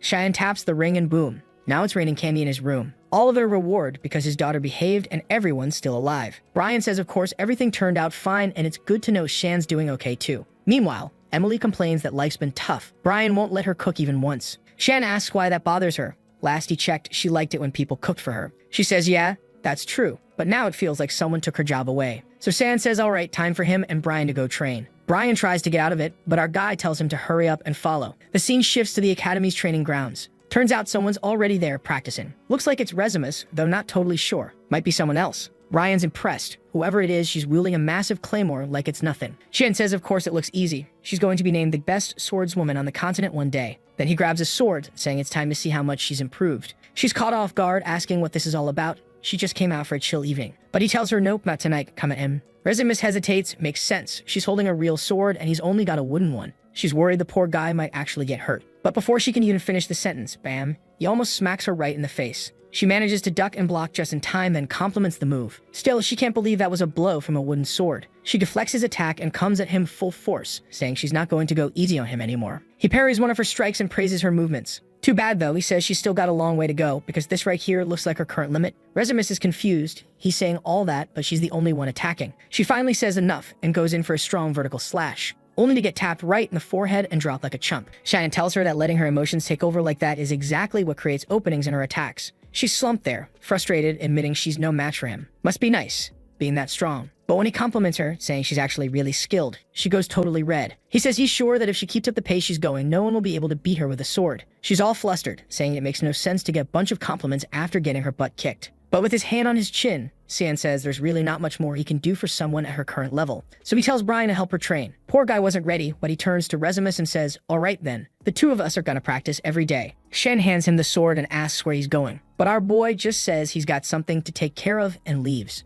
Brian's left standing there awkwardly, muttering that he's really looking forward to training with her. But he better be ready because Rezimus looks like she's going to take it seriously. He's starting to realize he's got another little menace on his hands. While walking through the halls, our guy feels a strange, familiar sensation. In the middle of the academy, yep, there's Lunav. As curious and sneaky as ever, that menace. So he walks up, wanting to know what she's looking at. She says it's the research lab of instructor Boris. Shen already knows she's definitely trying to sneak in. She asks when he got to know her so well. Says she's just looking, that's all. But he tells her to cut to the point. What is she trying to do? She says she's just super curious. She's never heard of that guy's name before, not even from the Goran Association. And yet the man's supposedly an 8-circle mage. How could someone be that powerful and still have zero information out there about him? Shin's clearly over it. This girl just got out of one mess and she's already trying to dive into another. She asked if he's not going to help and he says he doesn't want to get involved. She stares at him, saying he sure sounds like someone who knows this guy pretty well, almost like he already hates him. Poor Shin, once again being dragged into a problem he didn't ask for. He probably should have just walked away, huh? But no, here he is,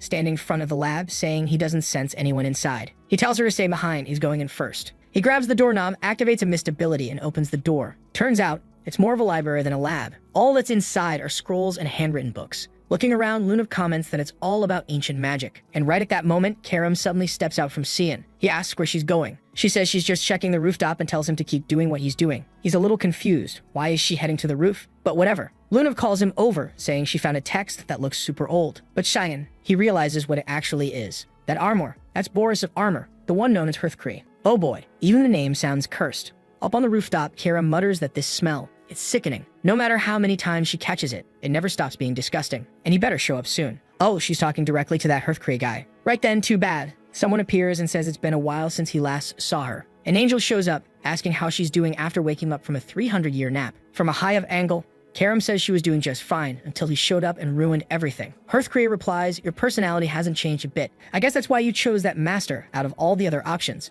Karam's already getting ready to fight, but he asks her to calm down. He's not here to fight. She commands to know what he's doing there, and he says this is just a little chat. But Karam isn't buying it and tells him to cut the act and say what he's planning. Meanwhile, back in the library, Lunav says she's never seen magic texts like these. It's almost like some weird history book. But all the texts are written in a kind of code, so it's going to take a while to decode. From what she's been able to make out, that's all she can understand for now. On a page with a strange sun, she says it looks incomplete, and she really wants to know what it means. A sun, black clouds, mist, what else? Suddenly, Sam closes the book and says they need to destroy all of it. She wants to know why.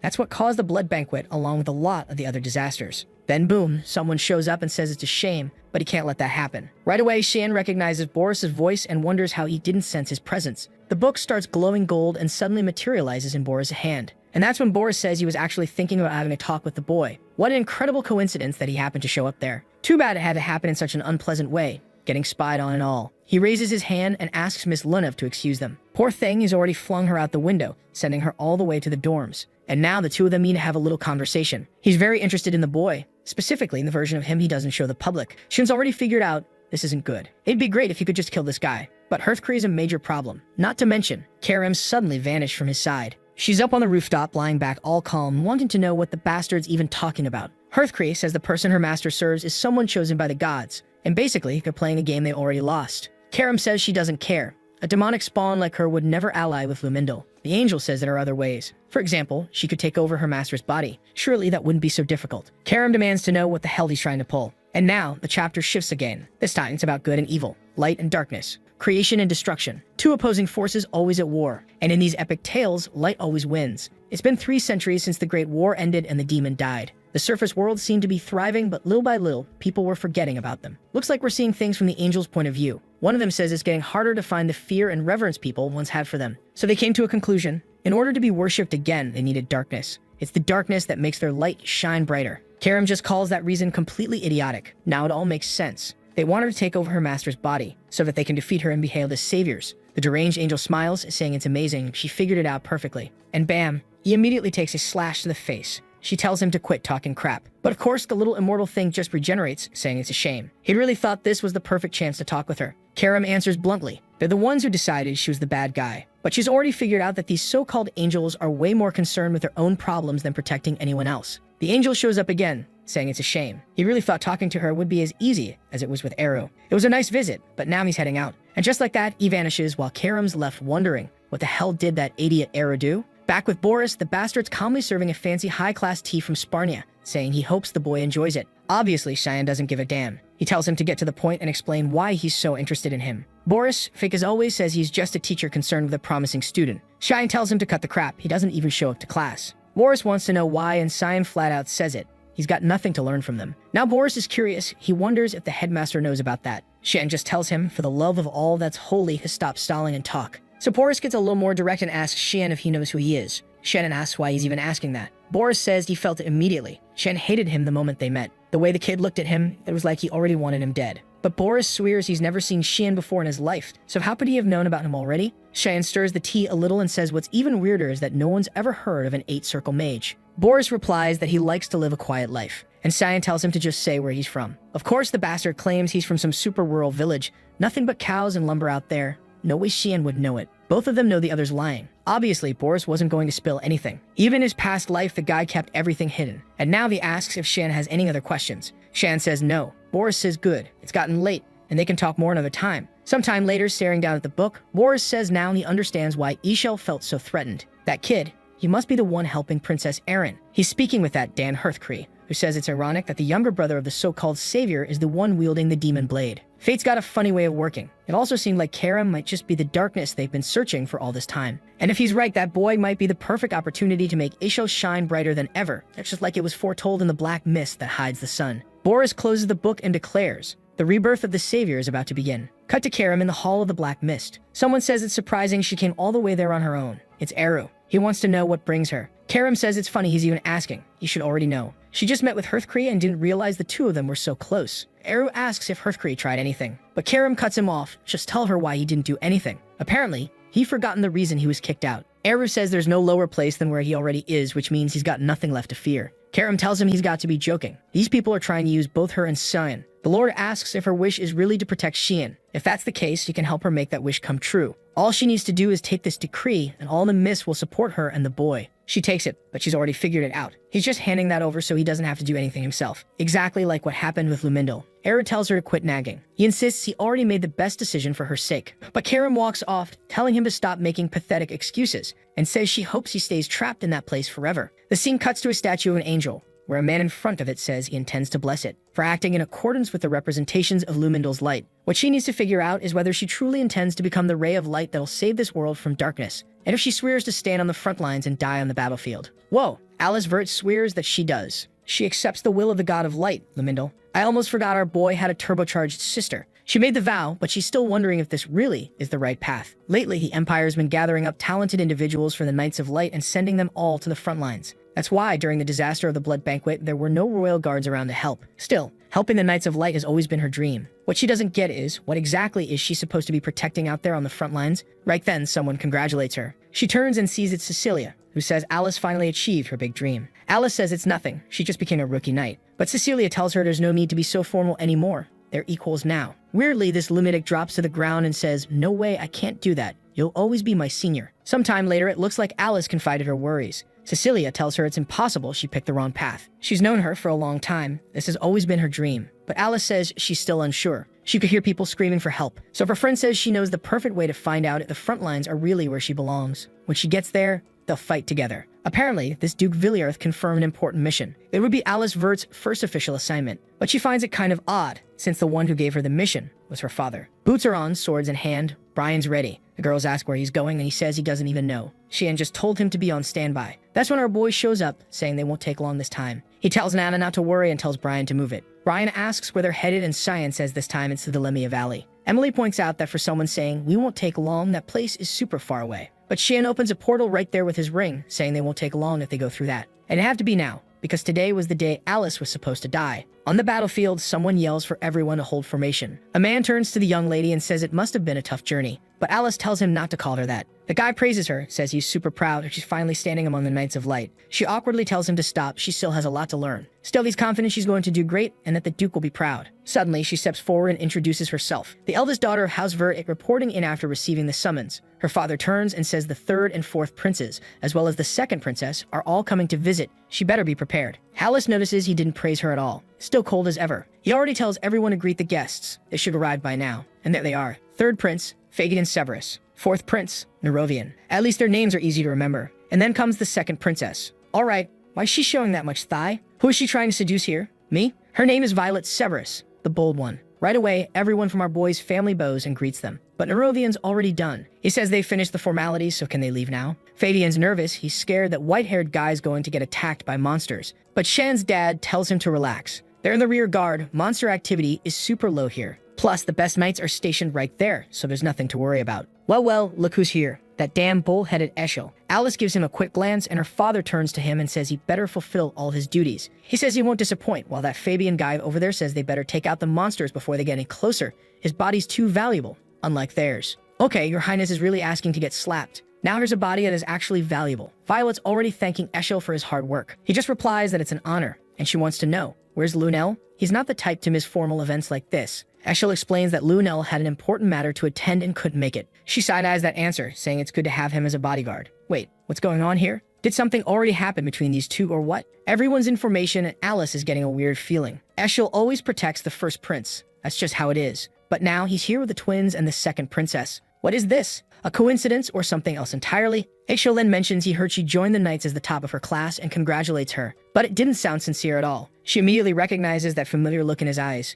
and we flash back to her 9th birthday. He patted her head, congratulated her. That day, Eshel gave her a magic scroll. A 4-star spell scroll she couldn't even use yet. The idea was for her to one day get strong enough to finally use it. Years later, she did reach 4 stars, and finally it was time to activate the scroll. But the moment she started, someone grabbed her hand and told her to stop. It was Cecilia. She asked what was going on. Her friend explained that scroll would summon a mid-level monster. They could have died if it actually went through. What the hell, man? Eshel planted a live bomb when she was 9 years old. He's the king of Counter-Strike. Now here she is staring him down, wondering if he really gave her that scroll on purpose. If so, why would her brother do something like that? The group's still escorting the carriages. Inside one of them, Nerovian asks if Lunel is the one who assigned Eshel to this escort. Fabian says the whole thing's suspicious. He wants to know what they're planning. Violet agrees. Having someone as skilled as that acting as a bodyguard, that's a red flag. Everyone already knows what kind of person Lunel is. They better stay alert, or they're gonna end up dead. Right then, the carriage shakes. Alice comes running, shouting it's an ambush and everyone needs to fall back. A special creature called Antararg is attacking the area. The tower soldiers are already freaking out from the monster's roar. The coward prince starts demanding answers.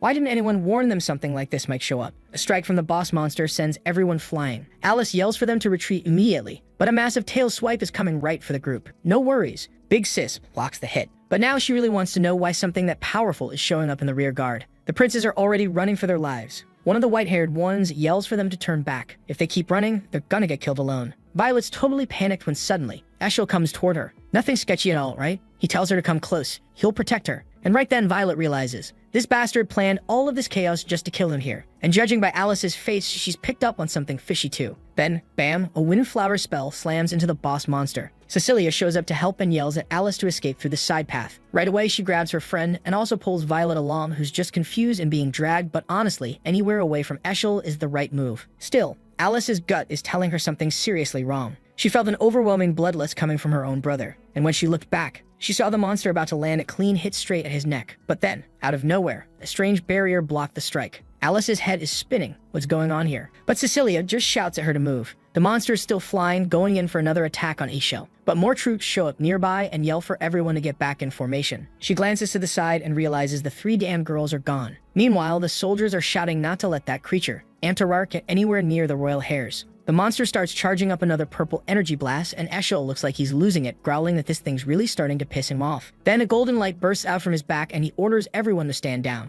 Boom! Massive explosion. Did that deal with the monster? Maybe. Or maybe not. Everyone's still standing back, squinting to see what's going on. And there's Violet, that sneaky brat, just randomly trips like an idiot. Alice runs over, asking if she's alright. Violet says she's not, but she's not dying that easily. Then what the hell? Cecilia just smacks Alice on the back. Alice stumbles, looking shocked. What the hell is this? And now she's on the ground in pain. What the hell? The two of them are just standing there staring her down. They really got us with this plot twist. Didn't see that one coming. And at Dan, Violet just glares and says, "So you're Eshel's little sister, Alice Vert." She says she knew something was off when Eshel showed up and Lunel didn't. And she's sure Alice was planning to kill them all during the chaos, so everyone else would get blood on their hands. That's why this was self-defense. Damn, even Cecilia's just standing there, completely silent. Alice tries to explain. It's all a misunderstanding. She just wanted to protect them. But Violet cuts her off and tells her to shut up. So she knows exactly how ambitious the Veres and Lunels are. She's not going to sit around like some idiot while everyone lines up to kill her. If Alice has got any excuses, now's the time to give them because she doesn't have much time left.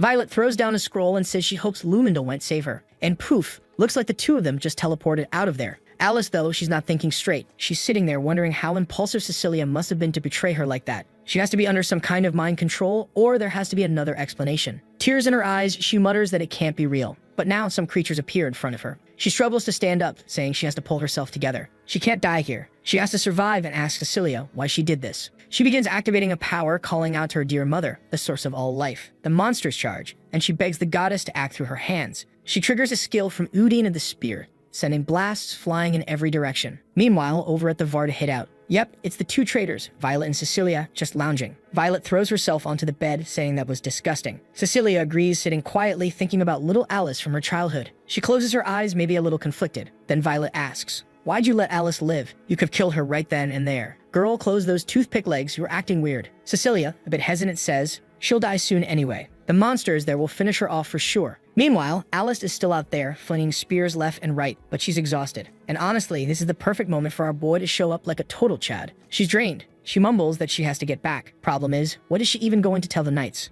That Princess Violet tried to assassinate her? That Cecilia tried to kill her? Who's going to believe that? That's why her best bet now is just to get the hell out of there. But more and more monsters keep closing in. And not just any monsters, high-ranked ones, salamanders. She tries to come up with a plan anyway to escape alive. But those beasts are already charging up their fiery breath, slobbering all over the place. She knows there's no way she can dodge it. The monster comes in close, but its aim's off. Good thing. Still, Alice knows if she takes that hit head-on, there's no surviving it. But hey, Big Sis is a beast. So don't worry, because little bro just showed up. Our boy slices right through it, and Alice immediately looks up, trying to figure out who it is. Before she can even process what's happening, someone grabs her by the shoulder, apologizes, and takes off with her. It's Brian coming in clutch to save her. And the moment she sees him, she realizes if Brian's here, then that must mean he's here too. Those salamanders were still creating a sea of fire. Brian and Alice were hiding nearby, and he told her to just hold on a little longer. But she knew that holding on wasn't going to cut it. Those things were closing in fast, and they were going to catch up any second. That's when, bam, Karam drops right in front of them. Off in the distance, an explosion lights up the sky. The creatures all turn toward it, staring. And Karam, of course, shows up saying those damn things must have eaten something poisoned.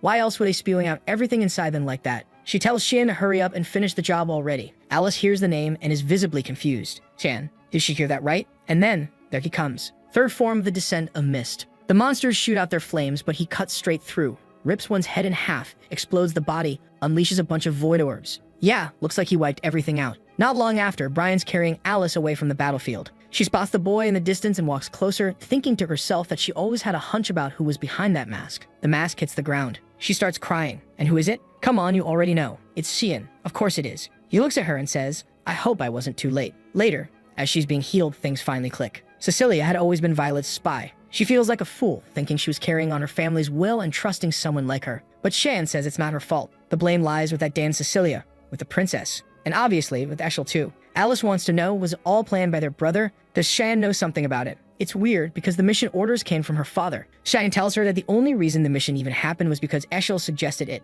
And of course her father does everything that guy says. She wants to know why. Shan says it's because that bastard wants to be the only one who carries on the family legacy. Alice scowls, saying that apparently he's even willing to kill his own sister for that. Though the tough act doesn't last long, she collapses to her knees, completely drained. Still, she wants to know, does Shan really believe that about Eshel? Is he sure? He just stares at her and says, "Of course I do. What? You think I'm joking?" Alice admits she always felt something was off, and it looks like Shan did too. What she can't understand is, how did no one else see it? Why did her father and everyone around them not notice anything? It's like Eshel has something she doesn't, some invisible power. And during the battle, she felt it too. Something was protecting him. When he should have been hit by that deadly strike, something blocked it. Shan remembers that moment clearly. He knew the dagger had landed right on the guy's neck, but something strange stopped it. And even now, he still doesn't know what that was. Something powerful enough to block even the demon blade. As far as he can tell, there's only one possible explanation. Alice says they need to tell their father, but Shan just goes, "What? Girl, please. That's an illusion. He's not going to listen to us." Alice insists if it's just her, maybe not. But if they go together, maybe there's a chance. Shan sighs and tells her she needs to start trusting him more. If they go through with this plan and it fails, all the Knights of Light will turn on them. Alice is confused. Why would that happen? But Shan remembers. In his past life, Eshel was always the center of attention. Everyone adored him. Everyone trusted him. He was the great savior. Even Shan himself had been a fanboy. He was the hero. There was never a doubt in anyone's mind. Looking back, it was strange. He wasn't just a knight. He felt like a religious figure. Even their father, who was sharp and observant, died trusting him. The Emperor, Lunel, ambitious as hell, also trusted him. Boris, a man obsessed with truth and sharp as a blade, he trusted Eshel too, without question. Even the idiot version of Sin didn't stop trusting until he was lying dead on the ground. But in that final moment, one question echoed in his mind. Why did I trust Eshel? There could only be one explanation. Shan says Eshel was the ultimate figure who inherited the authority of the most powerful god, Lumindal himself. The authority he received, the role of world savior. Back on the battlefield, it's total chaos. Everyone's yelling to protect the princes. Redhead and Albino are absolutely losing it, panicking like they're seconds from death. Meanwhile, Eshel is right there on the front lines, holding off a dragon. Mr. Platinum Hair starts gushing over him, but Eshel just snaps, telling the idiot to back off before he gets himself killed. The dragon charges in for another attack. Eshel activates the Judgment of Regis, his dark technique. The beast fires off a huge laser while the two brothers are over there practically clinging to each other. These two are something else. What the? Eshel just summoned the Dark Titanic Wall or something to tank the entire blast. The laser hits dead on, but then it just dissipates. Through all the smoke and fire, Eshel is still moving, still channeling attacks. The dragon watches, then Eshel lunges and slices it clean down the center. Yeah, no joke. That thing got cut 50% straight down the middle. Immediately, Eshel turns and asks if everyone's okay. And everyone starts cheering, praising him, calling him amazing. The great savior. Even the princes are saying they'll tell the king how incredible he is. Ah yeah, Eshel's not dumb. He's milking that clout from the royal brats. Meanwhile, back with Alice, she still doesn't understand why Eshel was chosen by Lumindle. Shan explains that Lumindle only needs one person, regardless of what kind of person they are. And obviously, once Eshel was chosen, trying to deny him was like denying the entire Church of Light. If they did that, every follower of Lumindle would come after them. Alice says it's hard to accept. These are the things she's believed in her whole life. What she can't wrap her head around is, how does Shan know all this? He just says he can't tell her. He's trying to keep her from getting too deep into this mess. But she's understanding. She places her hand on his shoulder and says she gets it. She knows he can't tell her yet. But someday, she hopes he tells her everything, and that he won't carry this burden alone. She bows her head a little, and it's kind of sweet. Meanwhile, she thanks Brian, and he turns bright red. Shan immediately tells him to calm down. Don't get that happy just because you talked to my sister. Then he turns to Alice and wants to know, what is she planning now? And the crazy girl says she's going to find Cecilia and get answers about why she betrayed her. Thank God Shan says he's going with her. Like, seriously, girl, what's your death wish? He says he's got the ring. He's sure they haven't gone far. Then the scene jumps to Violet's hideout. Suddenly, Cecilia's expression changes. She says someone's getting close, a manna she's never felt before. Violet tells her to relax. No one knows about this place. But mid-sentence, boom, the whole place explodes. An attack nearly takes her head off. A sword comes flying through the window and slams into the wall. And Cecilia instantly knows. That's Alice's sword, but she shouldn't even be alive. Next chapter kicks off back on the battlefield. Eshel detects a trace of teleport magic and a spell scroll. He tells everyone to find shelter. One of the soldiers asks him, do you really think Princess Violet is okay? Eshel just says, we'll find out soon enough. Obviously, the whole squad's spooked. There are monster corpses everywhere, lava flowing across the ground. Chaos. Back to Cecilia, now running. She's muttering that she thought the kid would be skilled because of the mana and that bloodlust. But turns out, it's just a child. He couldn't possibly be traveling with anyone else. She activates a skill from the Wanderer of the Wind and closes in. She's coming in fast with a sword strike that looks like it'll land, but the kid dodges. She commands to know who he is. Why has she never seen anyone from the Veers move like that? He just stares at her silent. She orders him to answer. Why does he have that sword? Did he save Lady Alice? Still no answer. So she gets ready. Says if he won't speak, let's see if he can scream. She charges. Left, right, up, down. Swipes near his stomach. Swipes past his ear. She's going for blood, but she hasn't landed a single hit yet. While thinking to herself that only a handful of knights could keep up with her speed, Cecilia pushes off a tree and launches in for another strike, yelling that it's over. But he just does a calm little hop to the side, dodging it like it's nothing. Now she's starting to wonder, does he actually move faster than me? Cheyenne, dude, the enemy is right there. Stop standing around like you're in a Kalon commercial. She's burning with rage. He hasn't even drawn his weapon. She darts left and right like a damn Pikachu, charging again and yelling at him not to underestimate her. Sharp Tempest. A clean slash, massive explosion, shockwaves everywhere. Blades cutting everything in their path, but Cheyenne's just standing there, orb in hand. Cecilia can't believe it. And Fen. He activates the Void Sphere, makes one clean motion. Boom. He slices the mountain in half. She's blown away again. Literal explosion. In the middle of the dust and rubble, he approaches her body, crumpled on the ground. She mutters, barely conscious. What a pathetic way to lose. I never thought I'd die in a place like this. He really is the Grim Reaper, not even saying a word. But now that she's dying, she just wants to know. Is Lady Alice still alive? That's when, for the first time, Shin actually speaks. He says he's curious. Why does she look so relieved? Most people about to die would be terrified. Cecilia responds,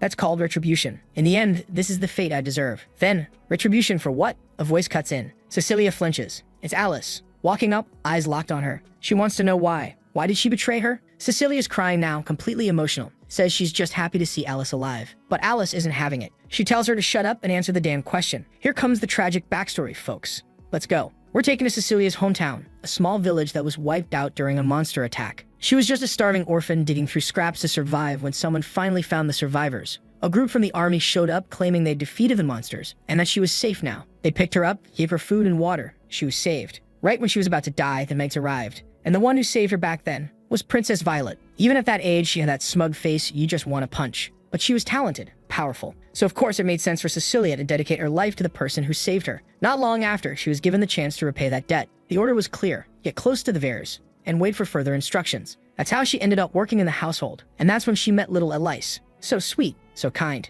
But now, she regrets everything. She should have just died in the ruins of that village. Then just today, Violet arrived and said, "Today, Alice must die. She's a threat." Alice, confused, asks, "What threat? What the hell are you talking about?" Cecilia explains, Violet has always seen the Veres as threats. Because of their connection with Lunel and Eshel, she always believed the Veres were allies of Lunel. So when she saw herself under attack, she must have thought it was all a plot by the Veres and Lunel to wipe out the rest of the competition. Cecilia says Violet is nothing like Alice. Alice actually trusted her, believed in her until the very end. But Shan cuts in, "Don't. Stop trying to justify it. Just admitting she was wrong doesn't mean she deserves forgiveness." Cecilia is shaken. Alice tells him to hold on, just listen a bit more. But Shan already drew his blade, tells her this isn't some light matter. Cecilia, she accepts it, says she's ready. Meanwhile, Alice is desperately pleading, asking him to wait to listen to think. Ryan gently tells Alice to calm down. Trust in Master Shingen. Then, Shan raises the dagger, swipes it. Blood hits the ground. Looks like she's dead. And the scene cuts. We're in Violet's room. Everything's been torn to pieces.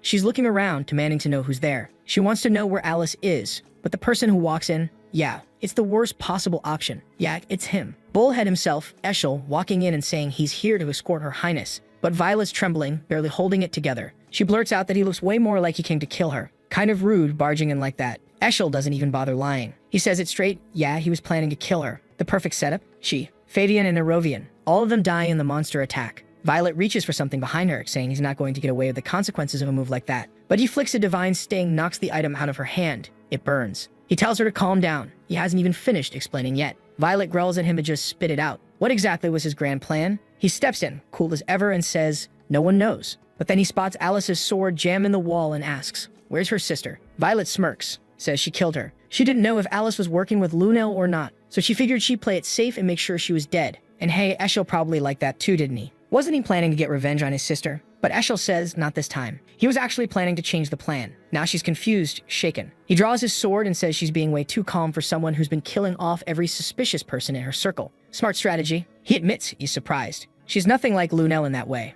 Now Violet's bluff is backfiring. She faked the whole Alice is dead line, but now realizes Eshel really doesn't care. Eshel then says the whole plan was doomed from the start, so he's just going to report back to Lunel that everything failed. Violet, on edge, demands to know what he really wants from her. And Eshel calmly replies, he's suggesting that she joins his plan. That gets her attention. She asks, isn't he always been on Lunel's side? But he answers that they're just business partners, nothing more. Violet sits back on the bed, arms crossed, not buying it. Says she doesn't believe that for a second. Eshel doesn't care. He tells her to believe whatever she wants. Lunel was just another piece in the bigger picture. Right away, Violet's mind is racing. She's convinced Eshel's trying to take control of her entire empire or something, and there's no way she's helping him with that. But he shuts that down. He's not interested in any empire. She presses him. So what do you want then? He answers, I want the eradication of evil. He says he's going to remove everything bad from this world. Violet's skeptical. Are you serious right now? He readies his sword and says, you'll find out. Only thing he knows for sure. A piece of that evil just showed up nearby. The ground starts cracking. A weird, creepy mana floods the room. It sends chills up his spine. Something primal,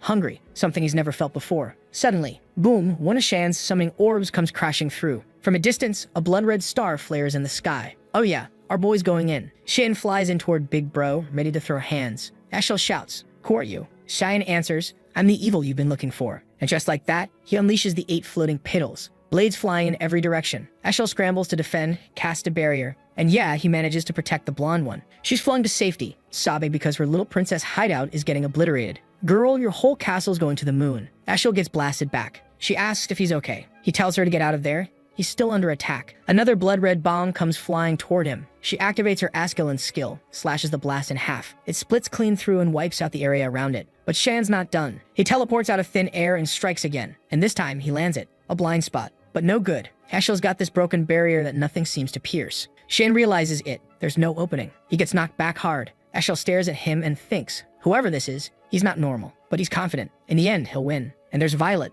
looking way too flushed, way too excited. Like she thinks she's the main heroine now. Then Cyan turns to Karim and asks, what's wrong? And she winces. Says, it hurts. It hurts like hell. Like her entire body's being torn apart. Obviously, that pain was from Eshel's barrier. He turns to Cyan and asks why he stopped. Didn't he show up saying he was gonna bring the end of everything? So what's he waiting for? Truth is, Xian would love to kill him right then and there. But seeing how he can't even scratch that barrier, and not even understanding what the hell it is, yeah, Best move now is to fall back. That's when he pulls out of the ring the shield and umbrella soaked in Cecilia's blood, and Violet immediately wants to know what the hell he just did. He simply says, "That girl's been purified." Violet doesn't get it, and Eshel spells it out. "She's dead, sweetheart." Now he's starting to put the pieces together. He just wants to know who ordered Cian to do this. Shan replies, "I am the mist, and the mist, they don't forgive anyone." But this wasn't some divine purification. This had a different purpose. Eshel seems surprised. So if the mist is acting again, before he can say more, Cian disappears. Eshel's left alone, frustrated as hell. Why are so many people suddenly standing in his way? All this time, maybe it was the mist screwing up his grand plans from behind the scenes. Scene shifts to a nearby waterfall. Karam's clutching her head, groaning that it hurts like hell. Shan's confused. She says she's never felt anything like that. It's like she couldn't even touch him. Yeah, the situation's way worse than they expected. But Shen has got a possible solution. A Durin Dark elemental stone, a crystal of divine purity. It's just a theory, but he believes they can beat Eshel with it. That's when Karam grabs his arm and begs him not to do it. That item could straight up kill him. Just then, Alice shows up. Cyan shrugs it off for now and says they'll talk later. Right now, he's got people to protect. He's not repeating the mistakes of his past life. Also, seriously, why didn't he just kill Cecilia already? Forgiving that traitor? But no, he swore if the enemy's stronger than expected, he just has to get stronger himself. Sounds like a solid plan to me. A while later, Alice hands him something. It's the symbol of Marion. Normally, no one's allowed into the spiritual realm, but with this, he can enter a place called Fruina. She tells him to be careful. Oh, for the love off. I thought the hooded figure was Shan again, but nope, it's Cecilia, crying her eyes out, whispering thank yous. Alice turns her back and says she hasn't forgiven her, and she better not show her face again. Cecilia says she understands and walks off. Up on a rock, Karam watches the whole thing and asks, are we really just letting that girl go? Maybe we should have just killed her. But Cheyenne says he already did kill her in his past life. And thinking back, there was no need to kill her then either. When he found her, she was already broken, crushed by guilt for murdering his sister. All he did this time was lighten her burden. Maybe one day, she'll pay that debt. Then we cut to the moment earlier, when he killed her.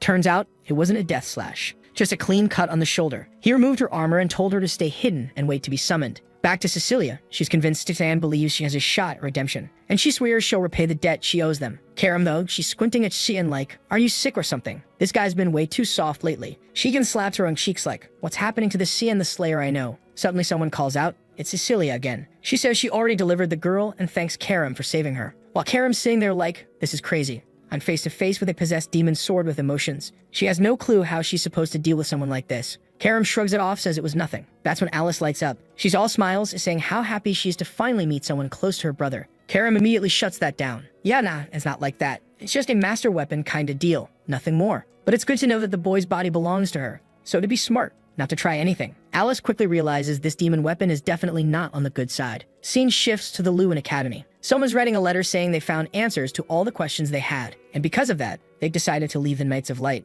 Ah, it's Alice, of course. She says those people have strayed from the path of righteousness. The ones they're trying to protect aren't the ones who should be protected, and the conscience of her own household is being corrupted by all this. Even her father is letting it happen. She says she'll be visiting him soon because there's something she wants to talk about regarding her brother Eshel and Prince Lunel. But for now, she just asks him to take good care of Cian. The headmaster sighs, thinking how messed up all these noble families are lately. One thing that hasn't changed, though, Alice worrying about her brother, like always. At least he can pretend he'll look after the kid like she's always asking. He then apologizes for making Boris wait. Boris says it's fine. The director asks how things are going at the academy, and the bastard calmly says he's adjusting just fine. Then the old man hits him with the real question. So when were you planning to tell me you're working for Prince Lunel? And why the hell he's been keeping it a secret? Boris, totally stone-faced, says he never hid it. No one asked. Besides, it's got nothing to do with his job there. The director now wants to know the real reason he's even at the academy. Boris says he was looking for someone. The director, did you find them? Boris, yes. And boom, he's fired on the spot. The director says if the person he found is who he thinks it is, Boris needs to get out before he tries anything else. Boris is practically shaking now but says he understands.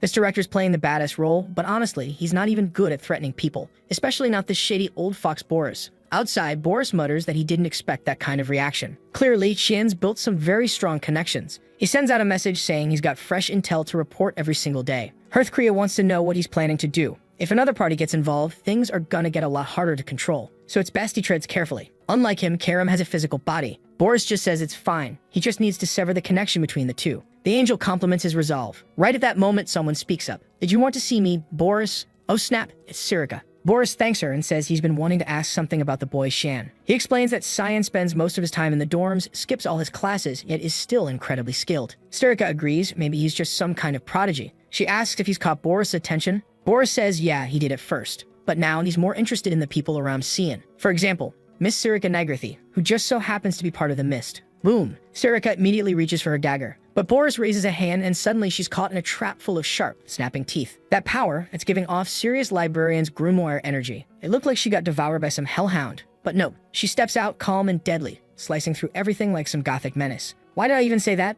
She's terrifying. She activates the power of the god of the black mist. Boris is straight up shook. He wasn't expecting this. She's actually forming an entirely new domain. Turns out that's how she's been hiding her mana from the rest of the world. Surika says she has no idea how her identity was found out. But now that he's pulled this stunt, his life has to end here. If death is what he came looking for, she'll happily grant it. Boris opens the book saying this isn't going to be easy, and Surika replies that he may be full of confidence now, but she wants to see how long that's going to last. Suddenly, they're both surrounded by a bunch of assassins, and she calls out to Boris, saying it's time to begin his purification. The pages flip, and he says fine, he can handle everyone there. The scene shifts to our boy's room, with Emily calling for him, saying that Dad's home. He steps through the portal with Brian, who looks like a total fool. Nan throws herself into his arms, saying she missed him, while Brian immediately heads over to Emily, asking for something to eat. Our boy notices that strangely Nan is growing bigger. He asks if she's okay, and she says yes. She's been getting along with Surika just like he asked. He realizes that her training with Surika must be going well then. Some time ago, he asked Surika to start training Nan so she could learn to control her emotional collapses. He didn't want a repeat of what happened at the blood banquet. Surika's training obviously isn't easy, but when it comes to controlling instincts, she's the best. He compliments Nan, telling her she's really putting in the effort. She agrees, but says that today, Surika told her there wouldn't be training because she had other plans. San is already curious. What plan? Karim says it's probably a purification. That's because, well, Karim was the one who requested Boris be purified. Shan looks confused, and she explains that Boris is working here as an instructor. And of course, it'd be easy for Surika to get close to him since they work in the same place. Shan responds that there's no way Eru would have allowed something like that. Didn't he know who she was fighting against? Karim asks if he's talking about the scripture, like Surika and Misty couldn't handle that. Then right away, our boy says she must already know about Hearthcray too. And it looks like he didn't realize she didn't know, because now both of them are confused. Honestly, I thought everyone was already in on everything. She's standing there looking all dazed and half asleep, saying she thought it wouldn't be necessary. Sometimes we forget she doesn't really know he can see the future. He's hiding it, she's hiding stuff too, but they're still on the same side. It's a whole mess. So he says they don't have time to waste. That guy's bloodline is the real threat. Then he tells Brian and Nan that he's heading out. But when he sees Brian eating that poison Emily made, he has to ask why. Poor Brian says he was just too hungry and asks if Shion wants him to come along. Our boy says no, he's only taking Karim. And strangely, he's amazed Brian is still alive after eating that. He tells him to take Nan and Emily to Brno. Nan, confused, asks if Dad is already leaving. He says unfortunately, yes, it's too dangerous for them to stay here right now. They don't need to worry though, they'll take care of it. He leaves them in Brian's care. Cut back to Surika, who says the more she looks at Boris, the more disgusting he seems. Seeing the number of zombies around, she suspects the blood banquet might have been his doing. Those puppets all give off the same aura. Smiling, Boris asks if she's already getting tired. Strange, since that was just the appetizer. The main course was on its way, with dessert. Surika dodges another attack, but she's surrounded on all sides. She activates the Raging Mist Tempest skill, and every skill in this series is a whole mess of slashes flying everywhere. She unleashes 8 fluttering petals along with Bloodthirst Surge, but even then, Boris is still just floating there calmly, casting Lance of Judgment as the clueless ones run for their lives. She notices, strangely, that he's using a ton of high-level skills, and she doesn't even have time to breathe. One more puppet sneaks up behind her, and she has to dodge its grab by stepping up onto a pillar. Oh my god, the girl doesn't get a single second to breathe. She can't even pull off another skill. She uses something called Nadusting and Boom. Explosions everywhere, sweeping through the sky. She can't understand how each one of those puppets had that much mana inside. Clearly, that's not normal at all. Whoa, the whole area just got vaporized. You're not killing my little purple goth like that, Boris.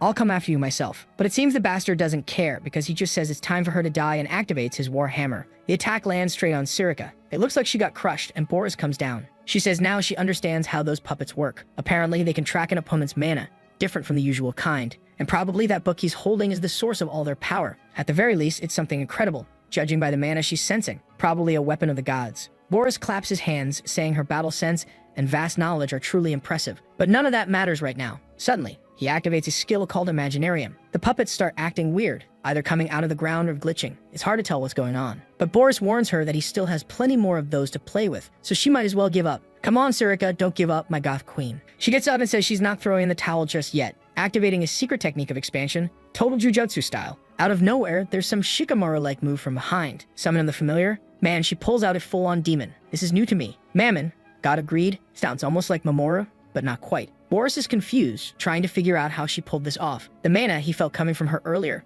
completely gone. Mammon is roaring and the puppets are all trembling, but they still charge in recklessly. Obviously, they get slapped silly and smashed into the ground. Wait, Nope. Turns out they're like cursed ants clinging to his arm. But then Mammon activates some kind of spikes and pierces through everything. From a distance, Boris says it's unthinkable that she would create a demon like that with her own mana. She's truly talented. But even so, all it was going to do was buy some time. At this point, she's completely drained, just a hollow shell with no mana left. Oh no, what just happened? Why is Sirika's hair white now? I've got a bad feeling about this. Boris says that even casting a simple spell will be hard for her now. Unfortunately, her choice was a mistake. But she suddenly lunges at him from the side, saying it looks like he thought he wasn't in any danger. She strikes, and those protective shields of his show up again. Every time with that same pattern. Boris is startled he can't keep track of her movements. How is she still this fast with no mana at all? That rapid combo of attacks back and forth. The barrier starts cracking, then shatters. She spins her blade and slips through the gap. He's completely panicking. She goes in for a heavy blow, telling him it's checkmate. Come on, Sirika, for the love of everything. Win this.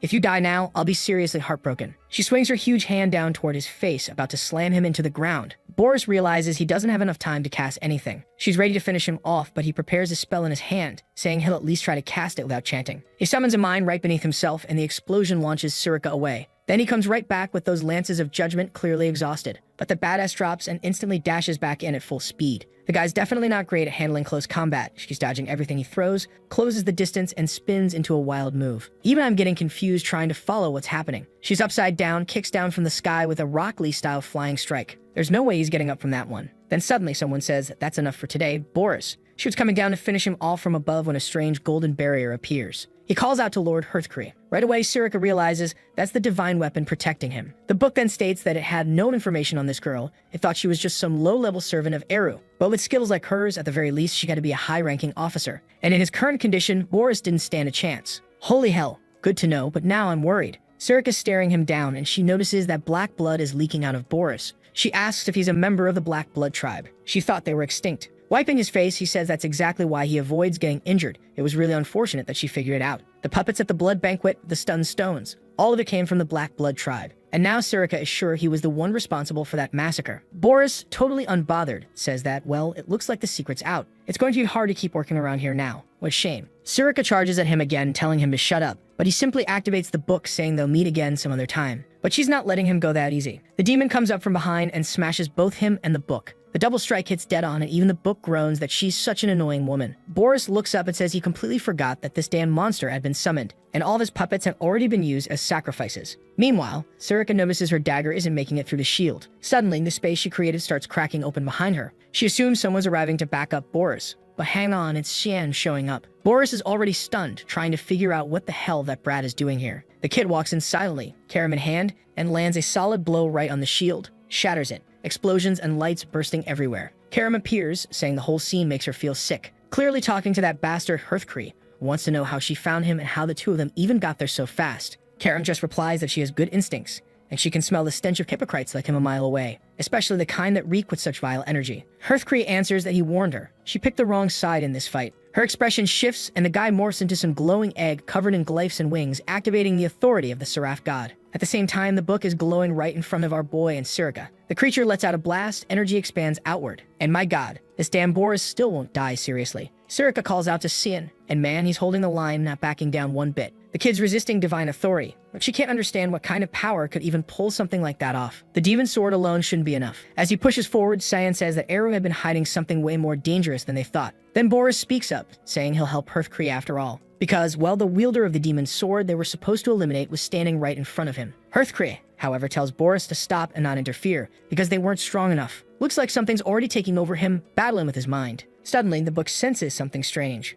A dagger slices through it. Wait, did Shan just tear through the book? And then he stabs Boris right in the chest. Boris can't even comprehend how that brat managed to break through Hearthcree's protection. Now he's sure that cursed fog covering the sun, that was the symbol of Xian Vert. That boy is the blade destined to be pointed at Eshel in the future, and he has to get rid of him now. From afar, Sirika can tell by the amount of mana he's using that Shin won't last much longer. She has to act before it's too late, and she's clearly getting pissed, teetering on the edge of horns coming out, going full rage mode. I don't even know what's happening anymore. Our boy's got the knife lodged in the idiot's chest, The guy's trying to push him back, no idea who's overpowering who right now. But Shan activates the unshakable roots of the great tree. Boris clenches his teeth and sends a hellhound lunging in for the bite, but Sirika jumps in to save him. Look at her activating the unified demonic human form. Our boy is stunned, then suddenly, he sees that strange egg-shaped thing again, covered in glyphs and wings. The mana just keeps growing and the whole area is exploding around them. Right then, Sirika realizes her mist domain has been completely overridden, and in the blink of an eye, they're back in the forest. It failed the purification. Shin instantly gets up, demanding to know why the hell she stopped him. She just replies, obviously, that she saved his life.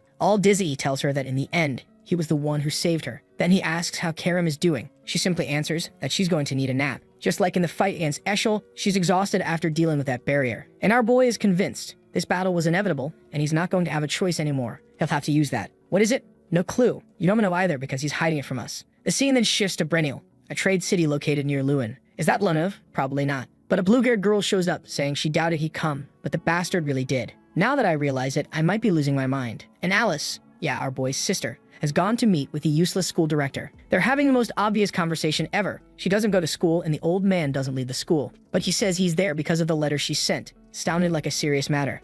She assumes it's about her leaving the Order of Knights, but he replies that he figured she'd eventually follow her own path. What the family wants doesn't matter. It's what she said about Eshel and Lunel that really caught his attention. Alice grabs her glass and wants to know if he has any information on Eshel. The old man says no, but asks what she thinks would happen if Eshel became the family's leader. Alice says plenty of talented people join the Knights of Light, so he'd probably become the leader of the Empire's strongest army. The director agrees and says Lunel would side with him and would also lead the Knights of Light. Alice says that's exactly what worries her most and wants to know what the old man thinks. He tells her about that time when Sian asked him what was more important, the Empire's prosperity or the family's honor. It was almost like the kid already knew what was going to happen. And now he realizes he hadn't been careful enough about what they might have already done. Alice questions what he means by Shan knowing the future. He stands up, saying he's not certain, but for now, she should leave the Empire. She doesn't understand why. He just says a major disaster is about to fall on this place. He'll do what he can to set things right, but there are no guarantees. She's still confused, and he brings up the possibility of a coup d'etat. He's starting to see signs of internal power struggles for the throne. Back in the trade city of Brno, our boy's daughter is all emotional, going on about strange fruits, weird people,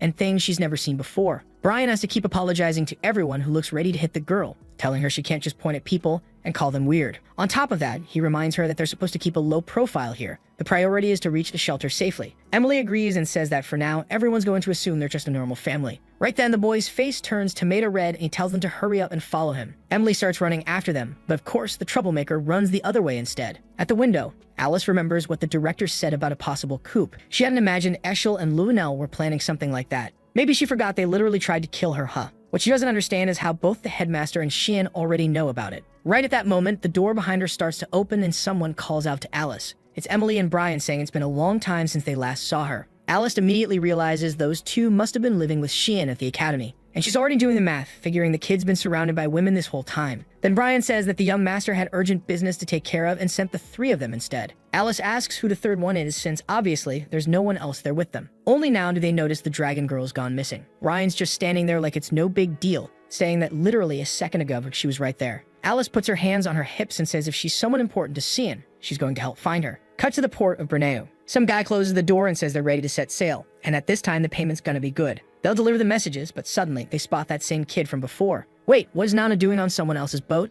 They start wondering if the child isn't scared to be walking around alone like that. One of the men at the front calls out to her, asking where her parents are, but she just points toward the ship and says she smells a strange but familiar scent coming from in there. The two men look at each other, seeing a perfect opportunity for easy money. They turn back and say there's lots of yummy food on board. She asks if it's sweet. Of course the guy says yes, thinking to himself that this girl is way too old to fall for the candy trick. He has no idea who she is, but she's clearly not all there. Nana asks if she can have some. The two guys say of course, they're nice people, trustworthy even, and she can have as much as she wants. But then she remembers what Sayan told her about people offering her sweets. Seems like she remembers, but just doesn't care because she walks straight toward the ship while they tell her to go on in. It's full of tasty stuff. She also remembers Sian warning her never to go into random places, especially if they're dark and closed off. And yet there she is, stepping right in while the guy's thinking to himself that she really is an idiot. In her memory, we see the moment they kick the door shut, and one of the thugs says they got another prize. Today's their lucky day. Inside, Nana sees a bunch of cells. She asks where the candy is, but all she sees are a bunch of kids. That's when it hits her. She stares at the door, realizing she got lied to. The poor thing starts crying, apologizing to San, saying she got tricked even after all his advice. But then her nose picks something up again, something familiar. She heads to the back of the room, finds a cage, and when she pulls the cloth off, she sees a high-ranking monster, a red null. The monster is raging with fury, but she gently pets it, and suddenly is acting all soft and sweet. She wants to know how it ended up there, and decides she's going to let it out. With a wag of its tail, she opens the cage by hand, telling him he's free now. Then someone calls out to her, and it's the other kids in the cells asking to be freed too. And of course, she's going to go around freeing every last one of them. The scene shifts back to the guys who kidnapped her. They're meeting with the captain, saying everything's ready. A chubby guy named Tolino says, all right then, it's time to set sail. The dwarf on the crew wants to know if they're going to negotiate with their own kind. The guy says yeah, Morris has disappeared out of nowhere and the Gray Merchant Union is done for. Now that they don't have to pay taxes to anyone, all that money's going straight into their pockets. Especially since the Guren Association pays extra for young children. The dwarf, though, is already sensing danger. Chaos is coming. This whole situation with merchant unions getting wiped out left and right,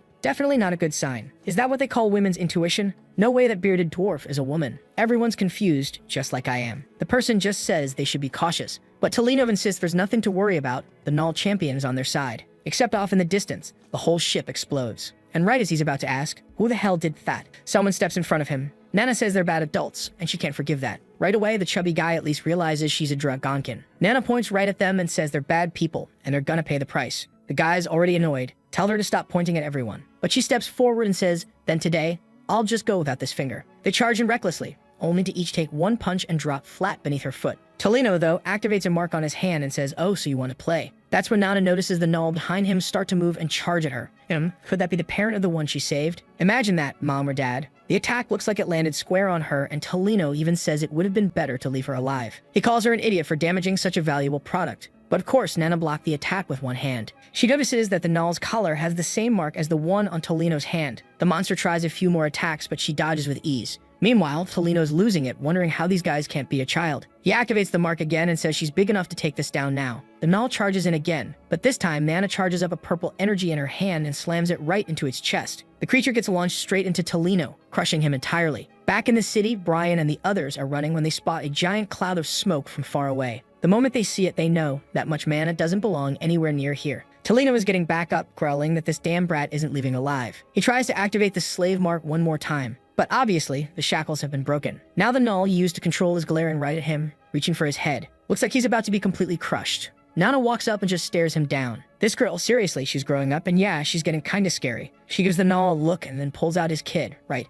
knew it. So cute. She tells him she already figured out that the mom is looking for him. Nana smiles, all blushing, grabs the little guy and starts walking away. And just like that, she starts thinking about how much she misses her own dad too. Suddenly, someone behind her says thanks for saving them. She turns around and sees the kids from the cages. Now the problem is, she doesn't know what to do with all of them. And of course, those three crooks in the background try to sneak away. She tells them to freeze right there. They'd be taking responsibility and escorting these kids back home. If not, they'd get eaten, literally. The poor guys have no choice. And that weird little dwarf just says they got the message. With that, the terrible trio heads off and Nana's left wondering if Sheehan will praise what she did. She finally managed to do something good, for once, without causing any problems. Then someone puts a hand on her head. Where did you even come from, you sneaky thing, she says. And he praises her, telling her she really did something great. She asks how he found her, and he just thinks to himself. With mana like that, it's harder not to find her. The moment he saw the shelter was empty, he already guessed she disappeared. And now when he catches Emily and Brian, they're seriously getting scolded. All gentle, he tells Nana that he can find her no matter where she is, because he's her dad. While Nana celebrates, he can't help but notice just how insanely powerful her mana already is. Then here comes Brian, yelling out for the young master, completely panicked, saying he's so glad Nana's okay,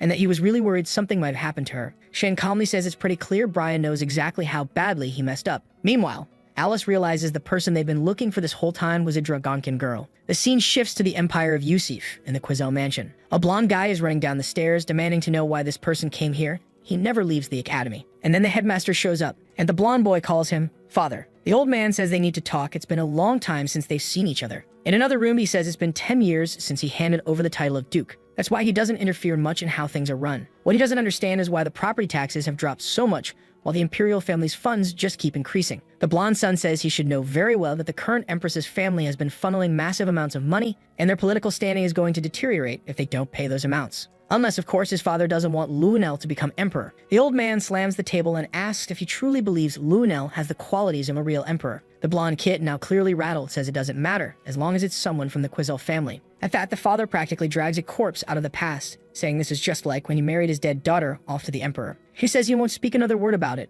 but all support for Lunel is to be withdrawn immediately. As he turns to leave, the son asks where he's going. He replies that he's heading to the palace. Cut to the Verde estate, man, it's been a while since we've seen that place. Eshel is there, saying it seems they figured out who the owner of the demon sword is. Even after preparing the perfect plan, it looks like he'll have to worry about everything falling apart again. And on top of that, Alice leaving the order came as a surprise. At least now he holds an even stronger position as heir to this place. But he noticed something. Her eyes were filled with resentment. Could she already know something? That thought is starting to make him angry. Suddenly, a portal opens beside him, and out stumbles Boris, completely wrecked. Eshel immediately wants to know what happened, and if this is the real appearance of the Black Blood tribe. Boris apologizes, saying he didn't want to reveal this form. But Eshel just demands to know who did this to him. He thought Boris was still at Lewin Academy. Boom, truth bomb. It was his own brother, Cian, who left him like that. Eshel is visibly shaken, but Boris says that at least he completed the mission. He acquired the mana from the demon sword that was found at the blood banquet. Now, he finally knows who the blade belongs to. It clicks for Eshel. From the beginning,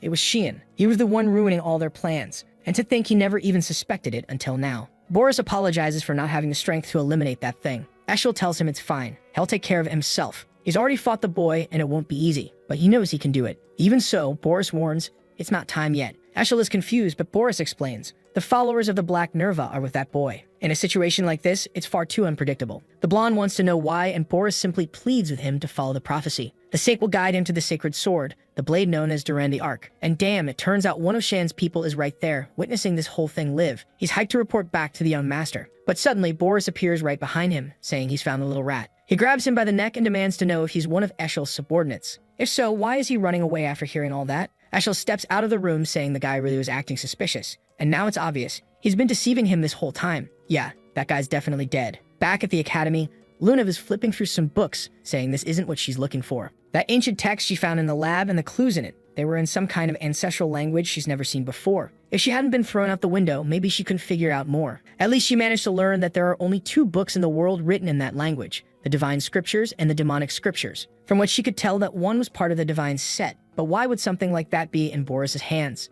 As she's there, deep in thought, trying to understand how this all connects to the Garan Association, Erin suddenly appears and calls out to her. She wants to know why Luna looks so serious, but Luna, of course, wants to know what she's doing there. Strangely enough, Erin jumps straight to the point, asking if she's seen Cian around. Where's that black-haired boy? Luna replies that no, she hasn't seen him. She spends all her time in the library, and he rarely comes by. But is Erin missing him by any chance? The braided girl immediately flares up, saying, not a chance. It's just that the weirdo said he was coming to school, and then suddenly stopped showing up. She doesn't get it. Lunav says he'll turn up soon. Erin asks how she can be so calm about it, and Lunav simply answers, because that's just how he is. Erin's left speechless, staring at Luna while the contemplative music practically plays in the background, until suddenly, Rezimus bursts in saying they've got a problem. What is it? Rezimus hands over a card from the palace. Erin takes a look and immediately recognizes her father's handwriting. Something on it confirms strong ties between the Vert family and the palace. It was a marriage notice between the 5th princess, Erin Severus, and Cyan Verte. Wait, what? This was a promised engagement. Some kind of future union between the 2 families.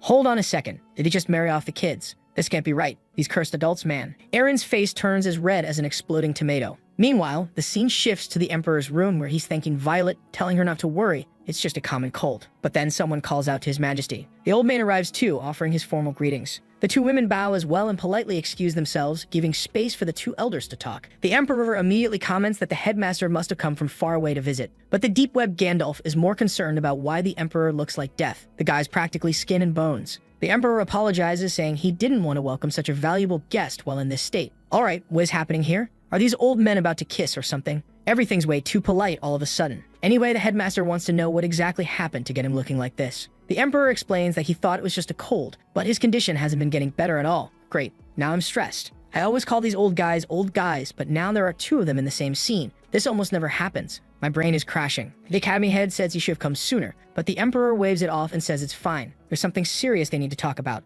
After all, he knows full well the headmaster wouldn't leave the academy unless it was important. Then he asks, does he have any concerns about Luminel? The director confirms it. From the sound of it, the Emperor already knows. At first, the headmaster didn't think it was that big a deal, but things are definitely serious now. The Emperor starts forming a little energy sphere in his hand, saying that as long as he's alive, that boy won't cause any problems. Yeah, well, you're forgetting the part where you're basically dying in bed, aren't you? And the academy director notices that too. The Emperor's mana, while still strong, is wildly unstable. It's not just his appearance that's decayed. But then the Emperor brings up something else that's been bothering him. He wants to know how Princess Erin's been doing at the academy. The headmaster says she was Eshel's student. Not only did she work hard, but she had real talent too. He's confident that before long, she'll become a true princess. and that the emperor has nothing to worry about. The father lets out a relieved breath, saying she was always such a crybaby and used to worry so much about what would become of her. But it looks like she's changed a lot ever since meeting a certain boy. Obviously, right? It's the black-haired kid. And yep, now the emperor says he's decided to marry her off to him. Just like that. Doesn't even care. Strangely enough, the headmaster just sighs.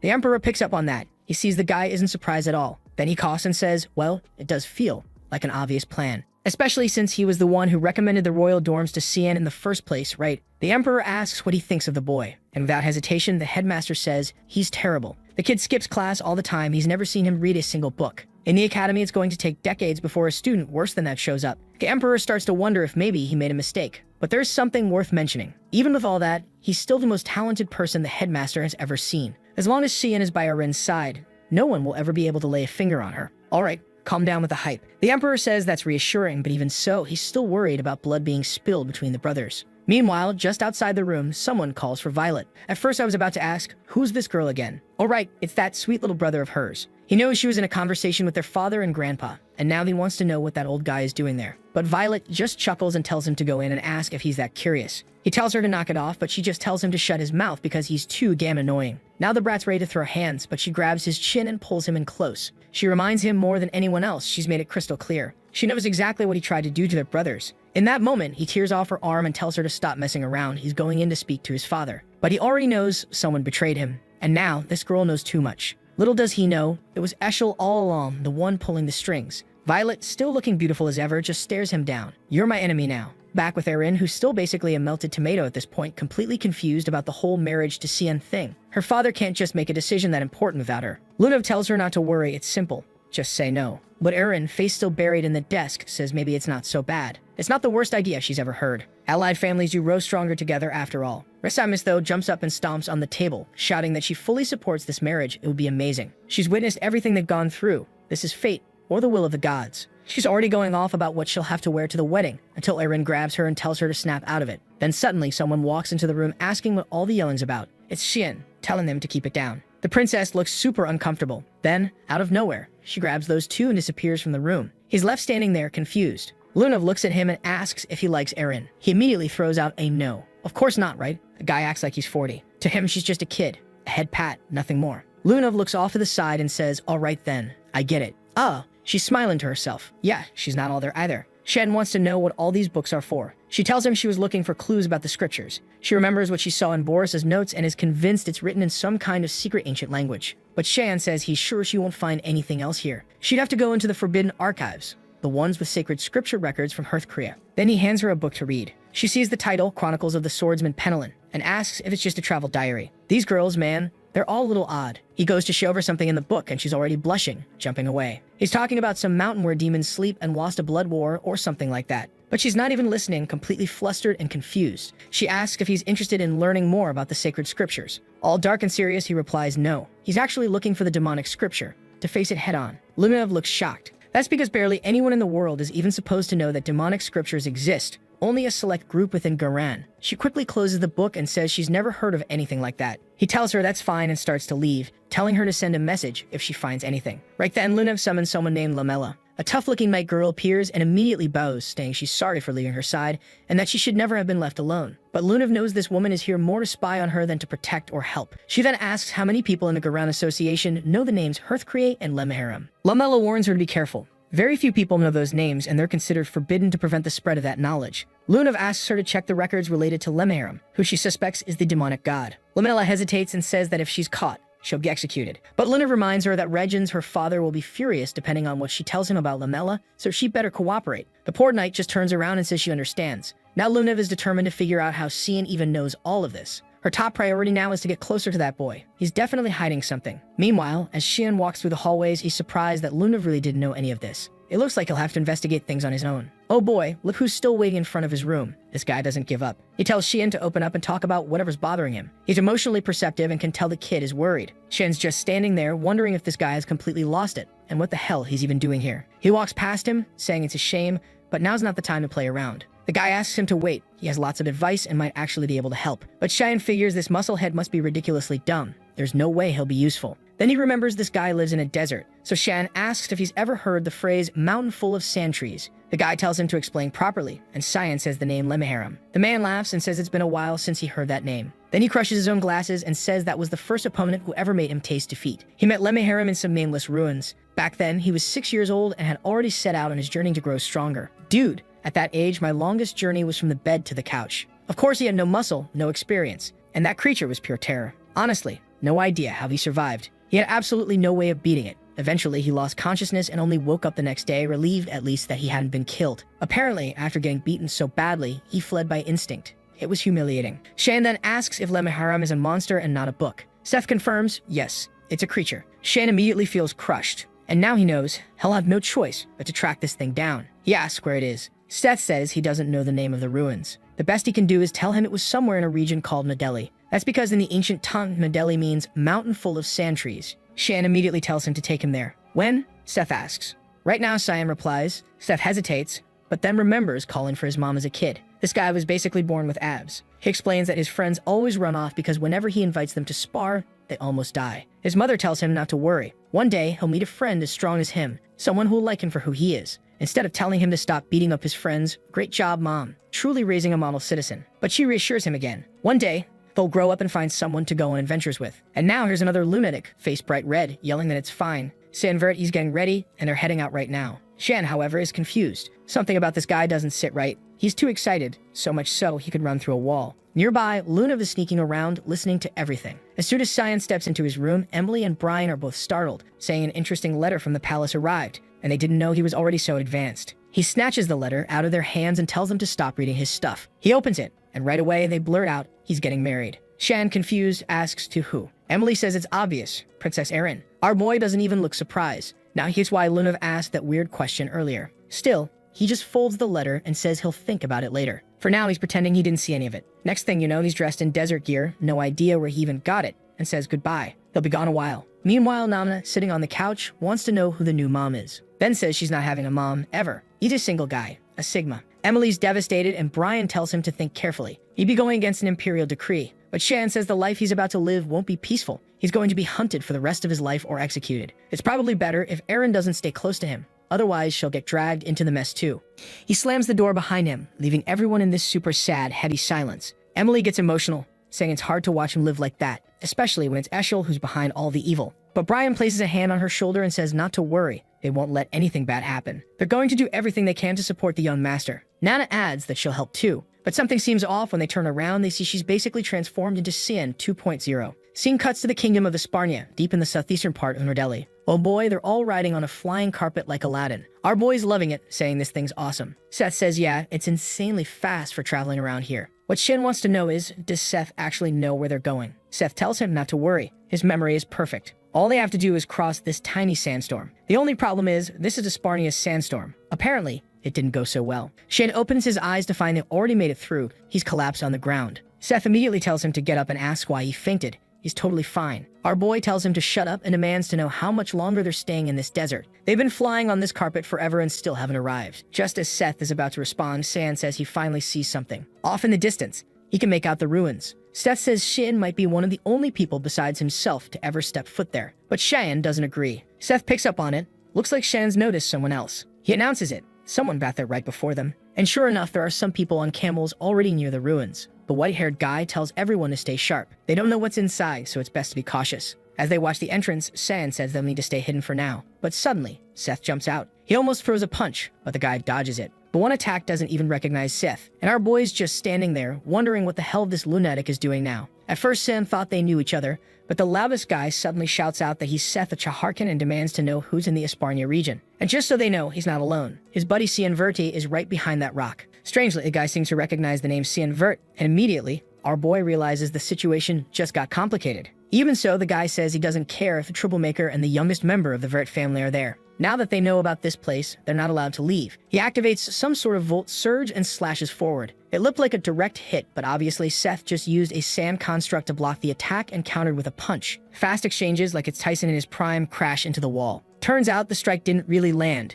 It only scratched the guy's face. Snowhair is starting to realize he overestimated both of them. Meanwhile, Seth's more upset that he missed than concerned about the fight. The guy yells at him to stop being arrogant. This is serious. he could die here. Then he glances back, only to see Shan had already dealt with his team. Our boy went full Dragon Ball Z, flared his aura, and declared they wouldn't be forgiven. But suddenly, another voice tells him to stay where he is. He glances to the side, and what the hell? There's Lamella growing stronger beside Lunav. Yeah, it's safe to say Shan might actually have a shot with this one. Lunav calmly tells the guy, rings for it to lower his sword. She says both of them are with her. He immediately apologizes, bows his head, and is turning red as a beet. Why? No idea. But it kinda looks like he's flustered. He's clearly into her. Weird guy. Lunav turns all cheerful and asks how Shan's doing. He just replies that he's fine, but he doesn't understand what she's doing here. And strangely, the weirdo responds by saying she found him because he smells nice. Cue Karen fuming with jealousy. Yep, it's obvious now. He likes Lunav. Better call the FBI on this oddball. Something ain't right. Back to Nana, who's now using Polymorph to become Xian 2.0. Sirikit is standing in front of her, saying this proves she's entering the age where she'll become a true dragon. The transformation wasn't perfect yet, but soon it would start to stabilize. Of course, that's a basic ability for dragons, hiding their true forms. What she finds odd is that Nana somehow activated this ability on her own without ever having seen a real dragon. Brian starts squitting bullets. He's not about to admit that actually she has seen one. In fact, Xian already killed 2. Sirika wants to know exactly where that black-haired brat is. Brian says he has no idea. He just said he was stepping out. Sirika huffs, saying she gets it. He's always disappearing, that damn kid. She slams the door, and the two of them sigh in relief. Back in the desert, obviously everyone wants to enter the ruins now. But Karen Rainsker says this place is way too dangerous for just the 3 of them, even for Lunav. She, however, tells him she's never heard of anyone coming back alive from this place. And if that's the case, it's better that they all go in together. If they go one at a time, they'll just end up dead. She says she trusts the 2 of them, but they insist it's not worth the risk. That's because they're already above the 7th star. With them here, things change drastically. That's when Seth raises his hand and says he's already been in there and made it out alive. The others doubt him, saying that's impossible. There are no records of such a thing. But Seth says that once they go in, he can prove it. They'll see a bunch of lizard men near the entrance. Shan knows those creatures are high level, and it's odd to see them right at the beginning. Oh, and there's another problem. They broke the entrance open earlier, meaning one of those lizard men is about to come out. Cyan tells everyone to get ready. Whatever they were expecting to find inside is already on its way out. Our wonderful Lamella instantly draws her sword, declaring she'll protect Lunav. The others charge in too, shouting that they'll help. One guy fires off a perfect lightning strike. Lamella unleashes a blinding slash, and Lunav starts freezing everything in sight. But the creatures just keep coming, until someone suddenly pulls a sphere out of the void. Is this guy trying to be Gojo? Look at this guy conjuring a bunch of purple void orbs and launching them, ripping those monsters to shreds. Now the same people who were acting all tough are practically trembling, trying to figure out what the hell they just saw. Countless high-ranking monsters were erased in a single skill. The 2 of them are standing there ice cold. Someone finally asks how he pulled that off. Of course it's Seth, mad as hell, yelling for him to stop using those overpowered abilities. He was just about to shine, damn it. Shin simply walks ahead, saying he'll clear everything out himself. He's not their tour guide. Lamella says this place doesn't feel like a regular ruin. Lunav agrees, places like this don't usually have defense systems like that. You could tell the entire environment was held together by mana.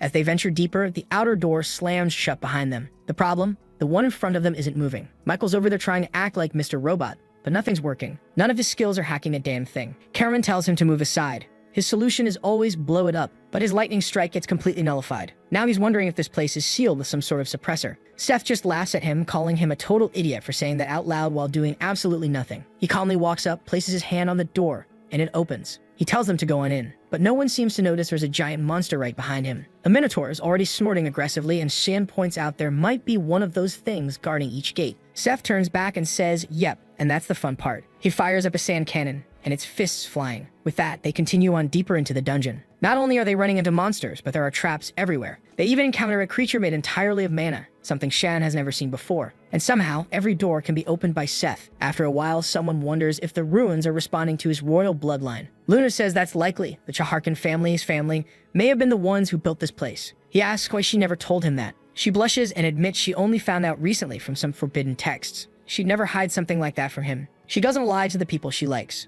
Yeah, okay, Gaslight Queen over here. Not only did she lie straight to his face, but now she's trying to make it cute. Shameless. Shen just says he doesn't trust emotional attachments that don't make sense. So she says, all right then, and finally confesses. The Garen Association has been researching the sacred and demonic scriptures for a long time. They believe that the divine armor would help the kingdom flourish. To her grandfather, it was basically a religious belief. He thought the divine armor was necessary to achieve dominion over this world. Shin, however, disagrees. He says nothing good will ever come from that armor. Everyone around him would die just because of it. Lunav wants to know then why is he so interested in the demonic scriptures. Shan laughs and says his plan is to ruin them completely. Instead of waiting for someone else to come along and make a stupid plan with it, they'll just erase its existence entirely. That's when Lunav says she'll help. With a glowing little smile, she says she'll help him get the book and stay by his side. But Cheyenne sees her all radiant and cheerful and tells her to go to sleep and stop being annoying. She says she's not in the mood for sleep. He stands up and says goodbye, then starts wondering why all the girls in this kingdom act so weird. Meanwhile, that lunatic Karen, who the FBI seriously needs to arrest immediately, is burning up with jealousy in the background. That lunatic girl's like 12 years old, clearly. You, on the other hand? Yeah, no way you're that young. Finally, they're standing in front of the last gate. Seth says it's been a long time since he came this far. As he touches the wall, it begins to dissolve, and in the center of the room, there's a strange skeleton surrounded by a powerful aura. Obviously, that thing must be Lemahram. Seth warns them to be careful. The skull didn't look anything like what the demonic scripture described. Karan says he'll go first since everyone else looks scared out of their minds. The moment he steps forward, the skeleton reacts. Luna warns him there's a massive mana spike incoming. A shadow starts to form, and then the creature appears. A giant bafflement. Immediately, everyone's teleported to another space. Shan realizes the monster has the ability to create separate realms. Maybe this was the creature from the demonic scripture. The monster lunges in with its first attack, and Karen barely manages to dodge. He starts wondering how something that huge can even exist. He fires off a lightning bolt straight at the creature's head. It looks like a solid hit, even zoomed in with one-hand cam style. But of course, it doesn't leave a scratch. Cue the support squad all yelling, "We've got your back," just to accomplish absolutely nothing and look like three clowns. They throw a barrage of attacks that seem precise, and boom, the monster stumbles a bit. Luna freezes its feet, announcing she'll paralyze it, then calls for Lamella to finish the job. Lamella comes in from behind, using a light-based skill and slashing right at its neck. But the creature reacts, backhands her, and sends her flying. Right then, Seth steps in, slams a chunk of sand into the ground, triggering a tornado around the monster. He declares that Lemahram better be ready, because after all this time, he's come back to finish what he started. The tornado rises, and in the distance, Luna spots Lamella smash into the ground. Oh no, please don't kill off the blonde. There aren't many girls over 18 in this story. Luna breathes a sigh of relief. At least she's not dead. But she feels something off. It seems like they can win, but at the same time, it all feels way too easy. Inside the whirlwind, the monster glares and cancels the ability. Both Seth and Cian were expecting that. The boss charges, Seth steps forward too, all serious, activating his sand cannon and bracing for the clash. But then here comes the Black Orb King activating Abscission. What is that? He doesn't even need to fight anymore. He just activates his skill and cuts the monster clean in half. The creature collapses to the ground, completely helpless. Even Lenev stands frozen, saying that was way too easy. Karen's just sitting there shaken again, wondering how the hell that boy handled the monster like it was nothing. He can't tell who the real monster in that room is anymore. For him, it's genuinely disturbing to see someone like Xian so close to Lunev. Oscar's about to ask if he's okay, but Xian turns around and tells him to worry about Lunev, not him. The three side characters are left standing there like, what did we do wrong? Back in the main room, the only thing left of the monster is the skeleton. Shane remarks that technically, it looks like they won. But where's the demonic scripture? And why was this so easy? Suddenly, the skeleton starts burning a blue flame. Shed immediately says, this isn't over. Spikes of energy shoot out from the ground. Mana pillars begin tearing the room apart. Lunev tells everyone to be careful, and Karen shouts at the girls to get out. Shin's trapped, surrounded, while the whole place begins crumbling. Looks like they got sealed inside some kind of stone chamber. Lamella instantly assumes the worst. She says Xian was strong, but it's a shame he died like this. Wow, she already buried the kid. Lunev, however, is confident, thankfully. She says she knows he's still alive, and asks for help clearing the rubble. Lamella hesitates, while Lunev's playing the badass, declaring with certainty that he's still in there. Girl, just start moving those rocks and quit the dramatic monologue. Meanwhile, our boy is staring at a waterfall. Whoa, dude ended up in a completely different realm with a dead monster stabbed by a spear the size of the moon and a giant demon standing in front of it. Looks like a Balrog or something. The mana from this thing doesn't even compare to what he felt before. He tells Seth to get up. The things come back to life. But when he turns to the side, Seth's been straight up turned into charcoal. Did he actually die? Seriously. Didn't even dodge the hit. Must have been too much mana. Shen realizes this situation just got way more serious than he expected. The monster lets out a roar that shakes the entire place. Then Karam appears, saying this is perfect. Now she can finally show up, since no one will see them fighting in here. The Balrog makes a motion like it's telling him to come at it, which only pisses Shan off more. He says his mood was already trash. Charges in, activates Tempest of the Raging Mist. These names are getting ridiculous, and follows up with a flurry of attacks. Next thing you know, the thing's face planted into the ground. Seriously, no head. The creature still speaks, saying he's the first human to enter this place. And even though it's impressive, in the end the boy's going to die. Because killing it is nearly impossible. It can regenerate endlessly. But Shan just blows up its head mid-monologue by triggering a bunch of Abscission skills. Then pulls Karam in, delivers another slash, and mid-attack he spots a core. The monster reforms again and says it's all useless. They'll keep regenerating, and soon the kid will be too exhausted to continue. But Shan just raises his dagger and says, that's great news. I've been dying for a real fight. Now the Balrog is confused. Why isn't this lunatic even a little scared of an immortal creature? Meanwhile, Outside, the girls are still blasting spells at the rubble, but nothing's happening. Lamella says they'll be stuck doing this forever. It won't change anything. Lunav already knew. There's some kind of overwhelming energy protecting the area. They weren't going to break through this, not on their own. If only they had Seth with them, maybe it'd be possible. Right then, Karan shows up looking wrecked, saying he's glad she's okay. He tells her he remembers where the exit is, but of course she refuses. Karan warns the whole place could collapse and kill everyone, but Lunav says if Shan's in there, she's not leaving. If Karen's that worried, he can go. He argues there's no way Sian survived being crushed under all that. Honestly, I don't get why everyone's so scared of a few rocks. The guy fights demons, explodes stuff, survives dragons, and suddenly, 5 boulders drop and everyone thinks he's dead. Obviously, Karen's not happy about this. He starts yelling, asking why she's so obsessed with Sian Verte. Looks like she doesn't care about any of them. Yikes. Apparently Azra, Moore, and Kendall all died, and she really doesn't care. Dude, I barely even knew those characters existed. But Karen's furious because Lunav didn't react at all. He says he's going to take her out of there and save her, because unlike Sian Vert, he's been by her side for way longer. He even says that if she's going to fall for someone, it should be him. Nobody else in this world loves her as much as he does. Dude is dead serious, red in the face, saying it's fate. This guy's definitely not all there. Lunav claps back hard. It actually hurts to hear. She says she could accept Shin's obsession, but Karen's, that's something twisted. Poor Lamella even chuckles a little while Karen's turning beet red, saying he doesn't care if people laugh at his love. In the end, if he has to, he'll take her by force. Whoa, but Lamella points her sword and says he's gone way too far. I thought she'd be able to handle it, but nope, he just slammed her into the rocks. And then this bastard actually says she's getting bold for standing up to him like that. Dude hits her with electricity. Don't do that, man. Seriously, he just electrocuted her. The girl got fried. Oh my god, stop burning everyone, author. And right then, the weirdo turns to Lunav and says now it's just the two of them. Until suddenly, a voice tells him to stay right where he is. Karan, confused, asks who it is and demands they show themselves. The voice replies, fine, I'll show myself, but you're gonna pay the price for asking. Phew, sets back still alive. He's totally wrecked, staring at the sun like he just got deep fried. He's wondering if he actually died and what the hell kind of attack that was from Lemharam. Then someone behind him says it's fine, he's not dead yet. Wait, who is that? My girl Cleopatra?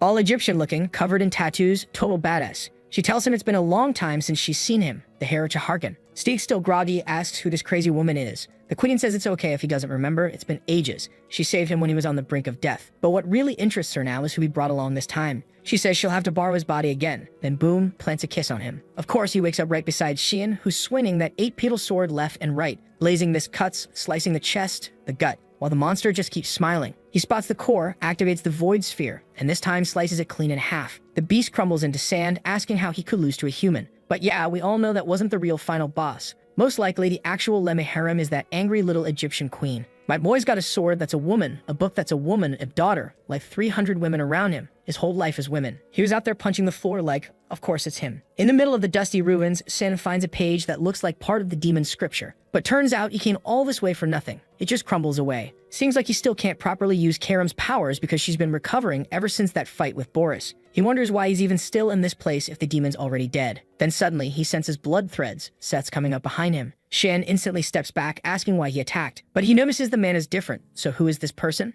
Outside, someone says they weren't planning to step in, but it looks like he's about to hurt that kid. If the explanation's not good enough, he's getting killed. Okay then, now a demon shows up. Guess that's the real Lemharam, not that Egyptian lady. Karan's already drawing his sword, but Lemharam tells him to answer first. This guy's bold, thinks he has a chance, and charges. But the demon just raises his hand and says he's pathetic. His entire arm starts twisting. One finger snap and boom. Blows his arm clean off. Doesn't stop there, slams him into a wall. Then he summons a giant hand from nowhere and demands an answer. Karan can't even speak from the pain, and the creature just calls him pathetic again before finishing the job. Then the monster turns to Lunav and asks, what are the words? Poor girl just says, thank you. I mean, what else could she say? Of course she wants to know, is this guy really Lemharam? He steps closer and confirms it. He stares at her. Lunav's completely confused, trying to figure out what this weirdo is thinking. Then he gets right up in her face and says now he understands. Her body's got a really unusual makeup. There's a kind of seal inside her heart and the mana that made it feels a lot like his own. That's why he felt something familiar about her. So now it's clear it's connected to that black-haired kid inside.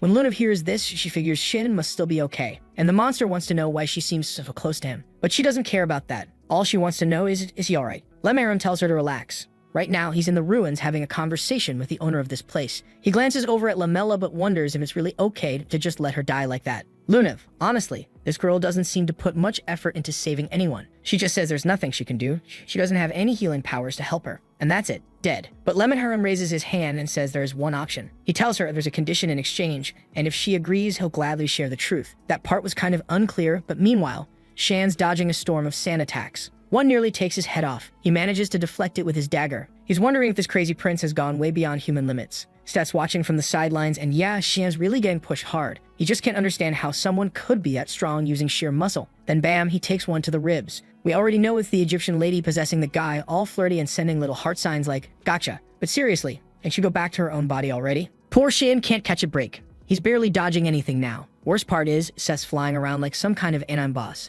Then he lands and says it's time they cut to the chase, calling out to the hare. Shan's like, what the heck is he talking about? And right then, the Sanapophis attack comes flying in. That's when Karam speaks up, saying she was just trying to sleep. She appears and sets up a void surveillance. San hesitates, saying he was wondering when the hell she'd wake up. She's there with her arms crossed, saying she barely slept, and the second this ends, she's going right back to bed. Seth floats down and says it's been a while since they last met. Their last encounter was during the war between the gods and the demons. Karam shoots back, telling Sabulum, the goddess of sand, to quit pretending to be her friend after attacking her master. But Sabulum shows the symbol on her chest and says it marks her servants. That's why she has to get involved. Besides, she's just having a little fun messing with the boy. Shan's not having it. He wants to know why the goddess of sand was guarding the demon's scriptures. Sabulum explains she's just renting the place. The dungeon was built by the tribe she once served, and after the war between gods and demons, she allowed Lemmiharam to take shelter there. All of it was to stop the divine armor from falling into the wrong hands. Now she wants to know, why is he here to get Lemmiharam? And San, being straightforward, just says, there's a human I want to kill.